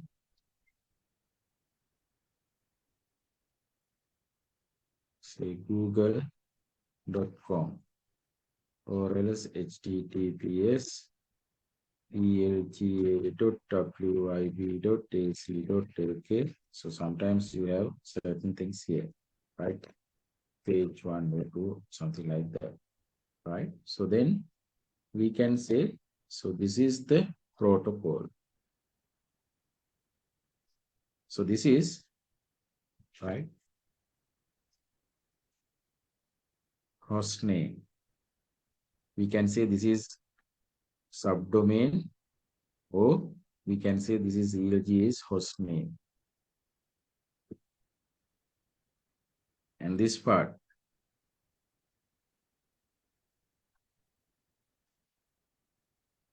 domain.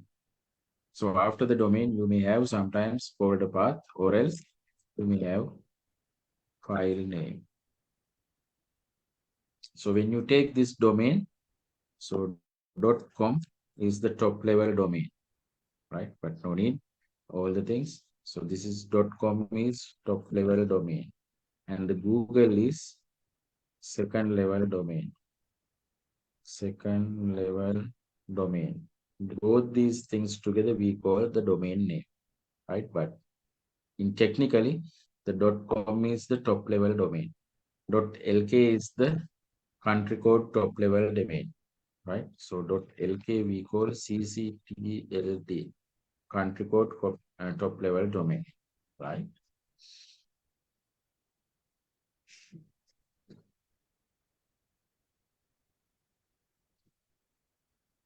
Right. So this is everything on the web.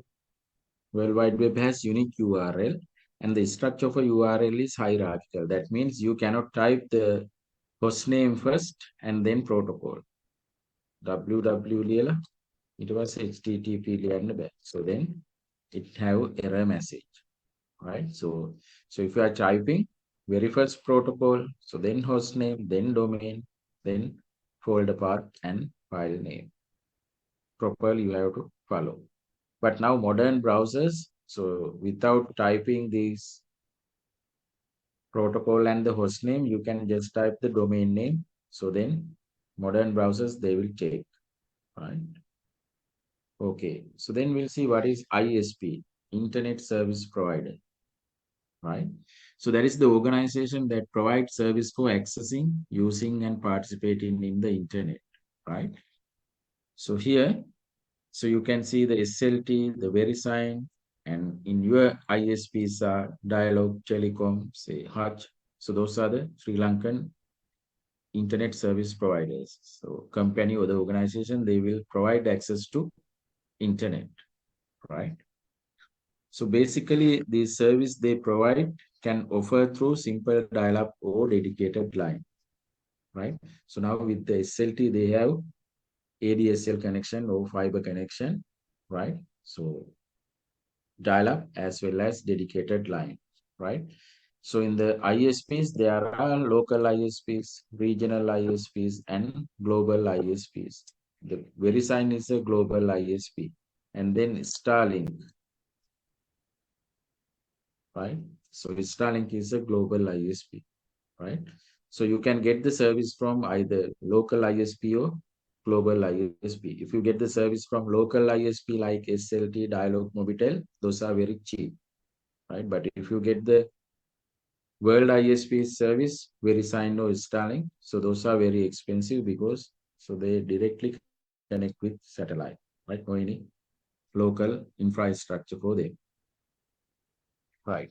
So normally if we go for a dedicated line, so that particular line is directly for you.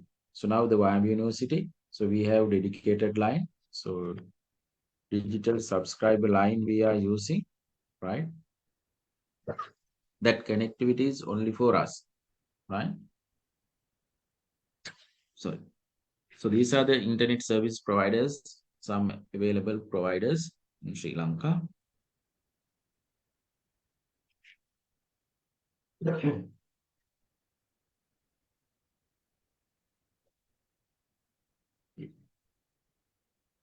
So this is the Makaduru premises, the internet connection. So we have digital subscriber line connections with 300 Mbps. So this is how the students here, so they use the service, right? The internet service. So with this blue color, you can see the downloads.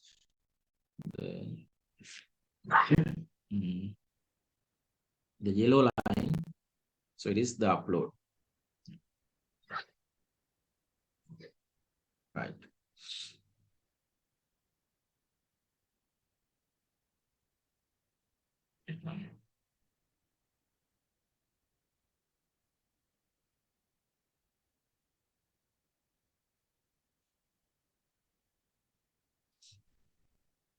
Right. So normally, if you are having direct connections, so you have to pay a little large amount of money. For this 300 Mbps connectivity, we are paying around 9 lakhs for the month, either we use or not, because it is dedicated line. Either you use or not, you have to do the payment. But in dial-ups, it is not like that. So when you switch on the data, when you just dial, so then the connectivity is established and the data is utilized. But here, either we utilize or not, that connection charge is something like this. So then we'll see the protocol, the HTTP Hypertext Transfer Protocol. So normally you can see in your web address, the HTTP or HTTPS is there. Initially, we'll see what is HTTP. Right. So it says the web browser and the server communicate with one another using this rule sets. So that is Hypertext Transfer Protocol. So here you can see you are here, right? So when you just access, say, Facebook or some other web page, you make a request using HTTP. So that is how you type http://www.facebook.com, right? So that request goes to the domain, or that request goes to the main web server. After that, they process it and response to us, right? So that request and response can handle using HTTP. So that is why initially we type using the HTTP, you can make this request. And again, the response to our machine, again, you can come with the response with this rule set, with rules and guidelines, Hypertext Transfer Protocol.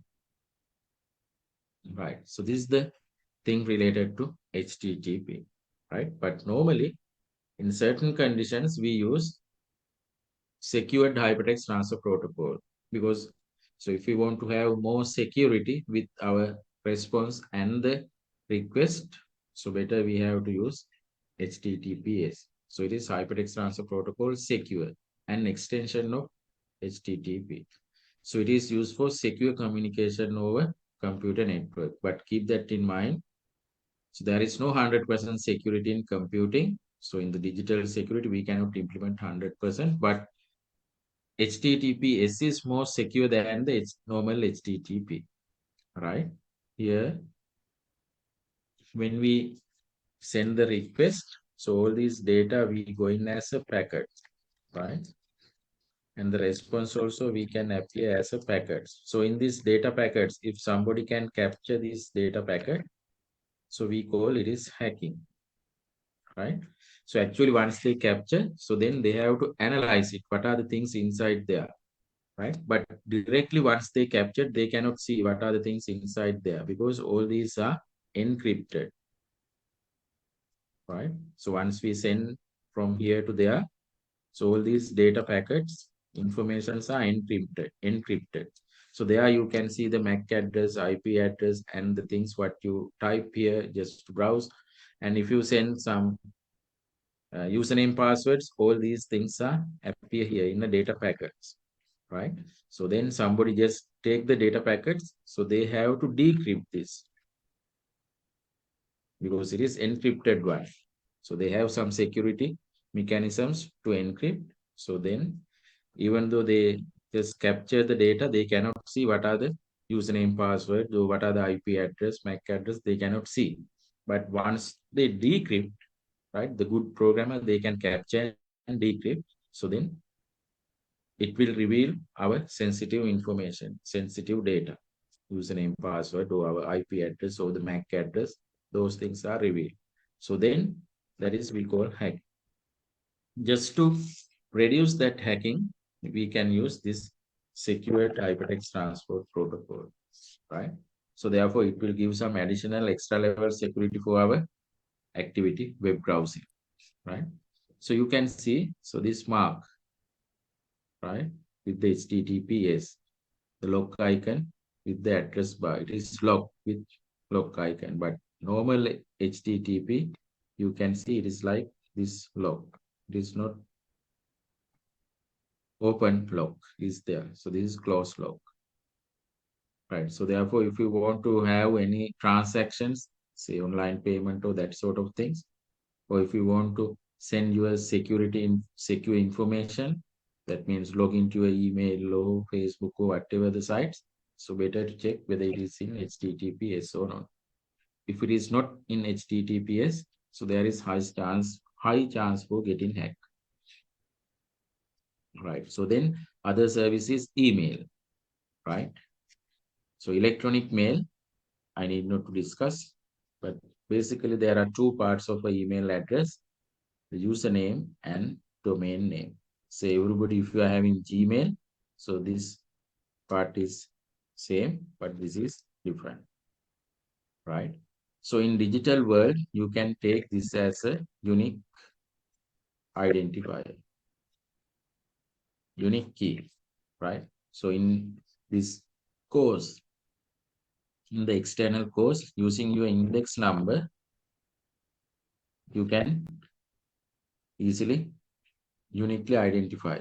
So each person uniquely identify within this degree program using your index number. So likewise, this email address, we can uniquely identify in the digital world, right? So this is the email inventor, the Raymond Tomlinson. So he initially created the email program to work with ARPANET, right? So before normal internet reveals, right? So these are the email providers, right? There are two types, the webmail and the email client. So today mostly we use webmail, right? The webmail is an email service that can be accessed using a standard browser. So therefore, if you want to read and send email, so you open web browser and connect it to that web-based interface. So these are the service providers, Yahoo, Gmail, Microsoft, right? So they provide free webmail facility. The other one is email client. So email client is a piece of software that installed in your computer, right? It is a specific software. So you can use this software to download all the emails from your server to your computer. And from there, you can read and send. But anytime if you want to send, you won't need to connect to the internet. But if you want to read the email, previous email, you can read it from your computer. Because every email has downloaded into your computer. That is the particular software you install, maybe Eudora, Microsoft Outlook, or Mozilla Thunderbird. So whatever the software when you install, you can download all the emails from the email server to your computer, right? Okay. So these are some services, why these email services are frequently used among different internet users, right? So there are many reasons, but I have listed a couple of reasons. You can just read. So we can send the message anytime, anywhere, and the recipient can read it. It's so convenient time, the email. At any time, if the internet connectivity is there, you can send. But normal post or normal message, you cannot send like that, right? So simplicity is there. Other thing is can often use many devices to access the same mail, right? Which can make it easier for access from many places. So now, even in the same computer, you can open your mail account in 2-3 browsers, right? Even in the same browser, you can open with different tabs, right? So now it is possible, they're easily accessible. If you have computer, so then tablet and then mobile phone, So all the 3 devices, you can open the same email account. So then once you send email from one device, the other device also, you can see the synchronized and updated everything, right? The other thing is we can send same message to the several people. That means message forward facilities there. And then we can save the time because it takes very little time to send the email message from one server to another server, right? Say from Google to Yahoo. So it takes less than 1 minute to deliver. And the same time, we can reduce the need for paper and other mailing material. So it may be better for environment. So therefore, it is eco-friendly solution. So now you can see a lot of the companies which are sending some monthly bills, say your telephone bills or your electricity bills or different bills. So they ask you to convert into not the printed bill. They ask you to convert it to the electronic format. Email enable billing, right? So therefore, it will help to reduce papers as well as the toners they use to print color bill, right? So therefore, everything it will reduce and ultimately it will help to eco-friendly environment, right? So these are some services we can use in email, why it is more popular, right? So this is how email works. So simply assume you are using Gmail. So then we use simple mail transport protocol to send from your computer to the Gmail server. So this is sender's mail server means if you are using Gmail, so this is Gmail server, right? So assume you are sending to Yahoo people, right? So from Gmail server to it should send to the Yahoo server. So again, they use simple mail transport protocol. So after that, so this receiver should download from that particular mail from Yahoo server to his computer. So for that, they use Post Office Protocol 3 or IMAP protocol, right? So these two protocols are used to download the email.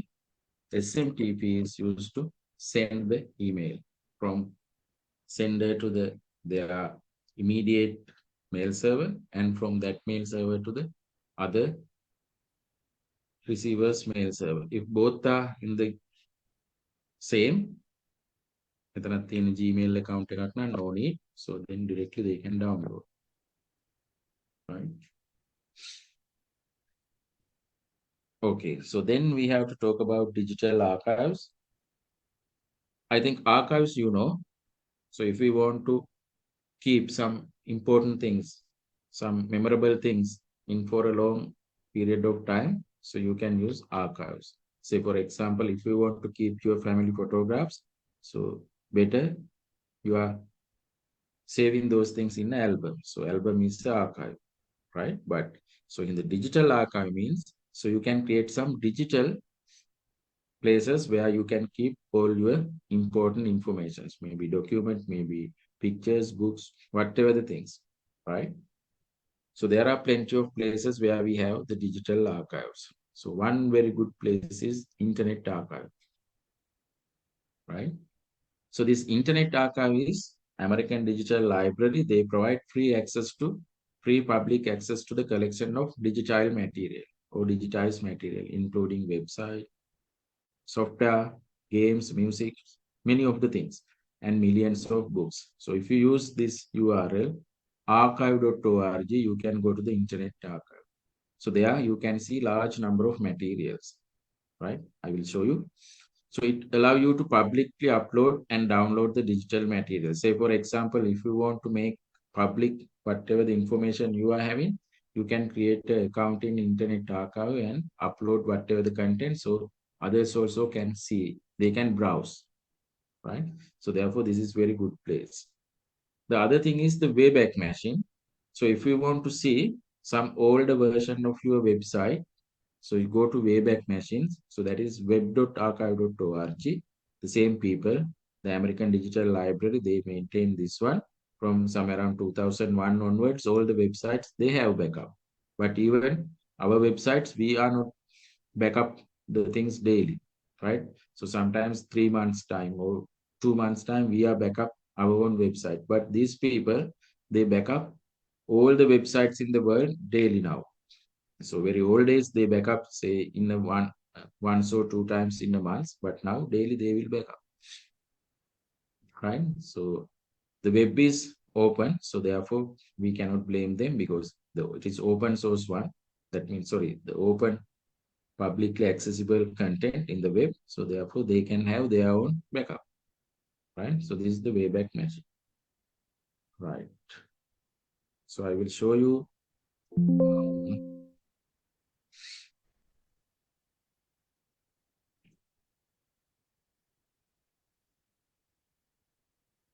Say archive. So this is the archive.org. So you can see there here. So they are telling that they have 946, right, billions of websites, 44 millions of textbooks. So likewise, different informations are there. Right here, you can see audio books, different things, right? Television programs, different things are there. Surveys, right? So now assume, so I have already created account here. So then if you want to access text or the books, you can click books. So then there are different libraries. So if I go to open library, later you can create an account there and access this. So this is open library. So here you can see large number of books, several millions of books are there. Some books you can read, some books you can borrow, right? So if you want to borrow this one, right? So this is little old book, right? So click. So they ask just to log in, right?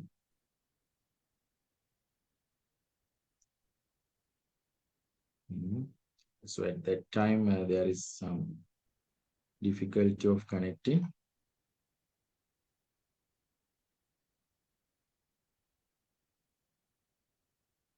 Right. So anyway, we'll see some other books.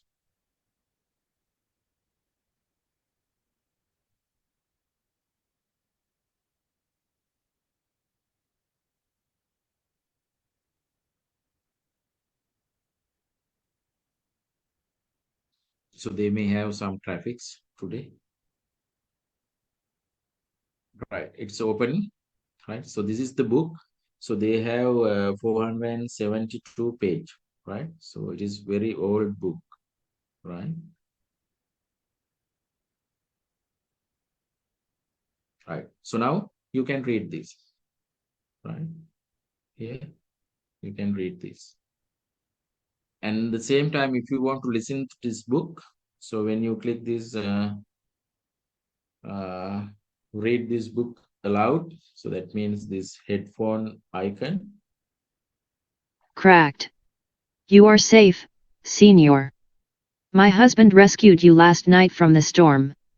You must thank the Mother of God for your safe deliverance. Right. So you can listen to all the materials there, right? So in future, they will translate it into your own language, right? But from here, so there will be some AI assisted thing. So then if I need to listen that with not English, so in our own language, so in future, right? So they will have the chance. But now you can just listen to all that. They will read for you, right? So then I will return the book, right? So in this Internet Archive again, right here, so there are different libraries, American library, Canadian library. So if I just Canadian library, so there are a lot of Canadian universities, they are having their own library here, University of Victoria, Toronto, so University of Toronto, Ottawa.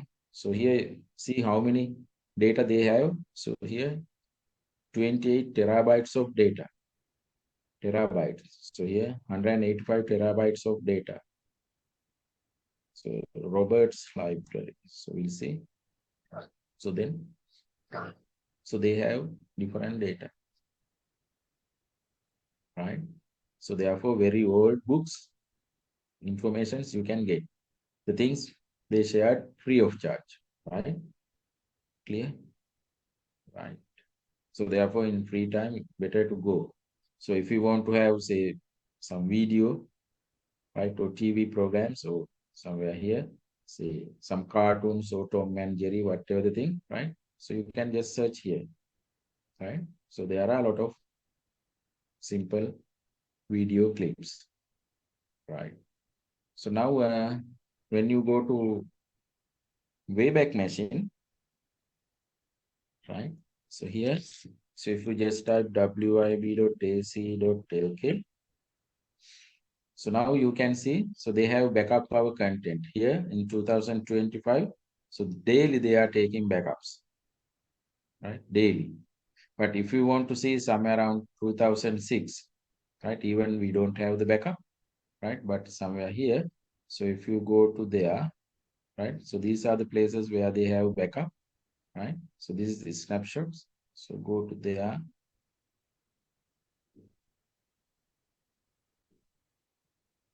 Right. So then click this snapshot.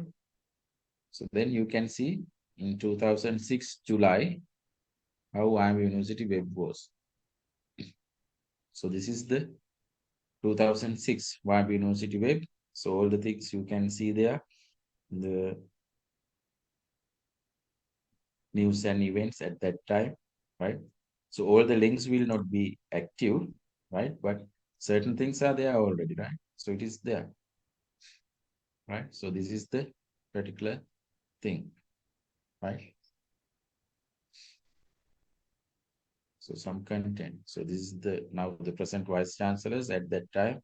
So is certain content, some sort of information, right? So sometimes the pictures and different things not very quickly loading, but the content is there, right? So therefore here you can see designed by computer unit Mark Andura. So actually I am the person who developed at that time the web. So still I don't have a copy, but so these people have maintained a copy, right? Say for example at the say Peradeniya, so pdn.ac.lk, so somewhere around 2006, right? Somewhere around say here 2002, where we were in the university, right? So we'll see.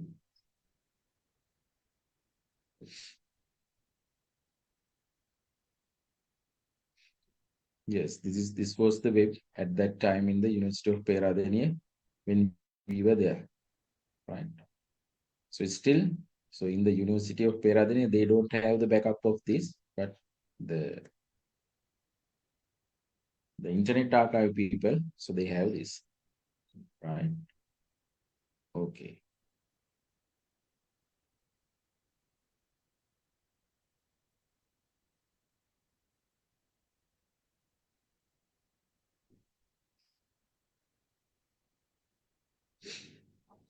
Right. So then this is the level of internet, right? So basically it is the internet is something like this. So it is just like the iceberg. The whatever the thing you can serve through any search engine is this. So we call that is surface web. So using Google or Yahoo or whatever the search engine, you can just search some content with the surface web.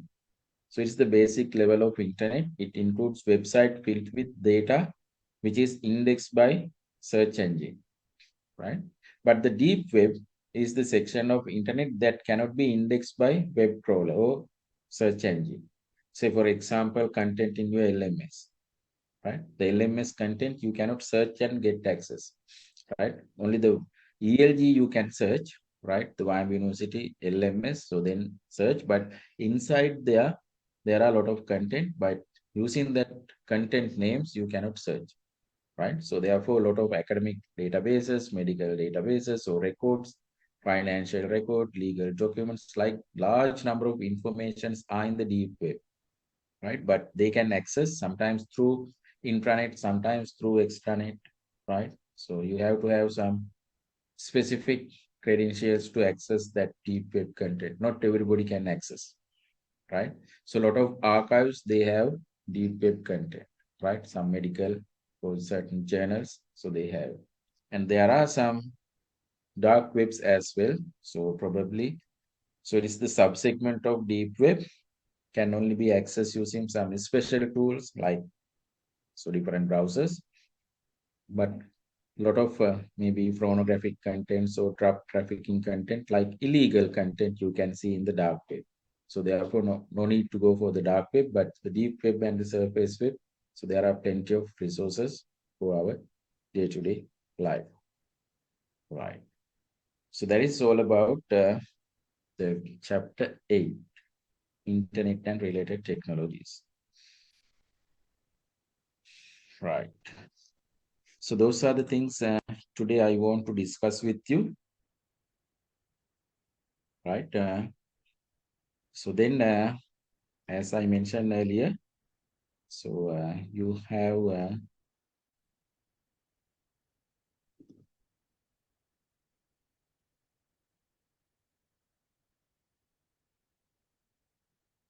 here, so all the materials we have included. So the chapter 9, the slide decks I have included, but so within 1 hour period, I can complete this. So probably tomorrow, day after tomorrow, so I will be getting a session, right? Most probably, right? But in Wednesday or Thursday evening, 8 to 10, so you will have the quiz 2, right? So participate that quiz. The people who are not participate for the quiz 1, you can have again chance to participate in the same day. So I will let you know about through your groups for both Saturday, Sunday people have to sit for the quiz in the same day, right? I will let you know. The people who got less than 40 marks, better to go through this, all the module and the chapters here. Try to get good marks in your quiz 2, right? And then this is the home assignment. You have to submit it in handwritten home assignment on the examination day, right? Anything to ask, anything to clarify?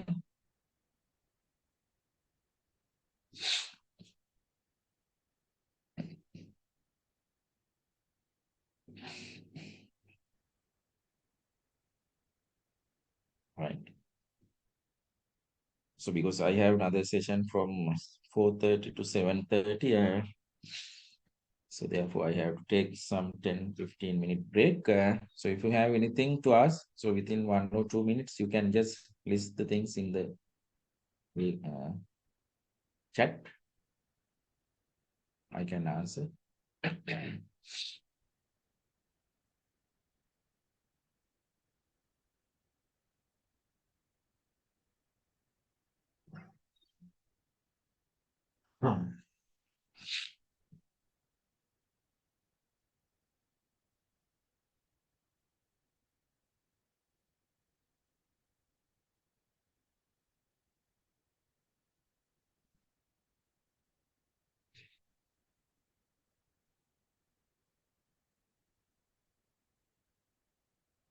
Right, so then, so we can wind up the session for today. So probably, so tomorrow, day after tomorrow, I will take so 1 hour session at the late evening, say 7 to 8 to 8 to 9, right? Most probably, right? So then we can complete the things. So then I think I'm not sure. So when you have the exam on next week, I don't know exactly. But anyhow, so when you come to the exam date, bring that home assignment 1.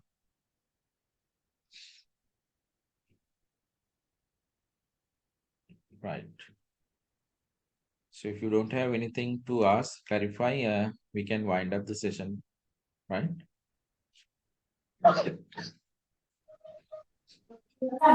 Thank you, sir. Thank you, sir. Thank you. Right, welcome you all. So have a nice day.